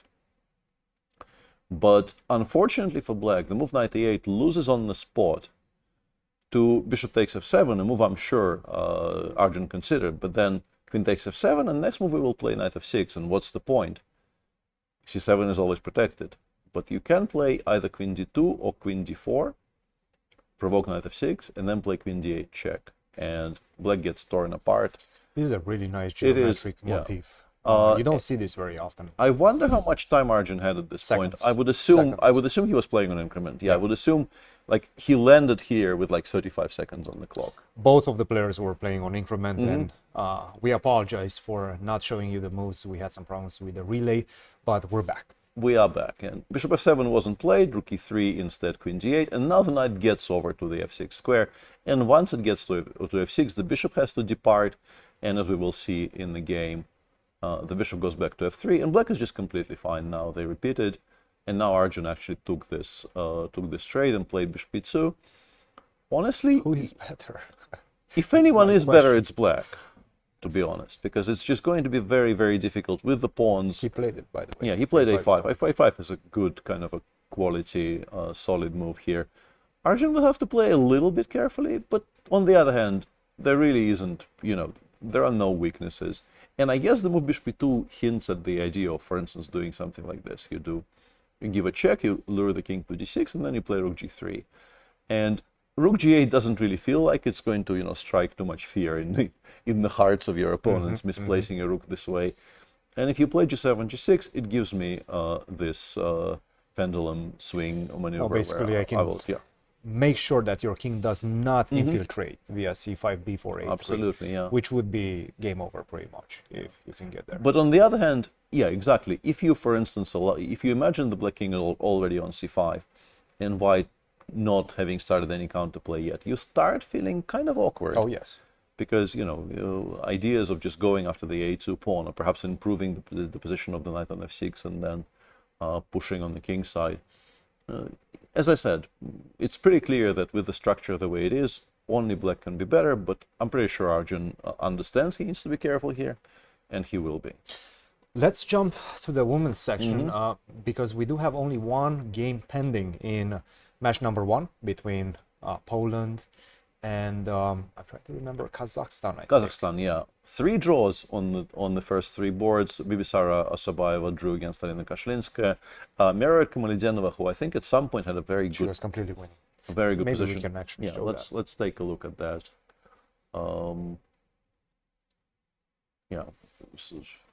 Somewhere around here, it was a very pleasant position already for black. And then I think I showed the position after b2, rook c2, rook a b8, knight takes b2, and she should have played a5 here. a5 is just a very strong move here. You do get to pick up the pawn on b4, and then you play for a win, absolutely risk-free, and honestly with a large advantage. Instead, she played queen b5, and you get a kind of a similar version in some respects, but the pawn, instead of being on b4, is still on a7, and it will be very, very difficult to get it to move. And eventually draw was agreed here because knight on c6 is so strong that the bishop on c3 really does not have any particular good squares, and it's just no longer really possible to play this for a win. And that leaves us with the hero of Team Poland from the past couple of days, in fact, Slivichka, who saved the game yesterday, a very important game against Vantika to give her team the victory. And she was much worse in this one as well against Nurman. And right now, I think she's very much back in the game, if not even better. Can we see what happened? Actually, there was a lot of swings because I think we spoke about this somewhere around here, and we thought, okay, this is kind of winning for black. Where's your compensation? Yeah, black is a pawn up. There's very safe structure in the center, and why are you not just completely dominant? But 10 moves later, we have this position. And just playing queen d4 check and following it up, let's say, after king h7 by playing bishop d3 to make sure the rook cannot get to c4. So rook f4. And then we take on f4, we attack the pawn on f7. The engine says white is basically winning. Yes. This was not played. Instead, white played a move rook ef1, allowing rook c4, which is an improvement for black. I guess what was missed is that after bishop d3, black has this very, very nice tactic, which Alois Norman spotted instantly. And you don't actually get to win the pawn on f4 immediately, and also the rook, which was completely misplaced on c5, is now on a very good square on a7. This is a big improvement. Very good defensive posture. Before on c5 it was not doing anything. Yeah, and actually that's a huge problem because f7 is pretty much your weakest spot. Yeah, black is still a pawn up. White is not worse at all though, because this knight on g8 is going to be very, very difficult to include in the game. We can play, for instance, queen f1 to particularly point out that you would like to play knight e7, but your pawn on f7 needs constant attention. Feels like it is still a situation where the only player to really have winning chances is white. Yes. But, of course, this is a massive improvement compared to that moment in the game we were talking about earlier, because f7 is well protected. Yes, the pawns on the queen side are maybe slightly soft, but attacking them is not easy. If black does manage to get the knight away from its jailhouse on g8, you probably are going to be completely fine. Psychologically, who do you think has the upper hand? Obviously, Nurman knew that she was completely winning out of the opening, pawn down, and perhaps knew that she was in a much worse situation as well. But if she doesn't, obviously she would be pretty much down on herself. Who do you think has the upper hand psychologically right now? With these types of really swingy games, I think it's difficult to say exactly who feels better. And honestly, the way to approach it, and it's much easier said than done, is to sort of completely remove that from your mind. You don't really need to dwell on what happened before. You play the position in front of you. You don't really have a choice anyway. It is what it is now. And once a game is done, you can go for a conversation with, let's say, with the coach and just check in. She just played. I think she played rook d4, which does It's allow not 97. 97. It does allow 97. But 97 knight f5. Isn't this thing completely swinging once again right now? Well, I would not have been so happy to allow 97, that's for sure. I don't know if it's already a lot of trouble for white, because if all else fails, we can put the bishop on c2 maybe in some position. Let's say I start with queen f3. Knight f5. Oh, but knight f5 already is strong because h4 your h4 is hanging. Yeah, it's a problem. The problem is rook d5 a4, and then if the bishop runs away, we have queen c4 check. No, queen f3 and is you just don't have time to take on d7 no, because yeah, ab3 is a check. No, this is big trouble actually. The more I look at the position 97, which has to be played. What else? You've been dreaming about getting that knight out. Let's play queen d3, and now we play queen c5, and we absolutely are now threatening to play knight f5. And then h4 is constantly going to be no, rook d4 is just not a good move by Alicia Slivichka. I have a feeling that, let me just briefly check. Yeah, she's played she did have a rest day once. This is her 8th game out of 9. She is a young player, and it feels weird because generally you associate youth with energy, and it might seem counterproductive or counterintuitive, but honestly, these tournaments are very, very hard. Yeah. And I think, weirdly, the more of them you play, the more acclimatized to the idea of playing almost with no rest days. Yes. Constantly playing under a lot of pressure, and maybe unusual pressure as well, because you don't play for your national team very often. And this actually gives, I think, slightly more experienced players an edge.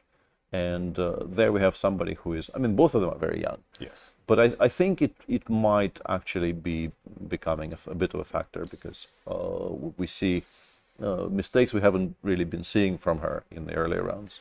Especially given the fact that she has been not carrying the team, but she's been in those final game situations for the last few rounds. A lot of tension, Absolutely. Obviously the adrenaline dump you experience after such a game, and all of those factors could potentially play a role right now. Knight to e7 is on the board. Yeah, of course it is, because you don't want to give up the pawn on d5, and you also absolutely want your knight back in the game. What else is happening in the women's section before we return to the Open? This one is going to be decided on this board in the match between Canada and Hungary. The home team is still doing okay, but they're not really as much in contention as they were early in the tournament. They are currently 1-0 up on board 1. It seems like Meili Jaidulet is probably winning, I guess. She's just about to win. Yes, this is the correct bishop. The h8 square is dark, so you can even trade rooks if you need to. This will equalize the scores. On board 3, the Canadian player seemingly is also much better. And on board 4, Hungary is completely winning. Looks like it might be 4 out of 4 for white again. Yet another one of those matches. We've had more than its fair share of matches where black just scored no points whatsoever. Probably ends up being a draw 2-2. Armenia-Ukraine, as we mentioned, a victory for Anna Sargsyan on board 4. Elena Danielyan is about to resign on Finally, board 3. Buxa has broken through. Yeah. And that equalizes the match at 1-1. There was a draw on board 1. Yeah, this one I just don't understand. Wait, sorry, what? This, I have to say, in particular in a team competition, you cannot take a draw here with black pieces. Somebody offered? Do we have like some sort of a repetition? What Maybe exactly happened? No, this is not a threefold. It's definitely not a threefold. No. This is move 30. Are they allowed to offer I guess she went rook. Yeah, I guess Yulia Osmak played rook dv1 here and made the best move in the game by offering a draw. By the way, material is equal. The evaluation on my screen here is -3.5. 3.5. You're going to go bishop d7 at some point. Pick up the knight on b5. Take on No, a3. I think you give mate on the king side. You go f5, like yeah? f5 or g5 at some point. You give mate on the. Yeah, I do not understand how a player as strong as Lilith could have actually accepted a draw here. This is very mystifying to me, and therefore this match will be decided on board 2, which is currently quite balanced. Anna Oshenina was at some point better, but this no longer looks like much of anything for her. So it seems like the match will be probably drawn 2-2, and Ukraine will be much the happier of the two sides, because yeah, I really don't understand how a draw offer can be accepted in that position by Lilith Mukhachan. Yeah, I also don't understand this. I was checking the position now that you were discussing it, and I'm First sure. you have to address how you teleported back in my chair. Exactly. Thank you for people to keeping think the that chair we're warm, the actually, same. Christian. No, We've made some switches.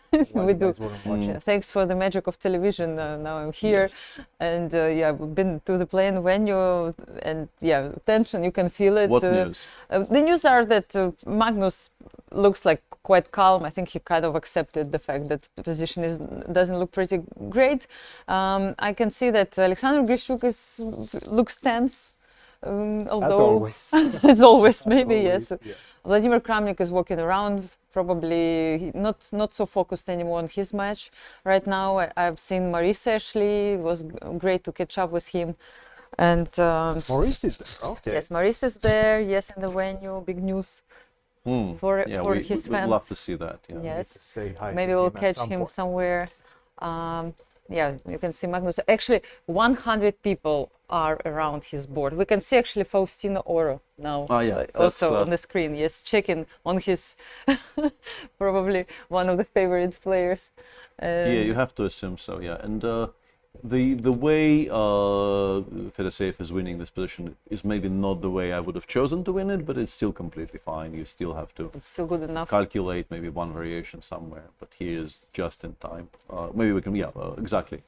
I thought that after they got here, and I thought the easiest is just to play G2 and then start to push. Hang on, Cristian is. Whoa! What whoa! happens? Whoa! Whoa! I have big news for you guys.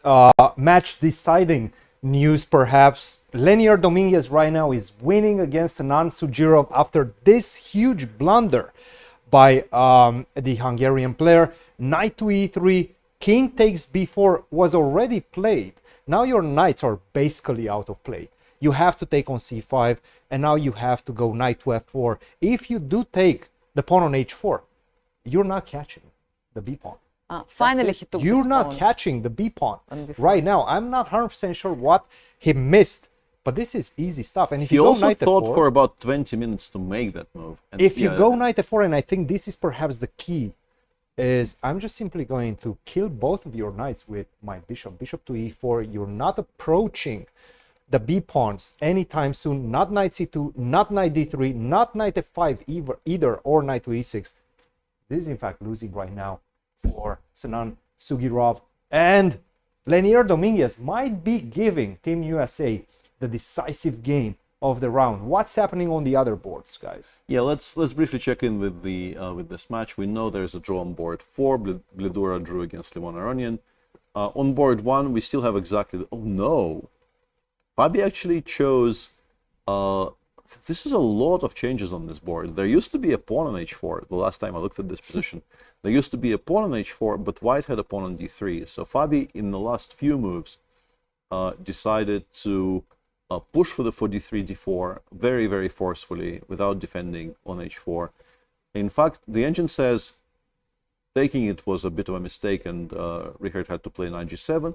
And after queen takes h4, d takes c5 apparently was just more or less completely winning.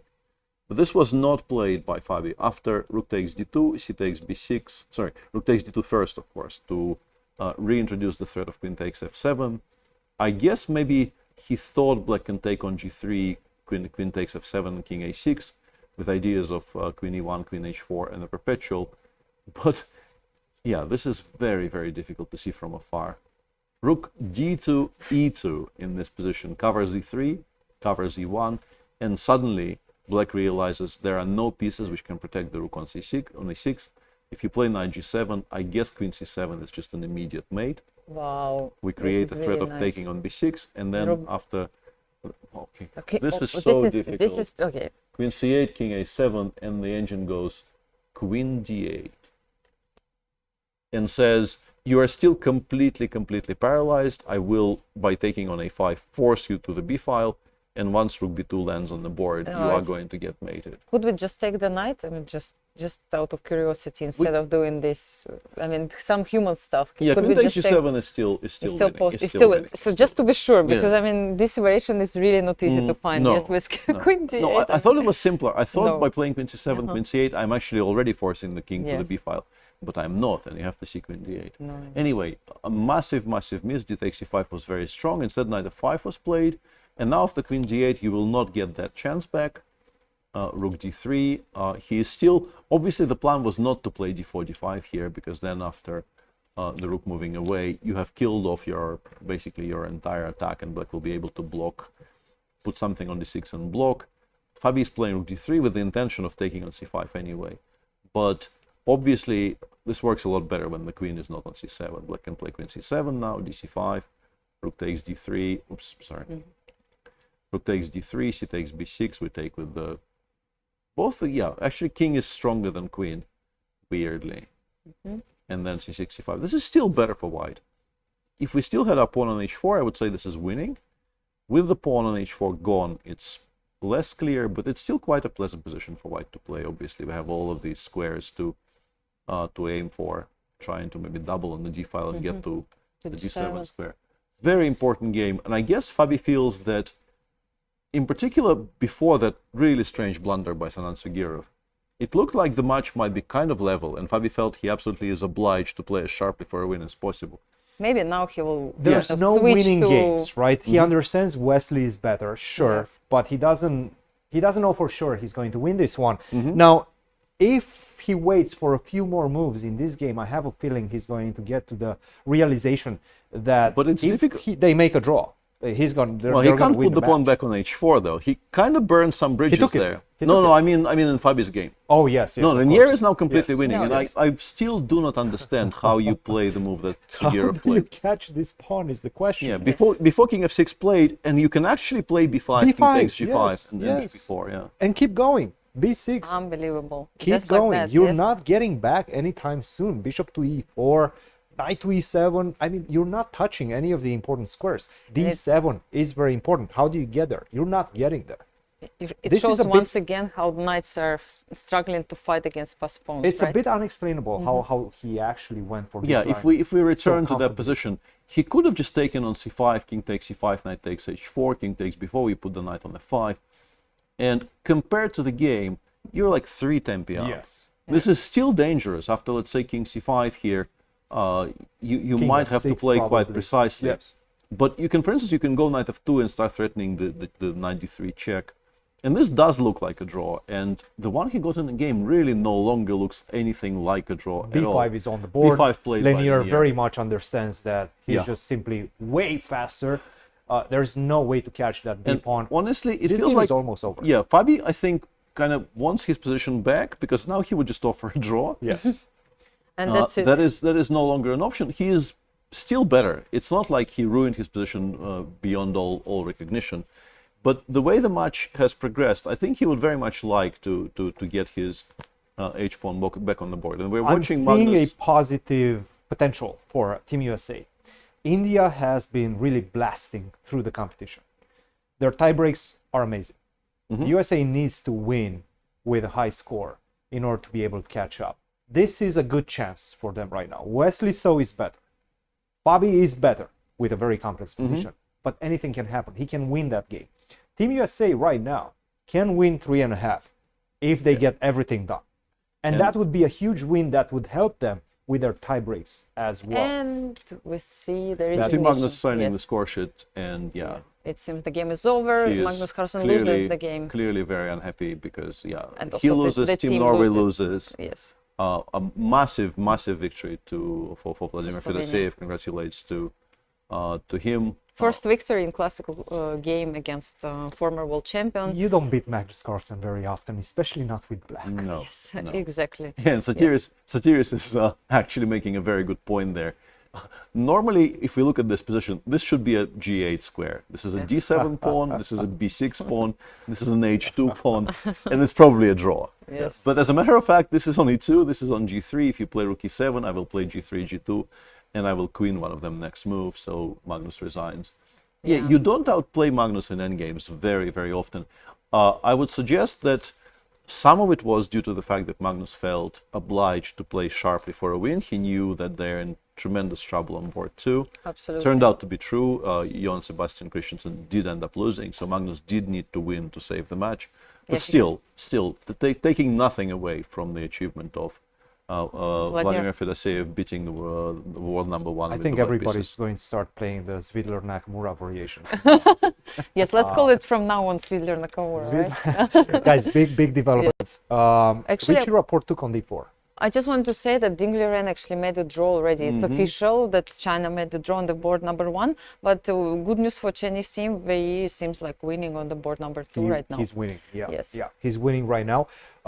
Big decision CD4 seems like a strange decision. by Richie. He took on a d4. Obviously, we're probably going to see c takes d4. It makes the most sense.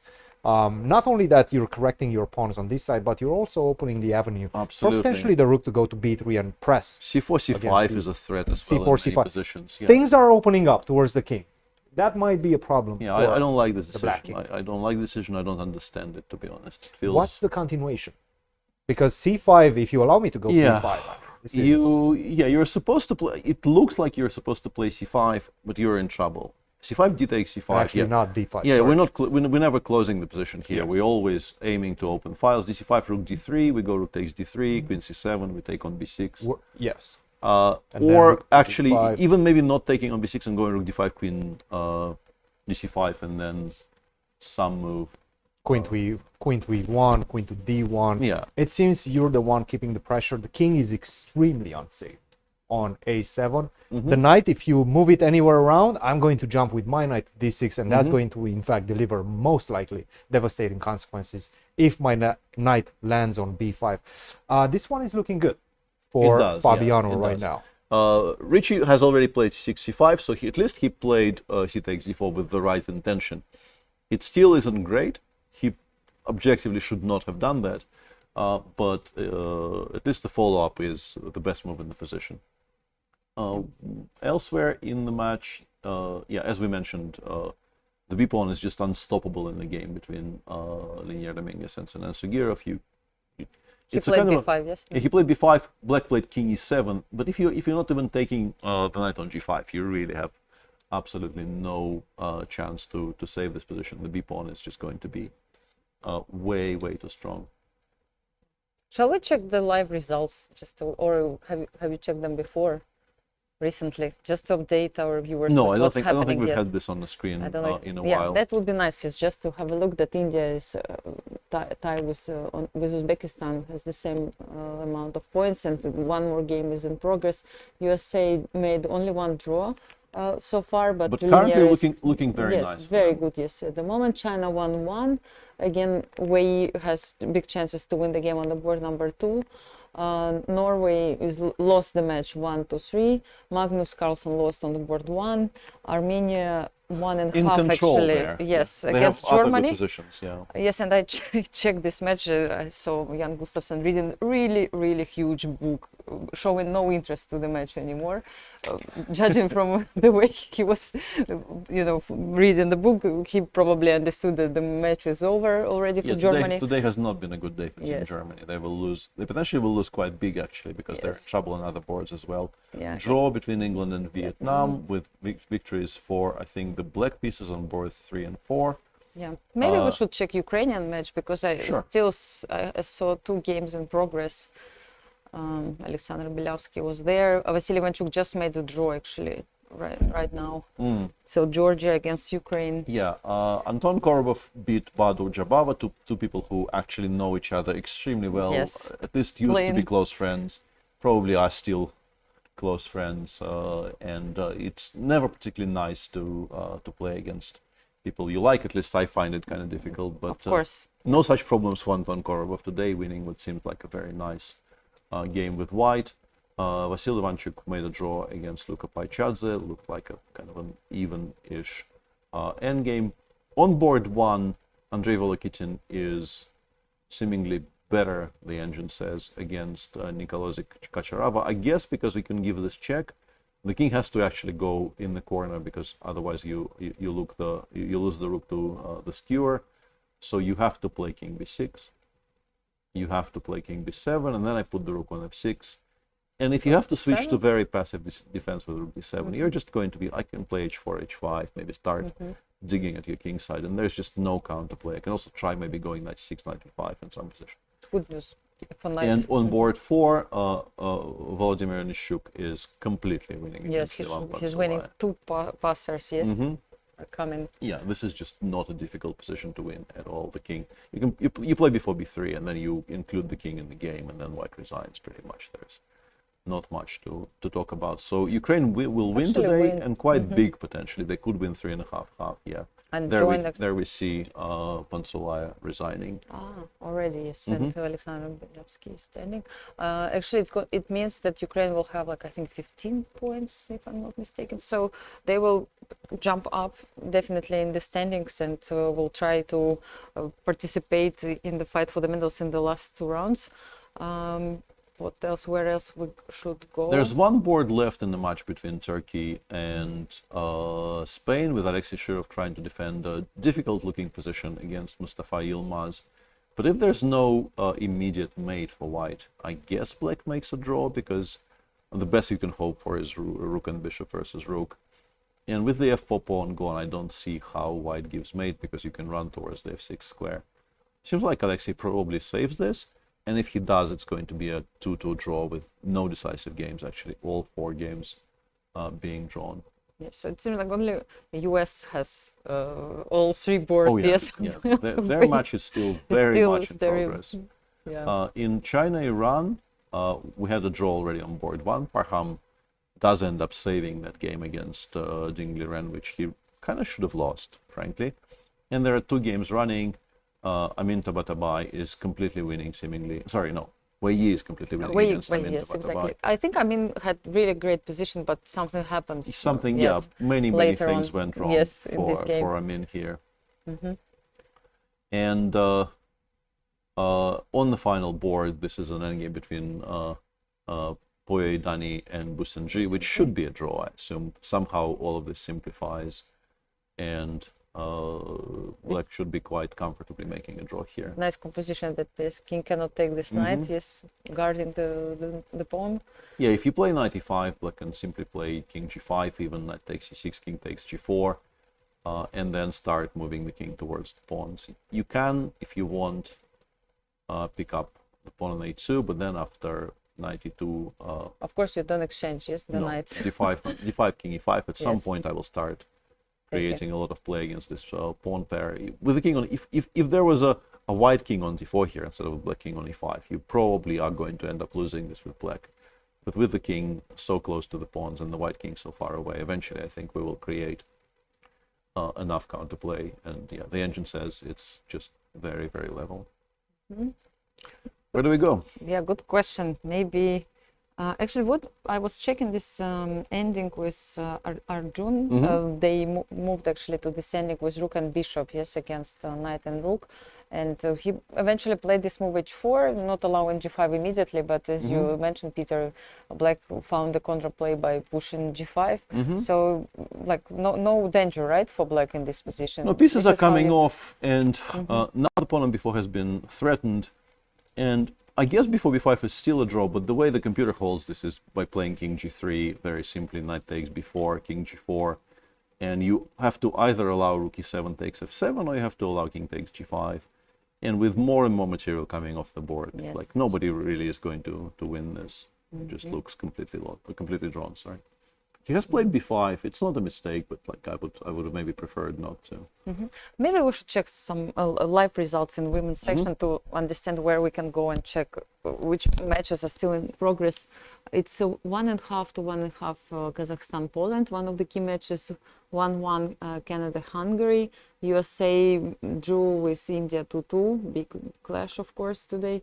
Ukraine 1.5 to 1.5 in Armenia, and I think it's important to see what's happening in the last game in this match. France lost already 2.5 against Georgia. China won against Turkey 3-1. Yeah, and we have one more game running in two very, very central matches. In the match between Poland and Kazakhstan, there's been more swings in the position on the board between Slivichka and Aloha Norman. And now Black is basically just winning. The simplest way to win is to find this move rook e6, seemingly with the intention of meeting rook takes d5 with, let's say, queen e7, and then the rook lands on e1 and things start to collapse. Basically just switching to giving mate. But the move that Aloha Norman chose, b5, b4, is also very, very solid. You want to ruin this pawn structure. Starting to get to the white king. And the problem for white is you also constantly have to watch for the pawn on h4, because if that falls, all of your endgames are also immediately become completely hopeless. So let's see the endgame. Rook takes d5. We don't even have to take on d5. I think if you do take on d5, it actually gives white a fighting shot. Interestingly, after rook takes d5, the engine also includes c takes b4. Oh, makes sense. Yeah. Now your a pawn takes d5 is running, right? Yeah, and if you do this, yeah, now the a pawn probably guarantees you a draw. In fact, black needs to be sure that the knight gets there, but it does get to c8 in time, and then I will start pushing my own passers. I do want to say, it doesn't look that easy to me after rook takes d5 to go queen to c6. Yeah, I wonder if this is what was the intention of the move b5 before, because it is still winning. The point being that after queen d1 we have b takes c3, and white will not get the same endgame. White will not have an easy passer on the queen side, and if you play c takes b4 first, you lose on the spot to knight d4. Your position just starts collapsing. But this is considering how many swings we've already had in this game, and players clearly are quite tired. They're not playing as crisply as they were playing earlier in the tournament. Yeah, I don't know if this is going to be easily found. And I do believe that she's going to take on d5. Yeah, there's just really like no other choice. There's no other choice, exactly. In particular, because if you start with c takes before, you're also allowing the move queen e3, which might actually be the only move that wins, but it does win. Queen e3, the only reply is queen d1, and now we go a takes before, and we go after your king's, after your queen side, and this is kind of bad for white. Yes. Yeah. One more game in the match. Mariam Lenier has defeated officially yes, Sinan Sujirov and gives Team USA a huge opportunity to take this match and get closer to the leaders, India. Yeah, let's take a look at the final position there. Lenier, yeah, I think, hang on, this is maybe not the final position.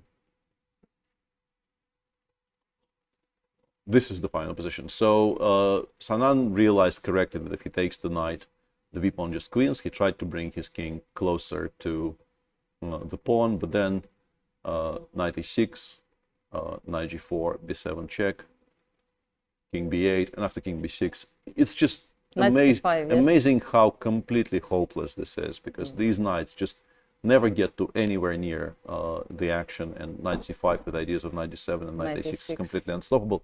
And after knight e3, we can even invest a tempo in the move b2, b3 to stop all checks, and then we do get our mate onto the board. So yeah, very important victory there for Lenier. Team US goes ahead, 1.5-1/2, with Westiso being slightly better, and Fabiano Caruana also in a very sharp position, but also seemingly being a bit better. Yeah, big chances for US to win in this match. We're going to keep an eye on what's happening there, as well as in the women's section right now. Anna Oshenina is trying, actually is the only one who is playing and trying to decide the fate of the match. But actually we have a very, very important guest now in our studio, the winner of the very important game which brought the victory to the match. Vladimir Fedoseev is with us. Welcome to Vladimir. Welcome, and congratulations on the victory. Tell us something about what happened today. Yeah, I did not expect his opening choice, by the way, but I think he also did not quite expected my replies that I will go to immediate c5 and move 2, and then probably he took his time to remember something. How to? You can only touch on the white. Only the white moves. Work, okay, basically. okay, I understand. Black yeah. moves don't work. White moves work. Somehow, yeah. Okay, I'm coming back. What to do? We call this opening now Svidler Nakamura opening, just for you to know. Yeah, yeah, yeah. It become popular nowadays because it also helps black to avoid the London system, which I actually expected to receive if I would play something else after second move knight f3. So probably he prepared London system or on knight f6 maybe Trampovsky with bishop g5. But okay, after c5 we are getting to super dry territory in my opinion. Yeah. What he played this line is, in my opinion, one of the smartest choice against second c5, but he took a lot of time. It kind of amazes me during the game why he took so much of the time here to play till move 7 bishop b5 check. Yeah. Yeah, okay, he could go knight f3 before, whatever. He just choose this line, and this game is slightly unpleasant for black and requires to know a lot.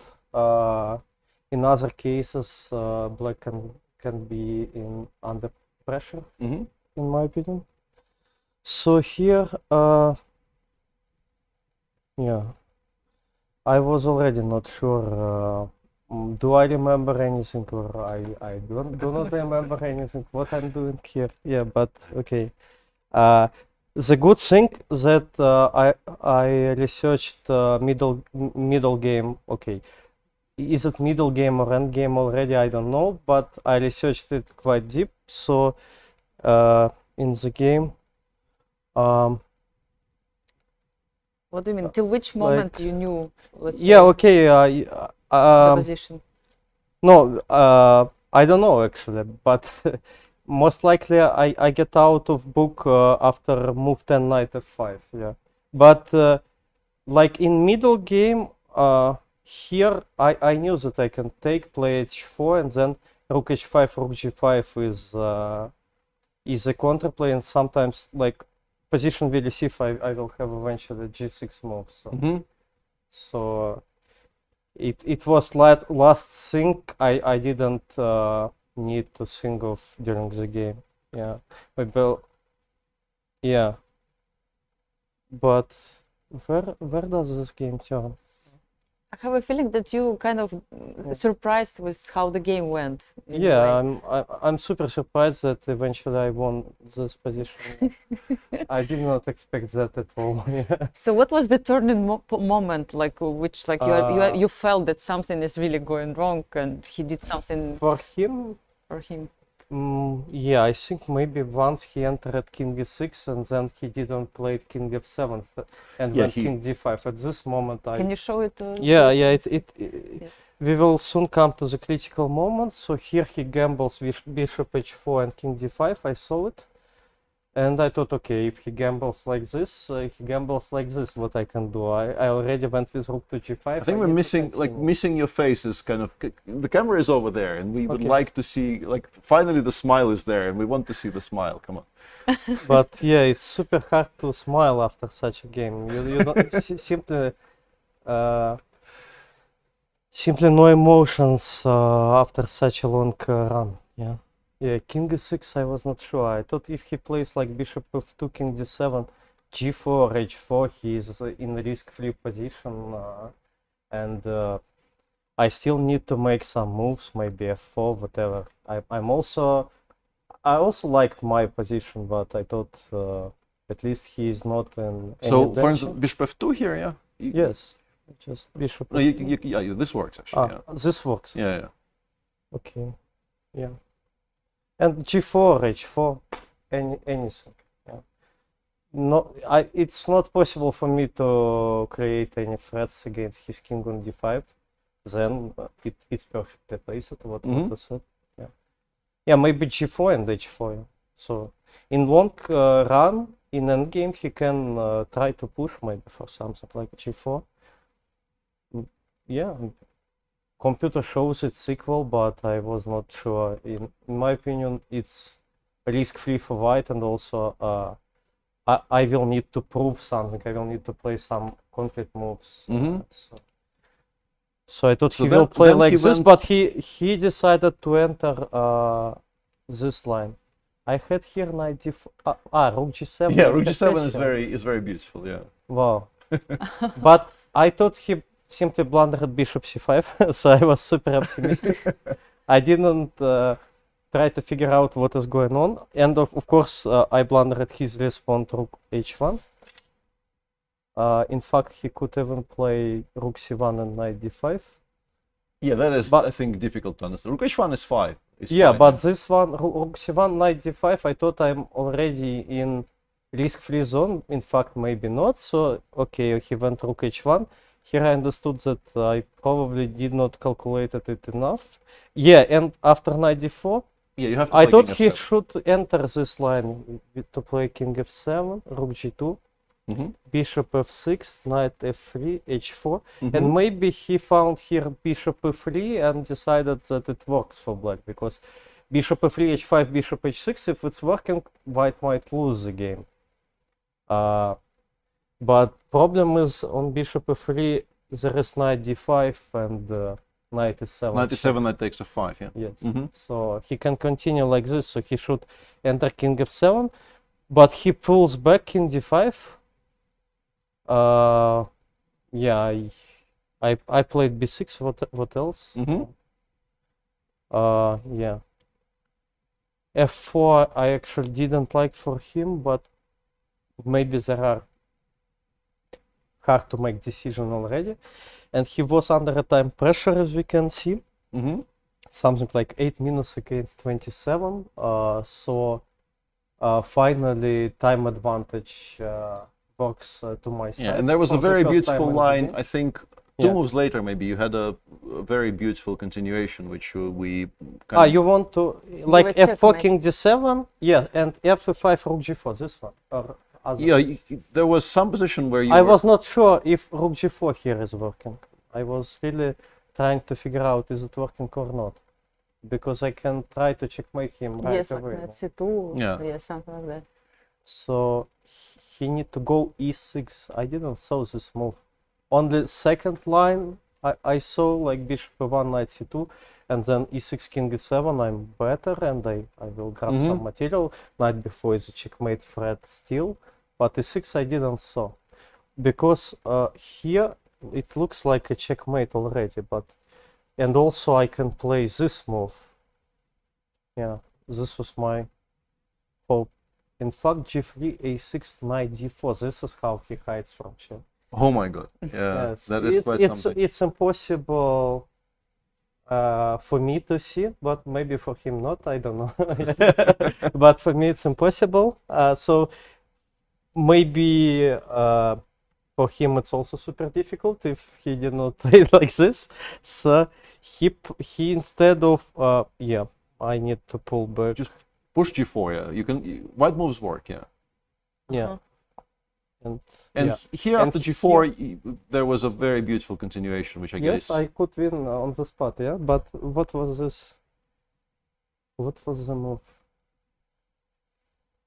I calculated this, but after g5, rook g4, bishop f6, rook f4. Yeah, let's put this on the board. Yeah. Bishop d6, yeah. Let's put this on the board just to. Wow, so I could find this, yeah. I actually was calculating this, but I simply does not believe in it. Wow, it's working. But it's too heroic. If I'm wrong, it might end as a disaster. Yes. Yeah. Yeah, also bishop g5. Yeah. So bishop g5 magically I'm just grabbing a piece. Yeah. Knight f3 and rook f5. So. Exactly. Yeah. Wow. Yeah, I should at least take more time probably after g4. How quick I played? I played quite quick, something like 3 minutes. Yes, as always. And then I think I completely underestimate here bishop g3 defense. And after bishop d4, I thought he can play even h4 here, and maybe it will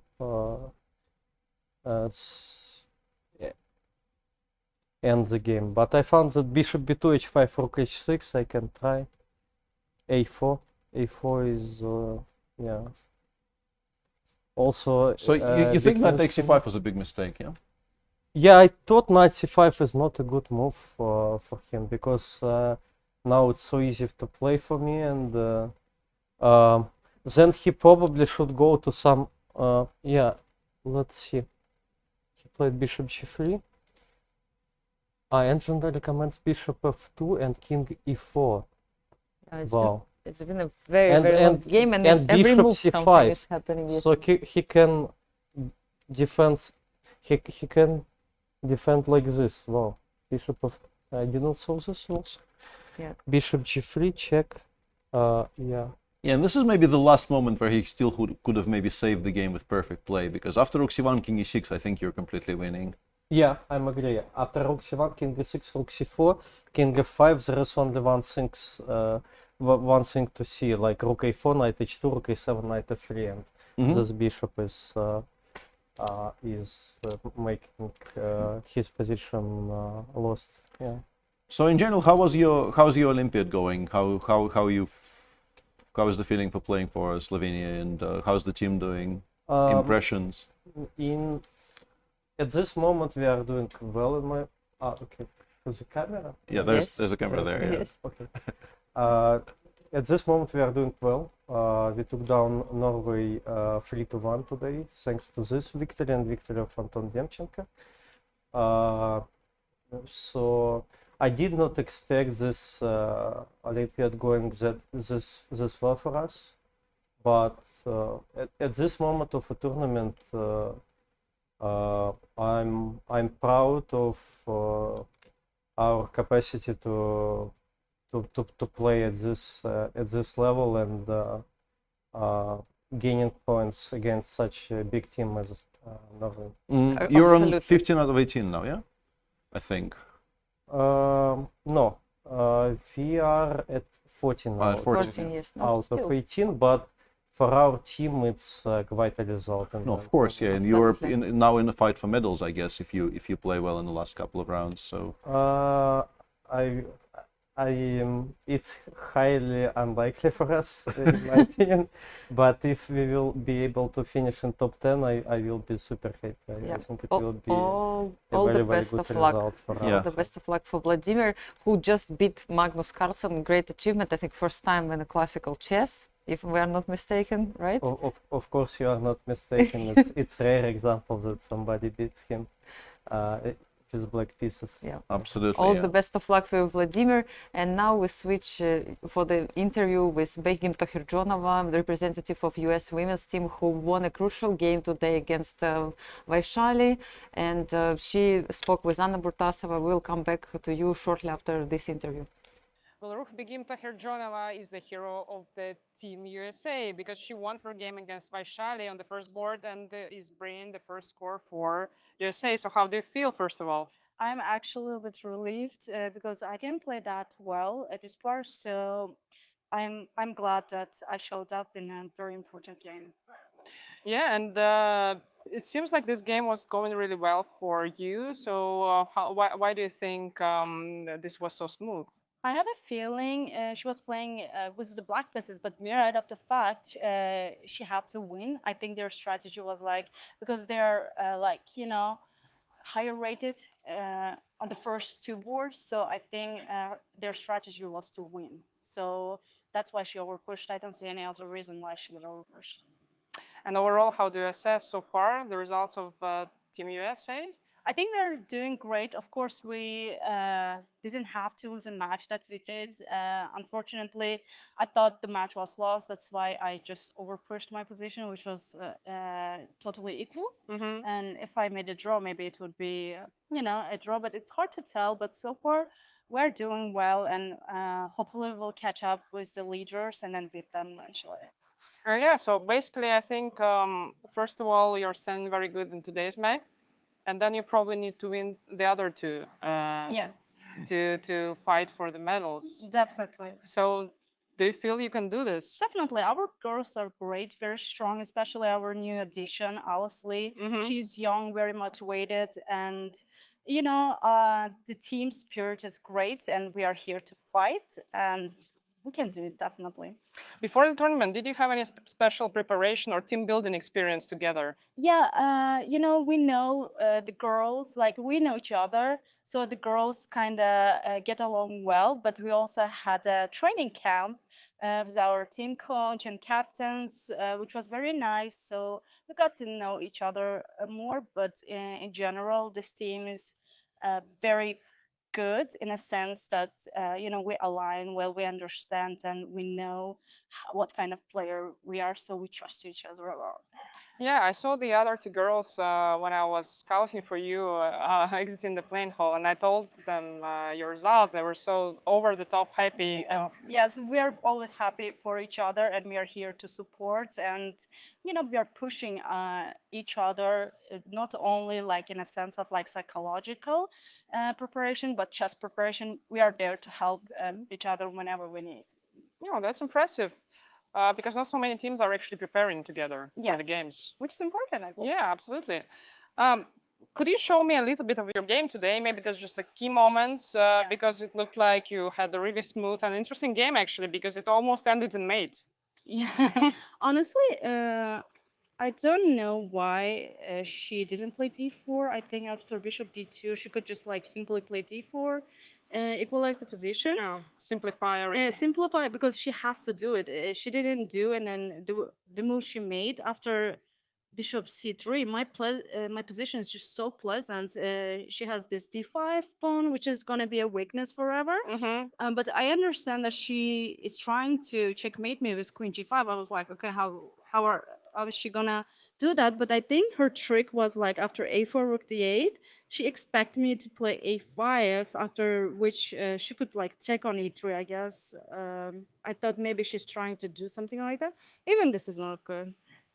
Yeah, but at least it looks a bit scary, let's say. Somehow, like, I thought she's gonna try something like this. Even though I saw rook f3 was possible.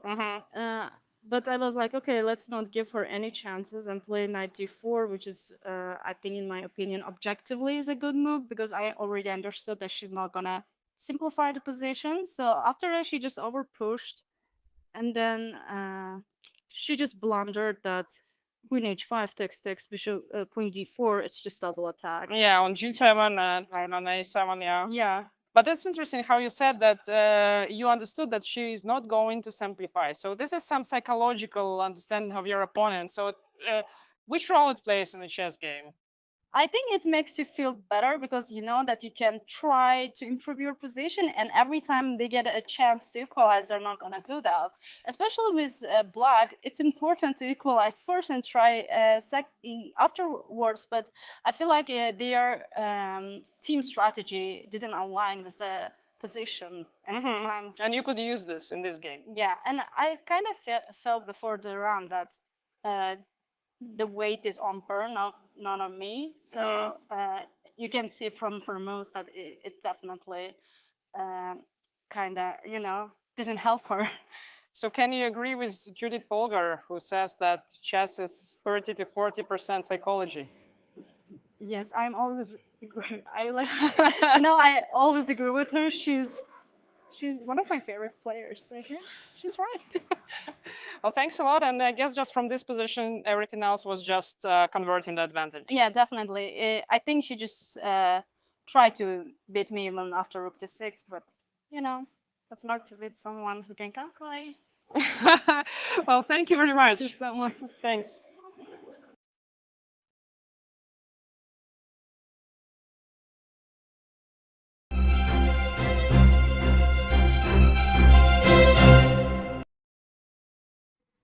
Welcome back. And let's follow the end of the round 9 of the 45th FIDE Chess Olympiad here in Budapest. We are still following the end of the games.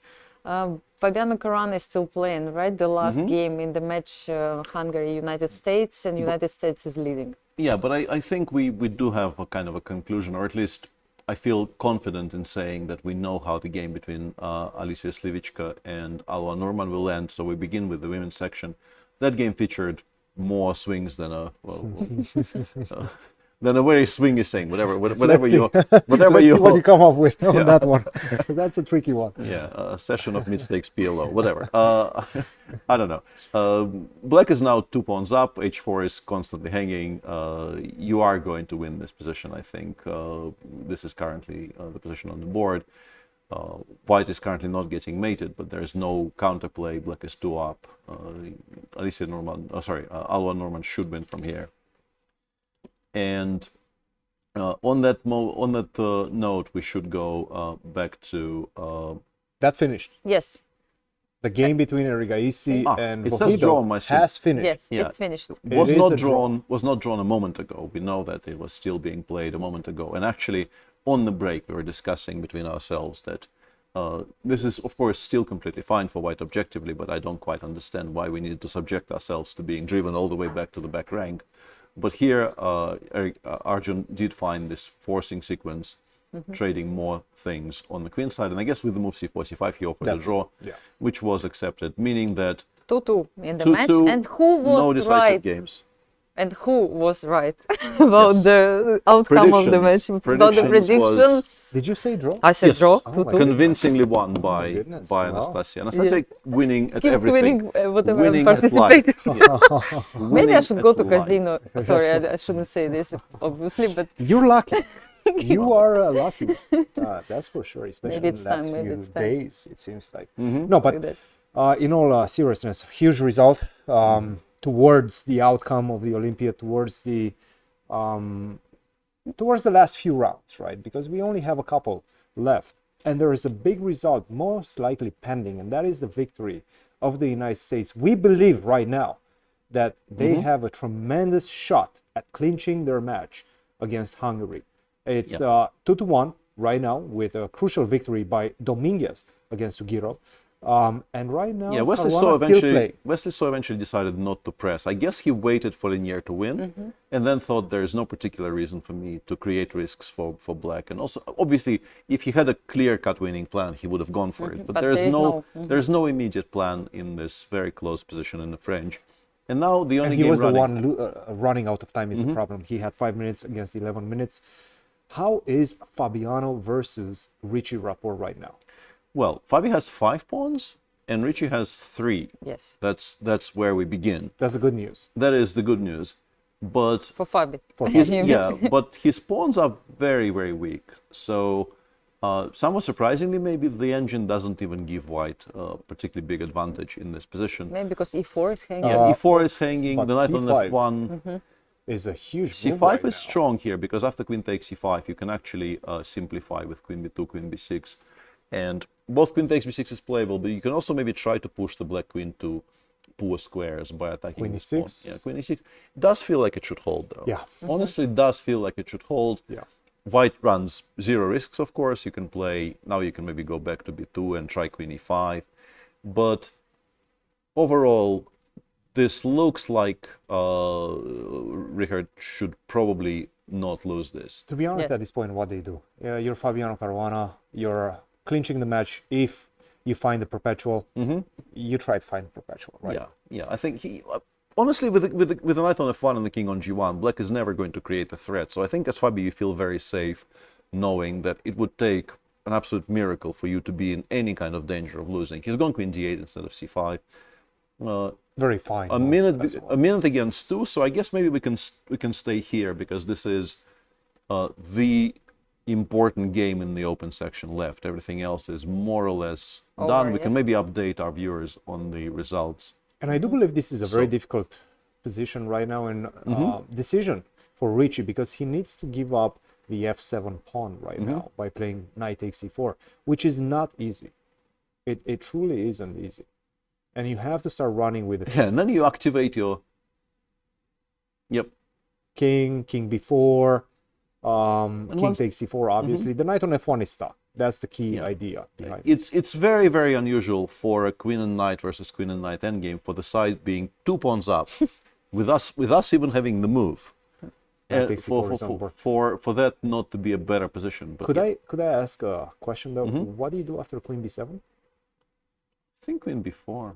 Sorry, no, we can take... No, queen b7. Queen b7. I want to take on e4 after king takes c4. Queen b7, knight d6 or knight c3. Knight d2 is nice. Right, trick, yes. right. I wanted to take on e4. So if you take on c4, queen takes c4, I think just win. This would be nice, that is nice trick, an important trick, yeah. And then we have king f2 in the end. Yes, and the winning pawn ending. Pawn up. So let's go to check the results, perhaps, of live results to make sure that we didn't miss anything. 2-2 for in India, Uzbekistan. Like I was telling that India doesn't need actually to burn bridges, and that's why I thought that May draw is like very likely will be the result today. USA 2-1 against Hungary. We saw Fabiano Caruana playing the last game against Richie Rapport. China won 2.5 against Iran. Norway lost against Slovenia. Armenia winning against Germany, but still one game is in one game progress. running, and Vincent Keimer actually is now looking likely to save that game. He was in a lot of trouble against Aikmar Tirsan, but unfortunately for Germany, even him drawing will not save them the match. They will lose 2.5-half, and it's kind of impossible to imagine White losing this position. Yeah, I think we should stay with our marquee game, just Absolutely. because of the time situation. Queen to f7, I think king c5 is sort of crucial, but perhaps you have some other saving moves right now. Even the knight moves appear to be okay. Knight c3 apparently is fine, just going after the a4 pawn. Knight d6 is fine, which is really striking, because moving backwards in a position where you're 2 down, being completely fine for black is honestly king c5 is very on the board. surprising. Wow. But yeah, Richard finding king c5, and now what you see on your screen is players reaching move 60 and having to switch to a second score sheet. Maybe for some of our viewers, this is a new experience. Score sheets normally run to 3 columns of 20 moves, so if you reach move 60, you have to switch to a second one. Yes. Can this position be unpleasant a little bit for Fabi, having this knight on f1 or king on g1? No, it's... I don't think so. No, it's no way, You yes. need to win so many pawns before anything. Yes. I could feel any level of discomfort. Queen to b7, again, I think it's... Queen to b7, yes. It's okay, not that just easy to deal with. Like, Knight knight to c3. c3, queen to b3, maybe. I mean, all these checks, nothing is working. Just Like h4. Moshen just says you have no moves. Make another move.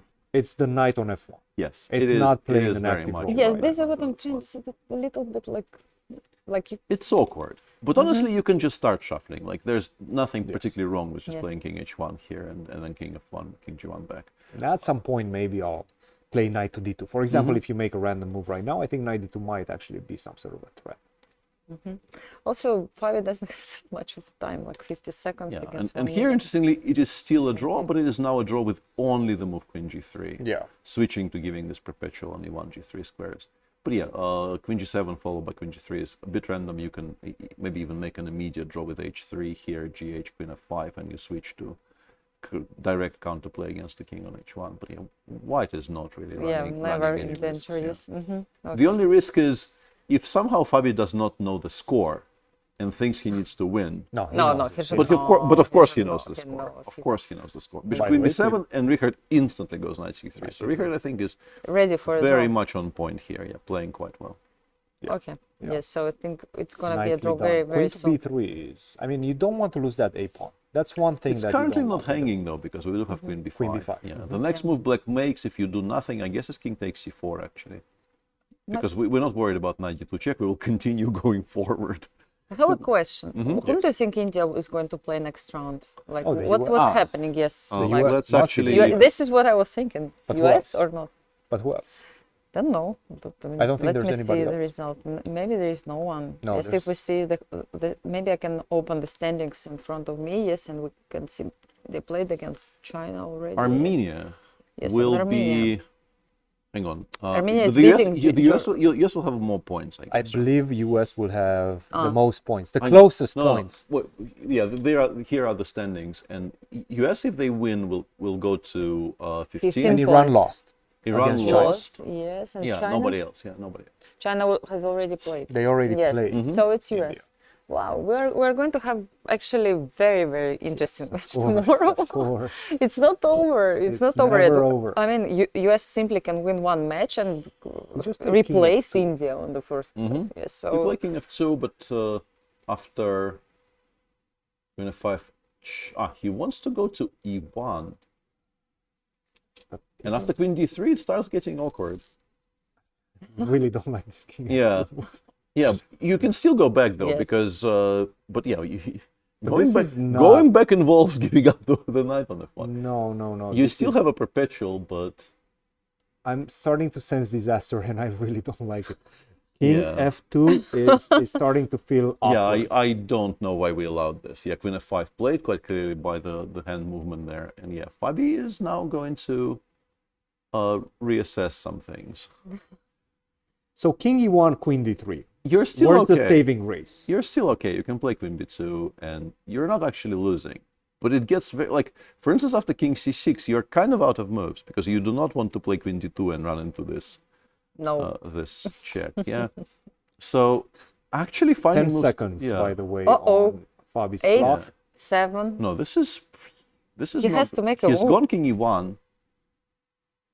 I with don't like 4 how it seconds goes. on the Yes, clock. This is not great, This guys. is really not guys, good. this is not great. but this is what I felt like. Maybe it's a little bit unpleasant for him. But I mean, but after still- playing so many hours, maybe there is something. Yes, but simply this pressure playing for the team and knowing that you just need Queen this b2 draw. played, yeah. And Yes. now, in particular, if Richard realizes he does not need to cash in, because from a practical standpoint, like everything is good now for black. King takes c4 is playable, queen takes c4 is playable. Pretty much any move here is Yes. playable. But something like king c6, which removes all checks from white and says, make a move. Yes. I By can the tell way, you one thing. Yes. Fabi is starting to understand that he needs to make a draw right now. Now, Yes. That's Now. kind of now. That's it. Yeah. Yes. You're not playing for a win anymore. Not any, no, not with this. Don't king on even e1. try to play for a win anymore. It's time to make a draw. It's time to find I just the draw. wanted to point out that after king c6, you shouldn't play queen f2 because that's just the only thing which I see for sure. Yeah. Then it's queen d1, Queen checkmate d1 in mate, one. yeah. Yes, King and- f2, you cannot run You because can the play knight c5, d1 king c5. But the problem for white is that you are actually, and this is going to be so hard. Oh, You The need to machine play says g4. the machine says you can and should start pushing the g pawn forward, And but allowing h3. allowing h3 is like it's like a panic dream. You know, it's absolutely No, it's it's something what you don't want to stuff do. nightmares are made of. Doing something like this with the pawn on h3 being alive. Apparently, this is just completely fine. But this is just but try to get it with 30 seconds or 1 minute, right? this is just going to be so difficult to. And right now, to find. Fabiano needs to calculate on his opponent's time because he doesn't have time left either. King c6 is King played c6. on the board. Oh my goodness. I mean, Richard, of course, is very Sensing, strong player. sensing and- a chance, yeah. and he knows what, yeah. what he's doing. His only chance is to try to do something about this position. Knight and queen are always dangerous pieces next to the king.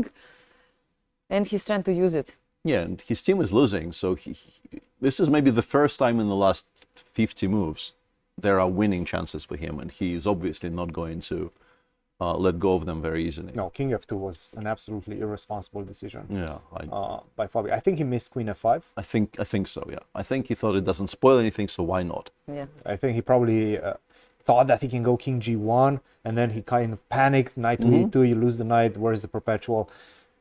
Okay, Yeah. now psychologically it's really hard.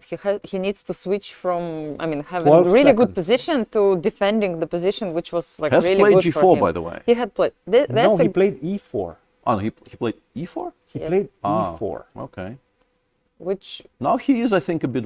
I think I saw this on my screen, and it's not great. I think this gives black some winning chances at least. Well, the thing is, I think I can take on e4, then yeah, take king on d- c4, king d2 only move. And knight now, b1. okay, knight b1, we're not winning this position. We can play knight b1, king c1, queen e1, king b1, king c2. And yeah, the machine says you are slightly better with black even here, but you are not going to be able to win this queen ending, I don't think. I mean, you can play it forever, but objectively Right, speaking, this is not winning. Right. So yeah, you want something else. You want to be able to maintain pressure, but maybe there is just no way. E4 is actually a good move. Yeah, just trying to shed all of your pawns, but to give yourself some squares for the pieces. And if you take on e4 and take on g2, and take on f1 at the end. Yeah, but I have queen no, d5. yeah, this is not a check, and once we start giving checks, we will never stop. Yeah, this is completely fine. What has been played? King c7. He's continuing to play this kind of a rope-a-dope. Yeah, but now c5 maybe. At least this is a move that I'm sure. Yeah, Fabiano because did c5 with not queen expect. b6 check ideas. Yeah, he's trying to make moves Fabi was not preparing unpleasant, for. yes. Yeah. c5, I take on e4, and then I take on a4. Yeah. I don't know. I'm not a big fan of this. No, not great, not great. No, I think you have to keep pushing. e5. C5. He's gone c5. Oh, this is problems. This is officially problems. Yep. Because you Queen lose takes the e4, this knight is takes not a4, and then we return to c6. And yeah, I mean, still a draw. If you're a computer, you are still not losing this. But this is now, yeah, as you said, officially problems. So you got your knight to e3. Let's try to figure this one out. Knight to e3. Knight takes c5, we can right? throw in this check, maybe. Try to put the king on c5 and then go knight e3. But now queen... And now we want to play queen f5 check and just simplify. Yeah, this is maybe not even a difficult draw anymore. 10 seconds. 8, 6, 7, 6. Okay, he makes a move with 3 Perhaps seconds. the best move in the position. Queen d1. Well, he will repeat queen d1, queen d4, win a minute. Because yes. king f1, king e1 is still... The only move. Yeah, king f3, you don't want to mess around with king f3, yeah. Of course, knight e3 would be queen e3. Yeah. Oh, Yes. knight e4, queen takes b2 Yes, is also... everything is possible, yes. Again? But then Fabi will be able to claim. This is very strange. Oh, you think so? Oh, yes. Yeah. Queen d4, you If cannot, you play queen d4, you cannot that's play it. queen d4 anymore. This is a claim. Maybe knight e4. He But then has king to, but then g1. king g1. No, I that hide is- my king. that is instantly safe for white. Yeah, this is a very strange decision by Richard. Queen d4. Queen d4. Now Fabiano needs to stop the clock. Yeah. He needs to stop the clock. Yeah, Fabi Oh, knows. okay, yes. He does. He should stop the clock now. He What, stops the clock. what an end to this game we have right now. Queen takes e4 would have been real problems for Fabiano. On 30 seconds, this would have Wow. been not fun at all. What? Probably. With king e1, it's a threefold repetition. I think Richie did not realize that they started It looks with this like position. that. Judging from his face, it seems like he didn't Oh, realize. no, wait. It was on d3. It was on d3. It didn't come from d4. Really? It did not come from You d4. might be right. We might be wrong. Fabiano might be It's wrong. been a long day for everybody. We apologize to our viewers. It did not come from d3. So we have 2 checks from d1 and my 2 checks goodness. from d4. This is not a claim yet. I think Fabi is also realizing it now, and but actually, maybe it's not a bad idea. Of course, he didn't do it intentionally. Well, that gives your opponent but 2 minutes. It gives, yes, but Yeah. also it gives you a little bit of time to kind of, put yourself together. But you should kind of forget about it now. Yeah. You should start thinking No, about and he the was position. obviously doing yes. it in good faith. Yes, of course. There is no way he was doing it in bad faith. He I was- think everybody was, because No. we actually thought that this Yes. is just a threefold. Maybe even Richie thought for a moment that it was. happened What a game. once. What- It happened. You remember when it happened? It was in the game between Kostyuk and Juve in June in this last round of Olympiad. We discussed with you in Batumi. Batumi it was, right, where she claimed threefold repetition and it was not, and her opponent got 2 extra minutes, and Alexandra was so disappointed that actually she claimed it. You shouldn't be disappointed at this moment. You should kind of accept the fact that you made a mistake, forget about it, concentrate on your game, and so many emotions at the same time, right? Fabiano perhaps realizes, and right now he's trying to figure things out. Hey, well, what if he takes on e4? Yeah, what? He says it's. they were trying to. Yeah. Okay. I think we continue the You game. see, Yes. Richie is calculating right now. Yes, everybody is why White's concentrated. clock Yes. running? Why is White's clock running? No, I don't think it's running. Well, I mean, the button is okay. No, it's probably Because on he the didn't stop, play King on the E1. stop, Yeah, yes. they didn't didn't. play King They E1. played. They pressed the pause button. Of Yes, course. the Yeah, of pause course. button. No, yes. right now Richie will get 2 extra minutes. Yes. No, they're both calculating. They're both it. calculating. It's very funny. They realize it's Well, not a it's threefold funny for us. repetition. It's not funny for them. Absolutely not, of course. And this is the situation which happens really, really rare. But we had issues before, of course. And And he says like, yes, you have to make this move, and not you continue to play. repetition. Yes. But I didn't see 2 minutes extra on the reach. Well, there's nothing apart from king e1 anyone, because king f3 loses in 2 moves to queen takes e4 check and knight d1 check. So Fabi will put the king on e1. Of course, now you can no longer play queen d1 check at all, because then it really will be a threefold. That much we know with a degree of certainty. Has ever Fabi claimed a draw wrongly in his career? I don't this recall. Could be the first Maybe time. it's the this first could be time. the first time. It's just a rare. Ever happened to you, Peter? Never happened to me, but yes. It's just not something that happens very often at all. It's yes. So he, 2 minutes. Now he gets his 2 minutes. This is what the arbiter is doing there. Richard is. He's in the zone right now. Yeah, yes, he's in the zone. Getting a so very professional, luxurious extra 2 minutes there. Yes, and okay, so can we continue? Richard is asking, and they king continue e1 playing. played, and he has to take on e4 now. Oh. Yeah. There we have it. Yeah, of course, he is not taking a draw there. King d2, and now he has to take on a4. There is nothing else that makes any sense, because queen g2, queen takes f1. You allow white to start giving checks, and then the game is instantly drawn. Feels like Fabi was listening to us, right? I mean, that we were saying like, make a draw. It was. Look, I cannot believe it. Generally, I'm quite correct when I'm seeing a 3-4 repetition. Yes. But I really thought it's a 3-4 repetition. No, I didn't realize the all queen three left of us. from exactly d3. until you check this queen d3. So, yeah. This is Ike drawing against Vincent Keimer there on your screen. So Germany loses 2.5, 1.5. England, Vietnam 2-2. By the way, interesting result in that one. Yeah, Richard now has a lot of time to consider his decisions by the standards of this endgame. I mean, the 3 minutes is plenty. No, but also he goes knight d5. He goes. I was wondering about knight d5. Knight d5. Yeah. And what about all these checks? And honestly, I kind of like this. I like this decision because my engine currently says play queen b5, give up on g2 with check, and you're completely fine. But human beings don't play that. No. Move very easily. But okay, there is what else? And if you make the most obvious move in the position, then you are actually worse after king c6. No, this is really because your knight really tough doesn't position. move anywhere. Yes. Yeah. This is a really tough position right now, guys. Yeah. Queen b5 is basically the only move in the position. Yeah, queen b5, queen takes g2, king c1. And the important bit here is that we probably get to take on a5 with check, and then we can very happily start begging black to take our knight for the h-pawn. Ah, that's a good point. Just to remove the last pawn in the position, and and maybe we will see today queen and knight against queen.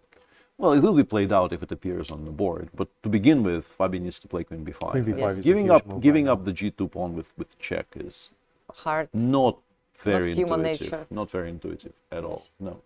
And the thing is, you would like to play king d1 to defend that pawn on g2, but you lose the a4 pawn with the check. Queen b5 is on the board. Whoa! Bravo, he found Fabi, it. Bravo. Wow. No, I think it was important time. Maybe he actually managed to put himself together after everything what happened. I mean, he understands he needs to save this one right now. Yes. And I think he understood this a while back. Literally, when I saw what was happening, I started to feel the same way as I felt in Canada during this last game. Yep. I started to have flashbacks, you know, from this Believe game. me, I did too. I was sure that Cristian too, right? Those flashbacks are quite painful. And probably he also started to remember that things are going out of control, right? When you feel that you had all control over the position, and suddenly it doesn't go your way at all, and this is not a good feeling at all. No, but Peter, you were saying there is literally no possible way in which black coordinates enough to create any problems against the white king. It was with the move king to f2. Self-inflicted. Yeah, it was with the very move king much f2. You were self-inflicted. asking your opponent, "Hey, can you show me some problems?" Yeah, and he obliged. Richie obliged. Turns out you can, and he has.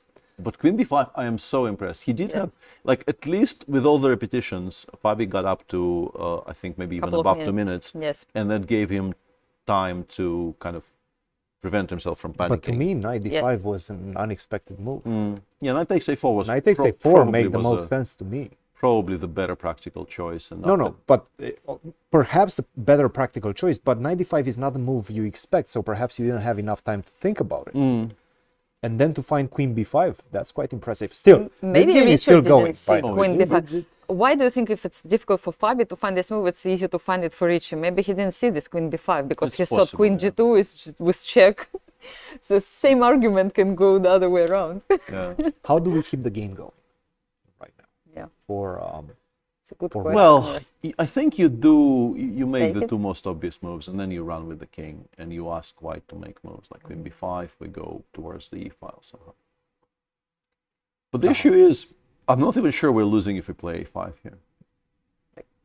It starts becoming a bit tricky, but some knight e3 ideas, yes. Yeah, and I think any kind of a sane person brings the queen closer, and I don't know why this would be better for black, but there are no better options. He's gone something else. Queen d4. He played queen d4 check, and now we play king e1, and as long as it's the only move, right? Yeah, well, probably. But king c2, knight b4, no, probably not something you want to see. No. We're never putting a king on a light square here if we have any voice in the matter. Like the king goes to dark square so that this knight cannot give it any checks. I'm sure after the game Fabi will be laughing, remembering that he claims three times repetition. If he makes a draw, he will be laughing. If he makes a draw, yes. If he loses, he will be crying. Maybe not really crying, but really crying. You know what I mean? And everybody else around him will be crying as well. Actually, US really needs to win this match in order to fight for something in this tournament for the gold. I mean, to keep the intrigue in this tournament. Absolutely, so we're kind of maybe rooting a little bit for US in this sense that US will be able perhaps to give a fight tomorrow to India once they win this very important match for them. No, they certainly will. Yes, they certainly will. Still, an incredible, titanic task ahead for to beat India. Right? Nobody has done it so far. Nobody, to be honest, even got close. Today's match, there were not really big chances. Maybe Prague was in a bit of trouble, but not really. Yes. I mean, and Arjun was actually close to winning it at certain points. So. Arjun was winning, objectively. If he would have found bishop takes f7. He had bishop takes f7, which ended the game on the spot, actually. What am I talking about? Yes, absolutely. I missed this India were not actually in trouble in any any match right now, even this 2-2. And they finally lost some points, but still. It's a very tough queen e5, and now we can stay on f2 e1 squares. Like Richie is now forcing the king back to good squares, and that feels like it's a wrap. King f2, King f2, yes. No, so Fabi, I think now he really came back to normal Fabi mode. He has things under control. There's somehow some life in his eyes. Yeah? Yes. He lost that for a second.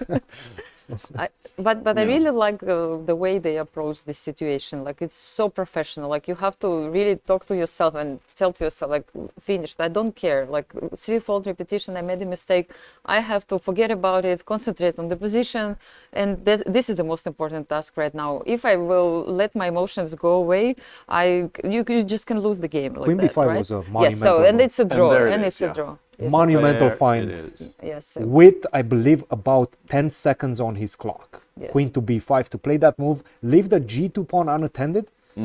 Not an easy task. Yeah, bravo. Massively Fabi. impressive. And that pretty much concludes the business on the top boards with only that game between Alexei Shirov and Mustafa Yilmaz still going on. This is not the current position. They are actually playing Rook and Bishop versus Rook, which we probably... Our favorite. Oh, yeah, let's go. Yes. How many moves? Let me just briefly, this is exactly what I wanted to check. So I'll give you some Peter Leko flashbacks. Peter. No, it's time, yes. Move 61 was Rook takes b6, and they're currently at 31 moves into the endgame. Yeah. And honestly, Shirov is definitely one of the people I would take to do it with his eyes closed. He is a very, very good endgame technician. I think he will not struggle to hold this. He is clearly, for the time being, keeping the second rank defense. Yeah. What's happening in the match? Like, Turkey is obliged to play it? What's the current situation? 3 draws. 3 draws. 3 draws. So a lot at stake here, obviously. But yeah, Alexei, the second rank defense is still holding quite well, and he only needs to make, I think, an additional 17 moves.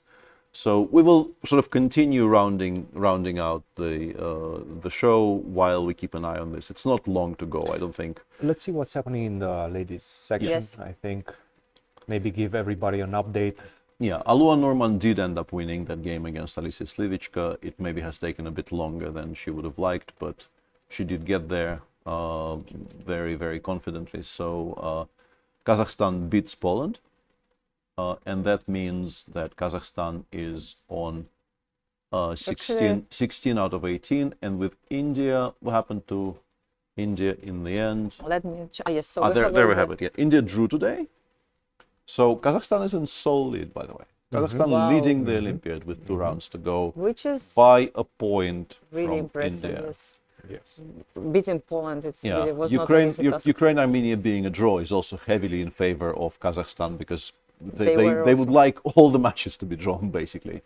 Georgia beating France quite heavily, 3.5-1/2. China beating Turkey, Germany beating England, and Netherlands losing heavily to Spain.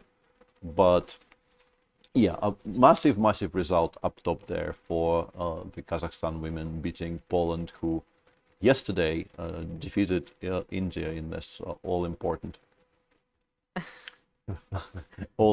clash.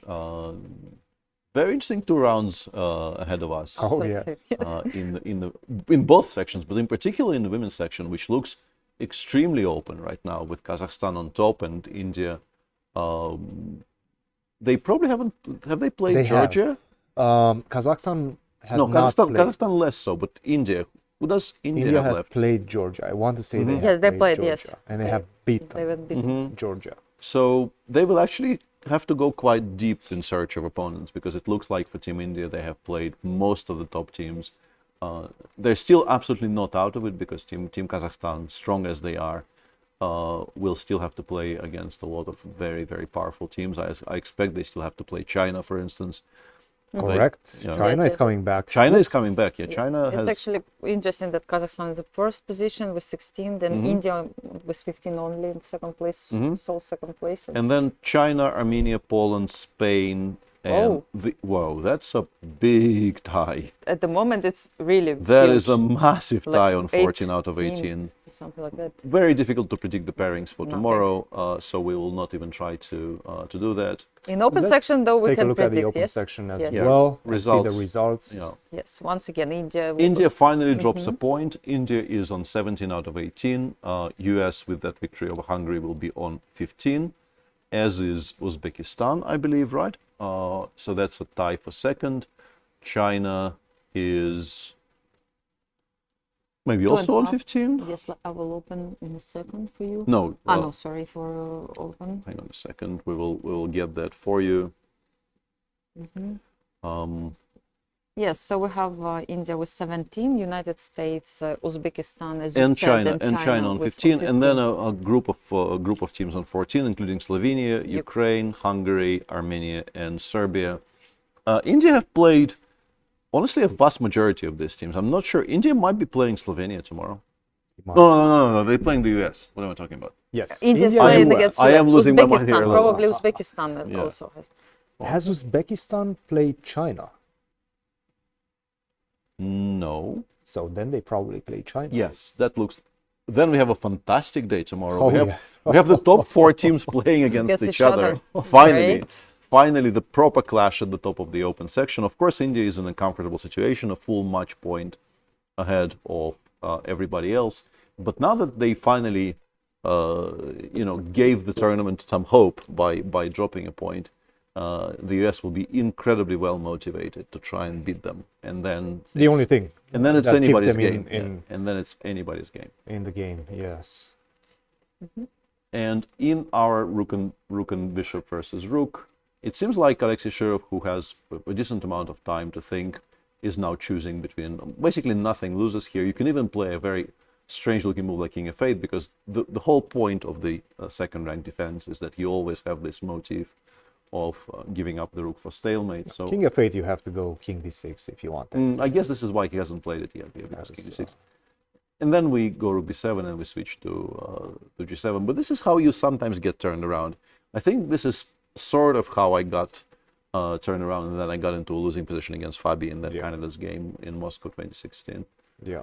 But yeah, We still believe that Alexei will manage to hold, and also Spain will drew with against Turkey. And let's not forget that Turkish team has really great talents, right? At this moment, Yegisar Dogmus and Edis Edis Gurel. Gurel, both of them playing for the team. And actually, we have a very nice interview for our viewers, which was made by press officer Anna Burtaso with Edis Gurel. And before everybody will leave this day, let's watch this interview, and we will see you on tomorrow. Wait for Tomorrow, Yes, tomorrow I will be a see fantastic it in day. your eyes, 1, Cristian. 2, 3, and 4 playing against each other. Absolutely. You don't want to miss tomorrow. See you Straight guys. into my veins. See you guys. We are here with the 15-year-old superstar Edis Gurel from Turkey, who's having an amazing Olympiad with 8 out of 9, 2 draws. Tell us what has caused this success. Like, how are you doing so well? I honestly don't know. I mean, I'm working great for the games. I'm spending like 3-4 hours per every game for this preparation phase. And in the game, I try to focus a lot. I'm giving my best for the team, basically. And okay, for this tournament, it went well. I'm hoping to keep it up in the last 2 rounds. 4 hours prep per game, like on the day. Doesn't this tire you out? It does tire me, but usually I don't play 2 tournaments back to back. So when I get home, I have some time to relax. Okay, so after this, you're going home before you go to your next event. You're not piling all the tournaments on each other. Are you working in between then as well? I am kind of, but usually I take 1 or 2 days off at home just to relax. I mean, okay, I again play some chess online, but it doesn't tire me so much. My next tournament is, I think, will go at 27th of September, which means I have like 5 days of rest, and I'll use it quite well, I guess.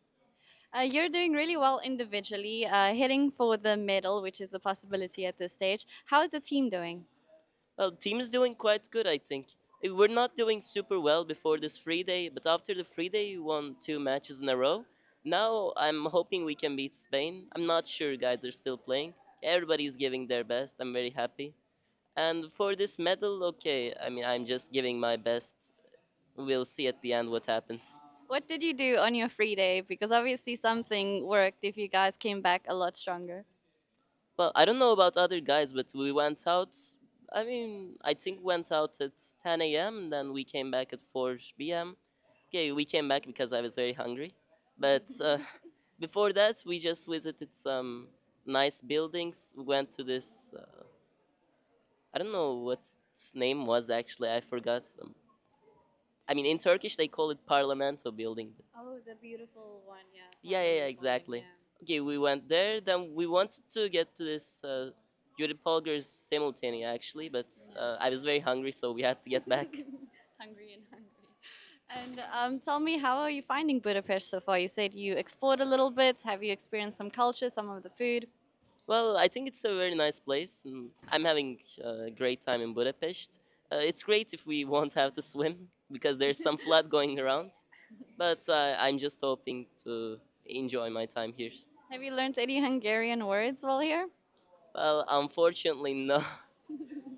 I don't know, people are speaking and I can't understand the words. I'm hoping to learn some languages. I just started learning some Russian, but I'm just terrible. I need to really start. All this time going to chess, it's not easy to be learning languages on top of that. Yeah, exactly. I mean, I just spend like 10 or 15 minutes a day and I just started. And are you still in school? What is your life like outside of tournaments? Yes, when I come back home, okay, I think I won't go to school because my next tournament is in like 5 days.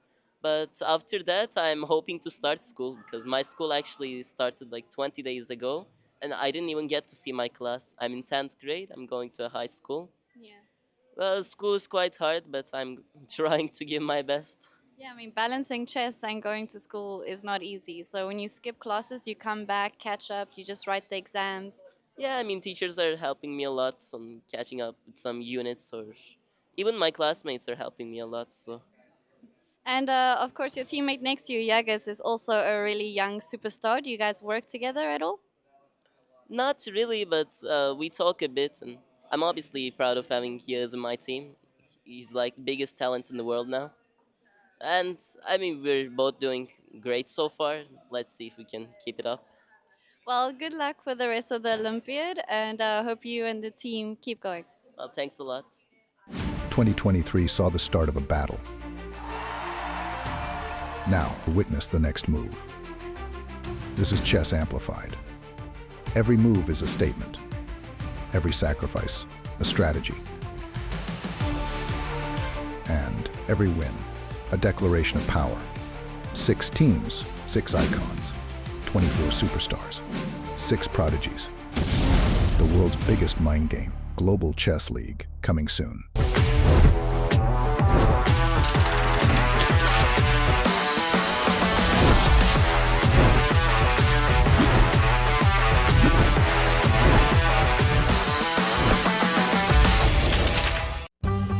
This course is about white playing d4, all the tools you need to get an advantage with white and not be tricked early in the opening.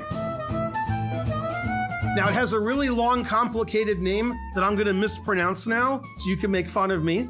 Okay, don't make fun of me too much. I'm trying to help you here. It's called the Chelyabinsk variation, and I'm probably mispronouncing Chelyabinsk. That's why I call it the A6 Slav.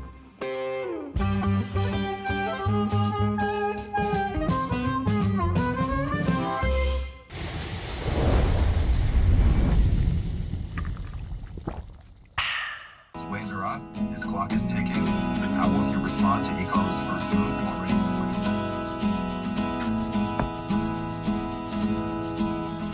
Who's gonna swing across the channel?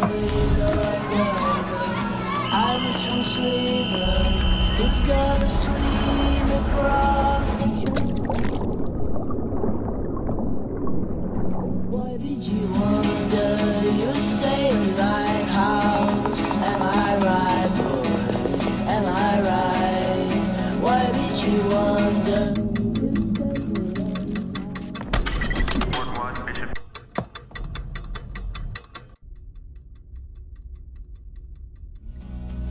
Why did you wonder? Make your move. The 45th FIDE Chess Olympiad, Budapest 2024, where the story becomes history.